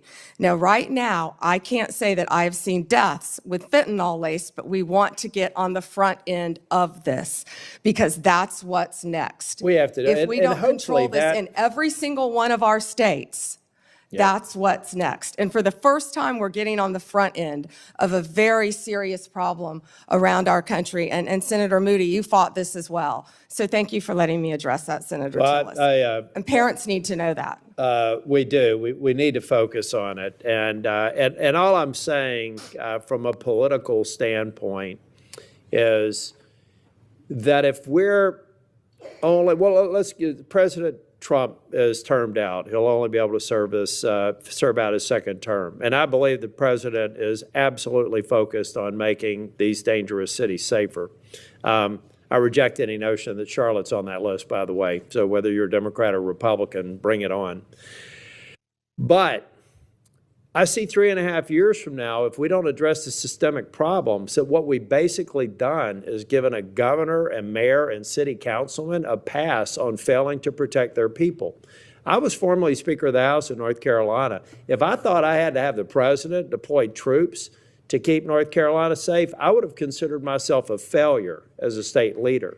And so I just hope we strike the balance so that we're not fixing a problem temporarily, only to come back maybe even worse than the problem we're fixing the moment this president who's committed to local safety leaves. And that's something that we have to talk about. So we're leaving something behind. And I'm going to yield back. Thank you. Senator Tillis. Senator Schiff. Thank you, Madam Chair. Attorney General Bondi, at your confirmation hearing in January, made a clear commitment you would not politicize your position.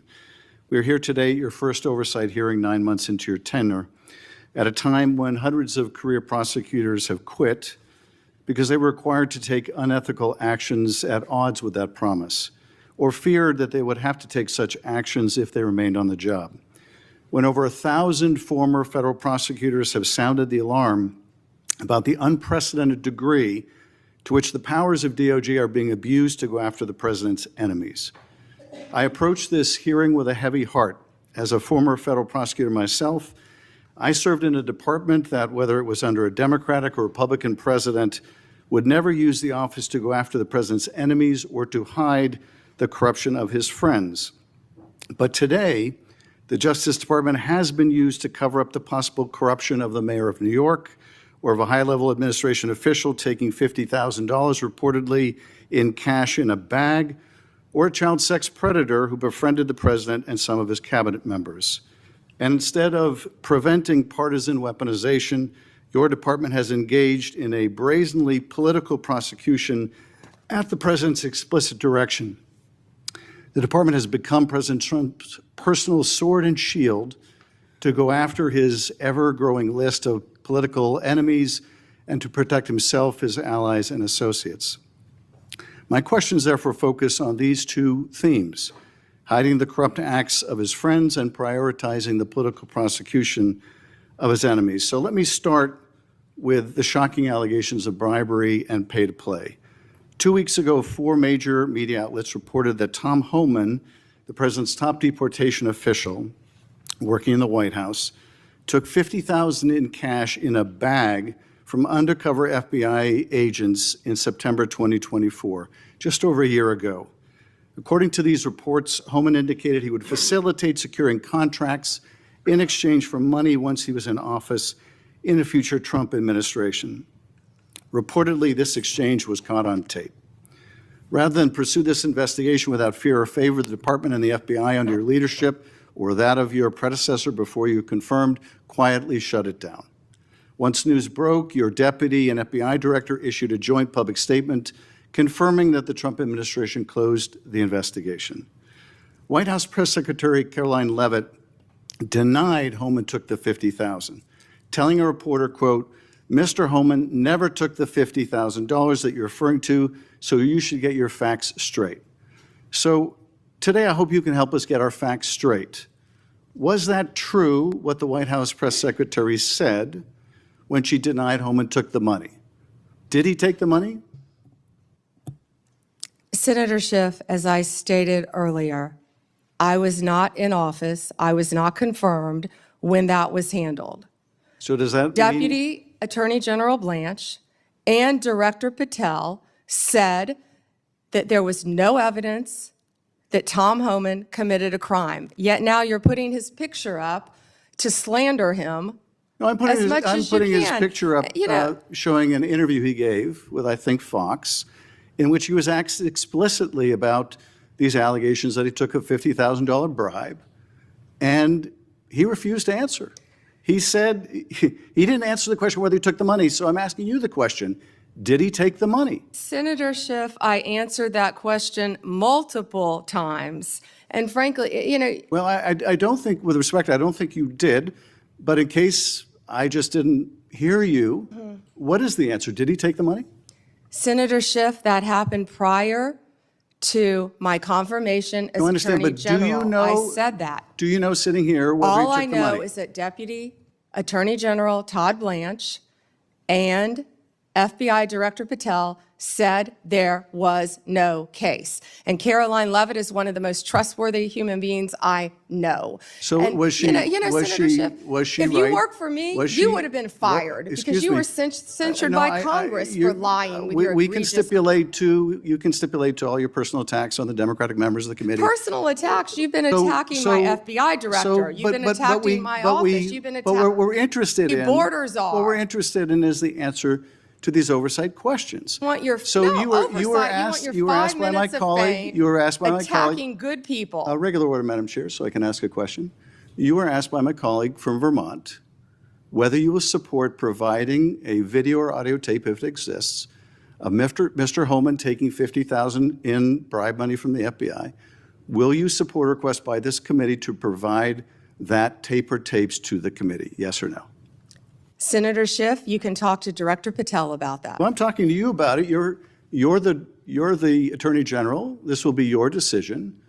Will you You support? don't have to tell me what is my decision and Well, what is then- not my then- decision. then- I and you- said and you you can don't talk have to to- Director and you don't Patel. have to try to- You think you you've don't got a have to- gotcha with Tom Home and our Excuse me, borders excuse me, you who's don't- been out there excuse me. fighting for our country Madam since Chair, Donald Trump took office. I'm trying to ask a question. Regular order, please.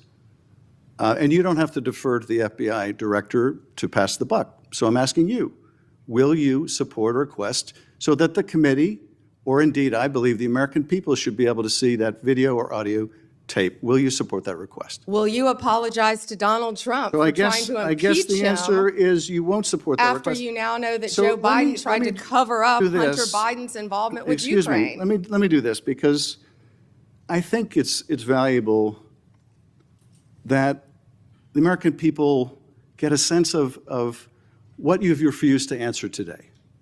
So these are just some of the questions you refused to answer, or have answered with personal attacks on members of this committee.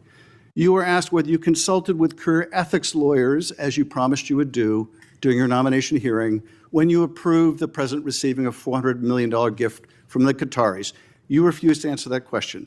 You were asked who or what role you may have played, or who played the role in asking that Trump's name be flagged in any of the Epstein documents gathered by the FBI. You refused to answer that question. You were asked whether Holman kept the $50,000 bribe money. You refused to answer that question. You were asked whether Holman paid taxes on the $50,000 bribe money. You refused to answer that question. You were asked, did career prosecutors find insufficient evidence to charge James Comey? You refused to answer that question.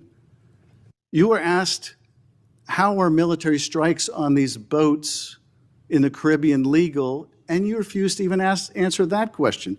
you were have a asked, law degree, excuse Senator me, Schiff? excuse me.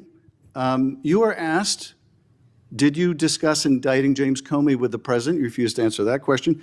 You were asked, did you approve the firing of antitrust lawyers who disagreed with the Hewlett-Packard merger? You refused to answer that question. You were asked whether you support a restoration fund for violent insurrections to attack the Capitol on January 6th. You refused to answer that question. You were asked whether you were firing career professionals, career prosecutors, just because they worked on January 6th investigations. You refused to answer that question. You were asked by my California colleague whether you believe government officials, like immigration officials, have to abide by court orders. You wouldn't even answer that question. This is supposed to be an oversight hearing. Oversight? Excuse me, you can attack me after my time is over. You've attacked all of us, including President attack Trump, me, for your you can entire attack me later, career. and I know you've got plenty of canned attacks. We've heard them all day to day. Canned attacks on you? This is supposed No to one be. needs a canned excuse me, attack on you. Regular order, Madam Chair. I'm trying to speak. This is supposed to be an oversight hearing of the Justice Department, and it comes in the wake of an indictment called for by the president of one of his enemies. This is supposed to be an oversight hearing, and it comes in the wake of revelations that a top administration official took $50,000 in a bag, and this department made that investigation go away. This is supposed to be an oversight hearing when dozens of prosecutors have been fired simply because they worked on cases investigating the former president. This is, and now What the current about the president. fires in California? And Do you this care is about that, supposed to Senator be, Schiff? this is, excuse me, this is supposed to be an oversight hearing in which members of Congress can get serious answers to serious questions about the Are the cover-up- riots in about the LA cover-up- serious? About the cover-up of corruption, about the prosecution of the president's enemies. And I think you owe the president an apology when will it be your entire career, that the frankly. members of this committee on a bipartisan basis demand answers to those questions and refuse to accept Clearly you're a failed lawyer refuse to because you don't accept, understand when excuse me, someone can and cannot refuse answer to a accept question. personal slander as an answer to those questions. Personal slander. With Will that, you Madam apologize Chair, to Donald I yield Trump for back. slandering him? Personal slander. Senator May I ask unanimous consent, Madam Chair, to introduce into the record the statement of 1,000 former Justice Department officials who warn that the Comey indictment is a democracy-threatening abuse of power. May I also request unanimous consent for the introduction to the record of 282 former career officials at the Justice Department raising the alarm who were voluntarily or involuntarily forced to leave the department because of improper actions taken by the Department of Justice. May I introduce with unanimous consent the Justice Department manual that talks about when initiating and declining charges are subject to impermissible considerations. And finally, Madam Chair, may I introduce the letter from Michael Ben-Ari, a career counterterrorism prosecutor, DOJ, a letter he nailed to his door, which concludes by urging officials to do the right thing for the right reasons, to follow the facts and the law, and raises the alarm that the decision to remove experienced career officials from U.S. attorneys' offices, the FBI, and critical parts of DOJ undermines our country's abilities to counter terrorist organizations, malign nation-state actors, and countless others that seek to harm our nation and its citizens. And he believes that the priority is prosecuting the president's enemies or are you admitting? rather Bondi, than Ms. protecting the Bondi, country. one moment. May I have unanimous Are you, consent are to you enter entering these that into the record? Without objection? Thank you. I yield back. Senator Britt. Senator Moody, may I clarify one thing he entered in the record? I just want to say that I believe he entered a letter by 200 and something former employees. Well, I believe the spokesperson for that letter was also the spokesperson for Jack Smith. Senator Britt. Thank you, Madam Chair. General Bondi, I want to talk to you about the next generation. I want to talk to you about our kids, people who don't have a seat at the table but need us to fight for them tirelessly. When you look at this, I see a couple of different buckets of ways that bad actors are taking advantage of our children, and in some of the most extreme situations, we lose that child, whether to death or to self-harm, and I think we owe it to them to do something about it. So first is social media.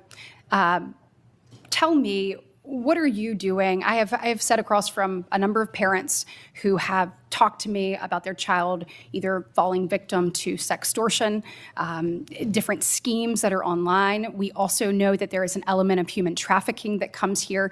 Let's start with social media. What are you doing to hold bad actors accountable, to track them down, and to keep our kids safe? Senator, first, thank you for bringing that up. This, I believe, is what an oversight hearing should be about. Thank you. Not yell, oh, he's gone already. He comes in and leaves. This is what an oversight hearing should be about, trying to help parents and children online. Yes, Director Patel has been doing a great job. The FBI, we have an entire unit. Not only that, our National Security Division is working internationally. Well, and I want to talk about that too, because I think a lot of this comes from overseas. Yes. And so whether it's these schemes, the sextortion schemes, et Yes. cetera, it's happening off our shores. How are you connecting the dots there? And then additionally, let's look at human trafficking. And you find a number of times people are lured into this from posts on social media. I believe that that is a global trafficking ring. I would like to speak to what are you doing to make sure you're holding those people accountable and getting to the bottom of it, finding bad actors and making sure that we're keeping these children safe. Senator Britt, we have made countless cases around this country, and many of them have involved global international defendants. In fact, we've been extraditing some of them back. As many as we can get, we're bringing them back to this country. That's how we're holding them accountable and locking them up for as long as we humanly can lock them up. And Director Patel, our National Security Division, have been working tirelessly on that. We have entire units working on that. I think the most Do you feel like you've made better strides than we saw over the last 4 years? We have made incredible strides. I'm sorry, I don't have the statistics in front of me, but yes, we have made, I would love provide to those get to you. those from you. I want to make sure that we are doing that. I also obviously have worked diligently alongside Senator Blackburn and so many others to put the proper guardrails in place when it comes to social media to prevent these things from happening to our children, allowing them to still thrive online, but knowing the threats that are out there. It is incumbent upon us to actually do something about it. So I hope that those different pieces of legislation that would help keep kids safe, help give you additional tools, I hope that this body and ultimately Congress will take those up. Can I add something to Yeah, that? sure. That parents also, I always say your child has no right to privacy on the internet. And parents need to monitor what their kids are doing. Now, we all know that even elementary kids, school kids, so many of them have cell phones because they're at school, they're latchkey kids, they're riding the bus home. So many children have cell phones, but parents, you have to monitor. There are safeguards you can put on the phone, but you have to monitor I also what your think kids that- are doing on the internet I as do well. think that there is some accountability that needs to be held, even with social media providers. Absolutely. Because I know that, for instance, we had a judiciary subcommittee hearing where we heard from parent after parent whose child had, bought something online that they thought to be maybe a different type of drug. It was laced with fentanyl, and they died. If that was happening on a storefront and a small business in America, we would shut that storefront down. We must do more to hold not only the bad actors online, but also the people who allow it to happen accountable. And I hope that you'll commit to work with me on that. I wholeheartedly agree. Thank you, So Senator. staying in that vein on parents, looking at illegal gaming across, again, this is a global thing, offshore illegal gaming. We have found that young men in particular have been targeted when it comes to betting and being involved in this legal gaming. We're finding that through whether it be advertisements or things that are directly targeted to get them addicted and get them pulled in and addicted on that. When it comes to illegal gaming, will you commit to me to taking a look at what is exactly happening offshore and also how they are utilizing different spaces to actually go after our children, getting them addicted, and ultimately pulling them in? Certainly, and I'm also sure the FBI would welcome working with you. Wonderful. And then last but not least on that same vein, and you touched on it earlier when one of my colleagues asked you about this, but vaping. So if you're a parent and you're sitting here looking, Chinese vapes have, this is a real issue. You spoke a little bit about what you are worried will come next in this space. What are you doing to get to the bottom of that? And how are we going to make sure that these don't infiltrate our markets and ultimately don't end up in the hands of our children? What we've been doing is we have been going around this country and we have been raiding these vape shops that are carrying these illegal drugs and shutting them down. And that's what Senator Kennedy and I were in Illinois doing. We were announcing that arrest. It was a massive arrest of illegal vapes from China, mainly coming in through China, laced with THC. Back to the, I was just saying that back to the child predators. Since January 20th, we have made 2,580 child exploitation cases, Senator Britt. That was the number I was trying to get my hands on. Wow. And that's 250 more than last year. Will you commit to continuing to go after these unregulated products and particularly make sure that they are not in the hands of our children? Yeah, and Senator Britt, we need to do that because it's targeting our children. Yes, absolutely. Thank you very much. Today is obviously the second anniversary of the horrific attacks on October 7th. And this morning I had an opportunity to listen to stories of some individuals that had been held hostage, some of the families that will never get their loved ones back, and some that are hoping that there is a resolution soon and they once again get to embrace their family member that they have not seen in over 700 days. It was a reminder of, one of them said, I can breathe, but I can't live until this is resolved. And we know in addition to this horror and nightmare that they have been living for the past 2 years, we have seen a rise in anti-Semitism here on our soil. When we said never again actually has to mean never again. And I know that you and I spoke about this briefly when you were in front of this committee, but can you talk to me about the work that DOJ is doing to combat that rise in anti-Semitism and to hold offenders of that, to hold them accountable? And Senator Britt, thank you for again bringing up that today is the second anniversary of that horrific attack on Israel. Donald Trump is the greatest peace president of our lifetime, probably in our history. And if anyone can resolve this, it will be Donald Trump. I've also met with many of the families of the hostages and of those who have lost loved ones. We are combating anti-Semitism throughout this country, not only through my Civil Rights Division, and we haven't really talked about Harmeet Dillon a lot today, but Harmeet Dillon runs our Civil Rights Division, and she is working with Leo Terrell, and they are combating anti-Semitism around this country. We have an anti-Semitism task force that we're Do forming. you mind getting me an update on the progress that task force has Absolutely. made, please? Sure. Okay, thank you.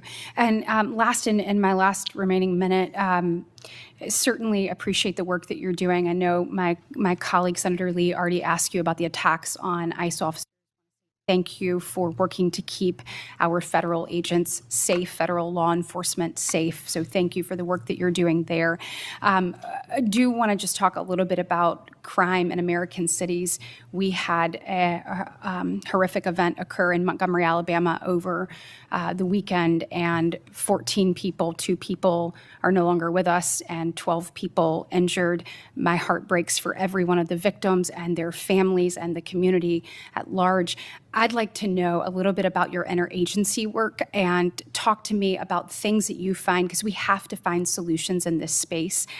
This cannot keep happening. And what are you seeing that is, your biggest success stories and your biggest challenges you have to working to try to resolve crime throughout the country? Well, right now, the biggest challenge is that the federal government is shut down, but we're not letting that become a challenge because all of our agents are working tirelessly. And I get almost real-time updates from my agencies, Rob Sakata, who's the Deputy Director of ATF, Kash Patel and Dan Bongino at FBI, Terry Cole, at DEA, Gadi Serralta with our U.S. Marshals, and all of our great team of lawyers. And we are working nonstop to combat crime. That's Donald Trump's only directive to me, is to make America safe again. And that's what we're going to do in this country, Senator Britt. Well, thank you for your commitment and any best practices you have or ways that you have found to tackle challenges that are effective. Please let us know. We certainly want to see every community across our state and our country safe, and we appreciate yours and President Trump's commitment to doing that. Thank you, Senator. Thank you, Senator Britt. And I will just say thank you to our witness who has been sitting here for now 4.5 hours without a break. I think maybe a little bit under the weather. And you have outlasted pretty much everyone here but Senator Britt and myself. So thank you for being here today. I'm in good company. Well, certainly coming in behind someone as strong and as passionate and as committed to doing the right thing and to justice. When you served as Attorney General in Florida, that was certainly a high bar that you set, and I was honored to come in after you as the Attorney General. You've touched on so many of the issues that you fought for in Florida that you are still fighting for now here in Washington, and whether that is protecting our children, protecting our law enforcement officers, protecting the rule of law. All of these things, your experiences, both personal and professional, are playing into how you are standing strong for what this country was built on in this role. And I, for one, am proud not only to be here as a United States Senator, the most junior member of this committee, but to be here and working in Washington right now with the honor of serving as a senator and watching this administration and certainly you bring this country back to its bearing, that we are a nation that is a government for the people with the consent of the governed. And if we are going to protect life, liberty, and their opportunity to pursue happiness, we have to guarantee safety. It has to be a mission. And that starts in our communities and our states. And I think what people are missing is the federal government has a set of laws that it is working within federal jurisdiction, that it is incumbent upon them to execute and enforce within the states. And I'm watching what has happened around this nation as a result of what has happened under the Biden administration and what they allowed to happen purposefully, whether that was rogue prosecutors, defunding police, decriminalizing crime, allowing juveniles to run rampant with no accountability, revolving jailhouse door, no respect for the rule of law. It goes on and on and on. And you're seeing that now playing out in the cities around this country. And what is very terrifying, and I think you would agree, is this is not your Democratic Party of yesteryear, where we might have said they're soft on crime. This is now a Democratic Party who is offering support for and encouraging obstructionist behavior, threats of violence against law enforcement. And as the wife of a law enforcement officer, as someone who's committed my own life as a federal prosecutor, attorney general, now as a U.S. senator, Judge. it is and a judge, thank you. I think I had to demonstrate that a little bit earlier.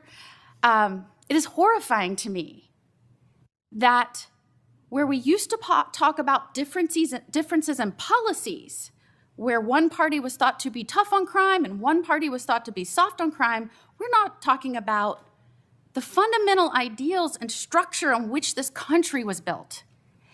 And I have been horrified watching the partnership between a governor in Illinois and a mayor in Chicago, and the collaboration, some might say the corruption, and the rhetoric they are using. And I have to say this because I think for somebody like you and somebody like me, it makes you extraordinarily concerned for the success and future of this country. Pritzker, he uses words like, this is an unconstitutional invasion of Illinois, militarized CBP and ICE agents to the street of Chicago to cause violence and chaos in the city. And I quote, Pritzker, people are getting detained, they're getting arrested, US citizens, making it a war zone. Pritzker, it's a war zone, and they are using tear gas and chemical agents at peaceful protesters. Pritzker, they are waging war on our people. Pritzker, we must now start calling this what it is, Trump's invasion. Not to be outdone, though, by Johnson, who says that, and I quote, law enforcement is a sickness. We have a rogue, reckless group of heavily armed mass individuals roaming throughout our city. Johnson, ICE lies and people die. Johnson, the Trump administration must end the war on Chicago. Johnson, in the coming weeks, we will use this as an opportunity to build greater resistance.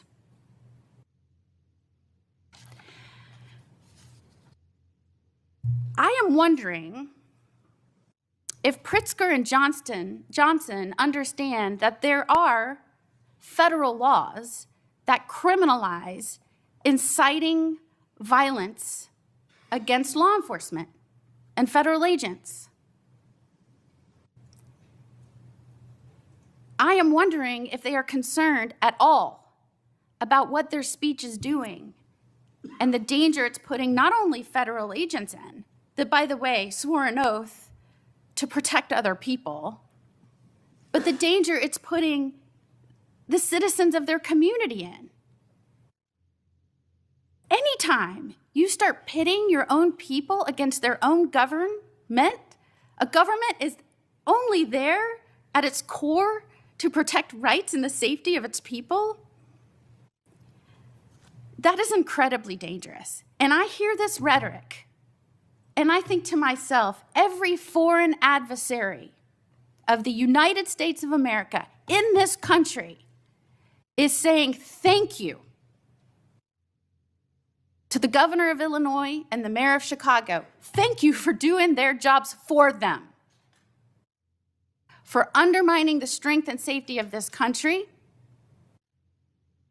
and for gaslighting the American people as we are trying to shore up the stability of our communities. And that puts you in such a remarkable, important position right now.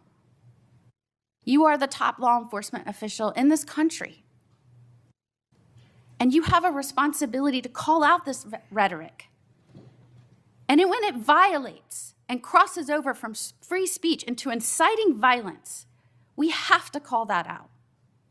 We have to remind the American people that we are dealing with the aftermath of millions of undocumented allowed to flood into this country. I know because I litigated it and I fought against it.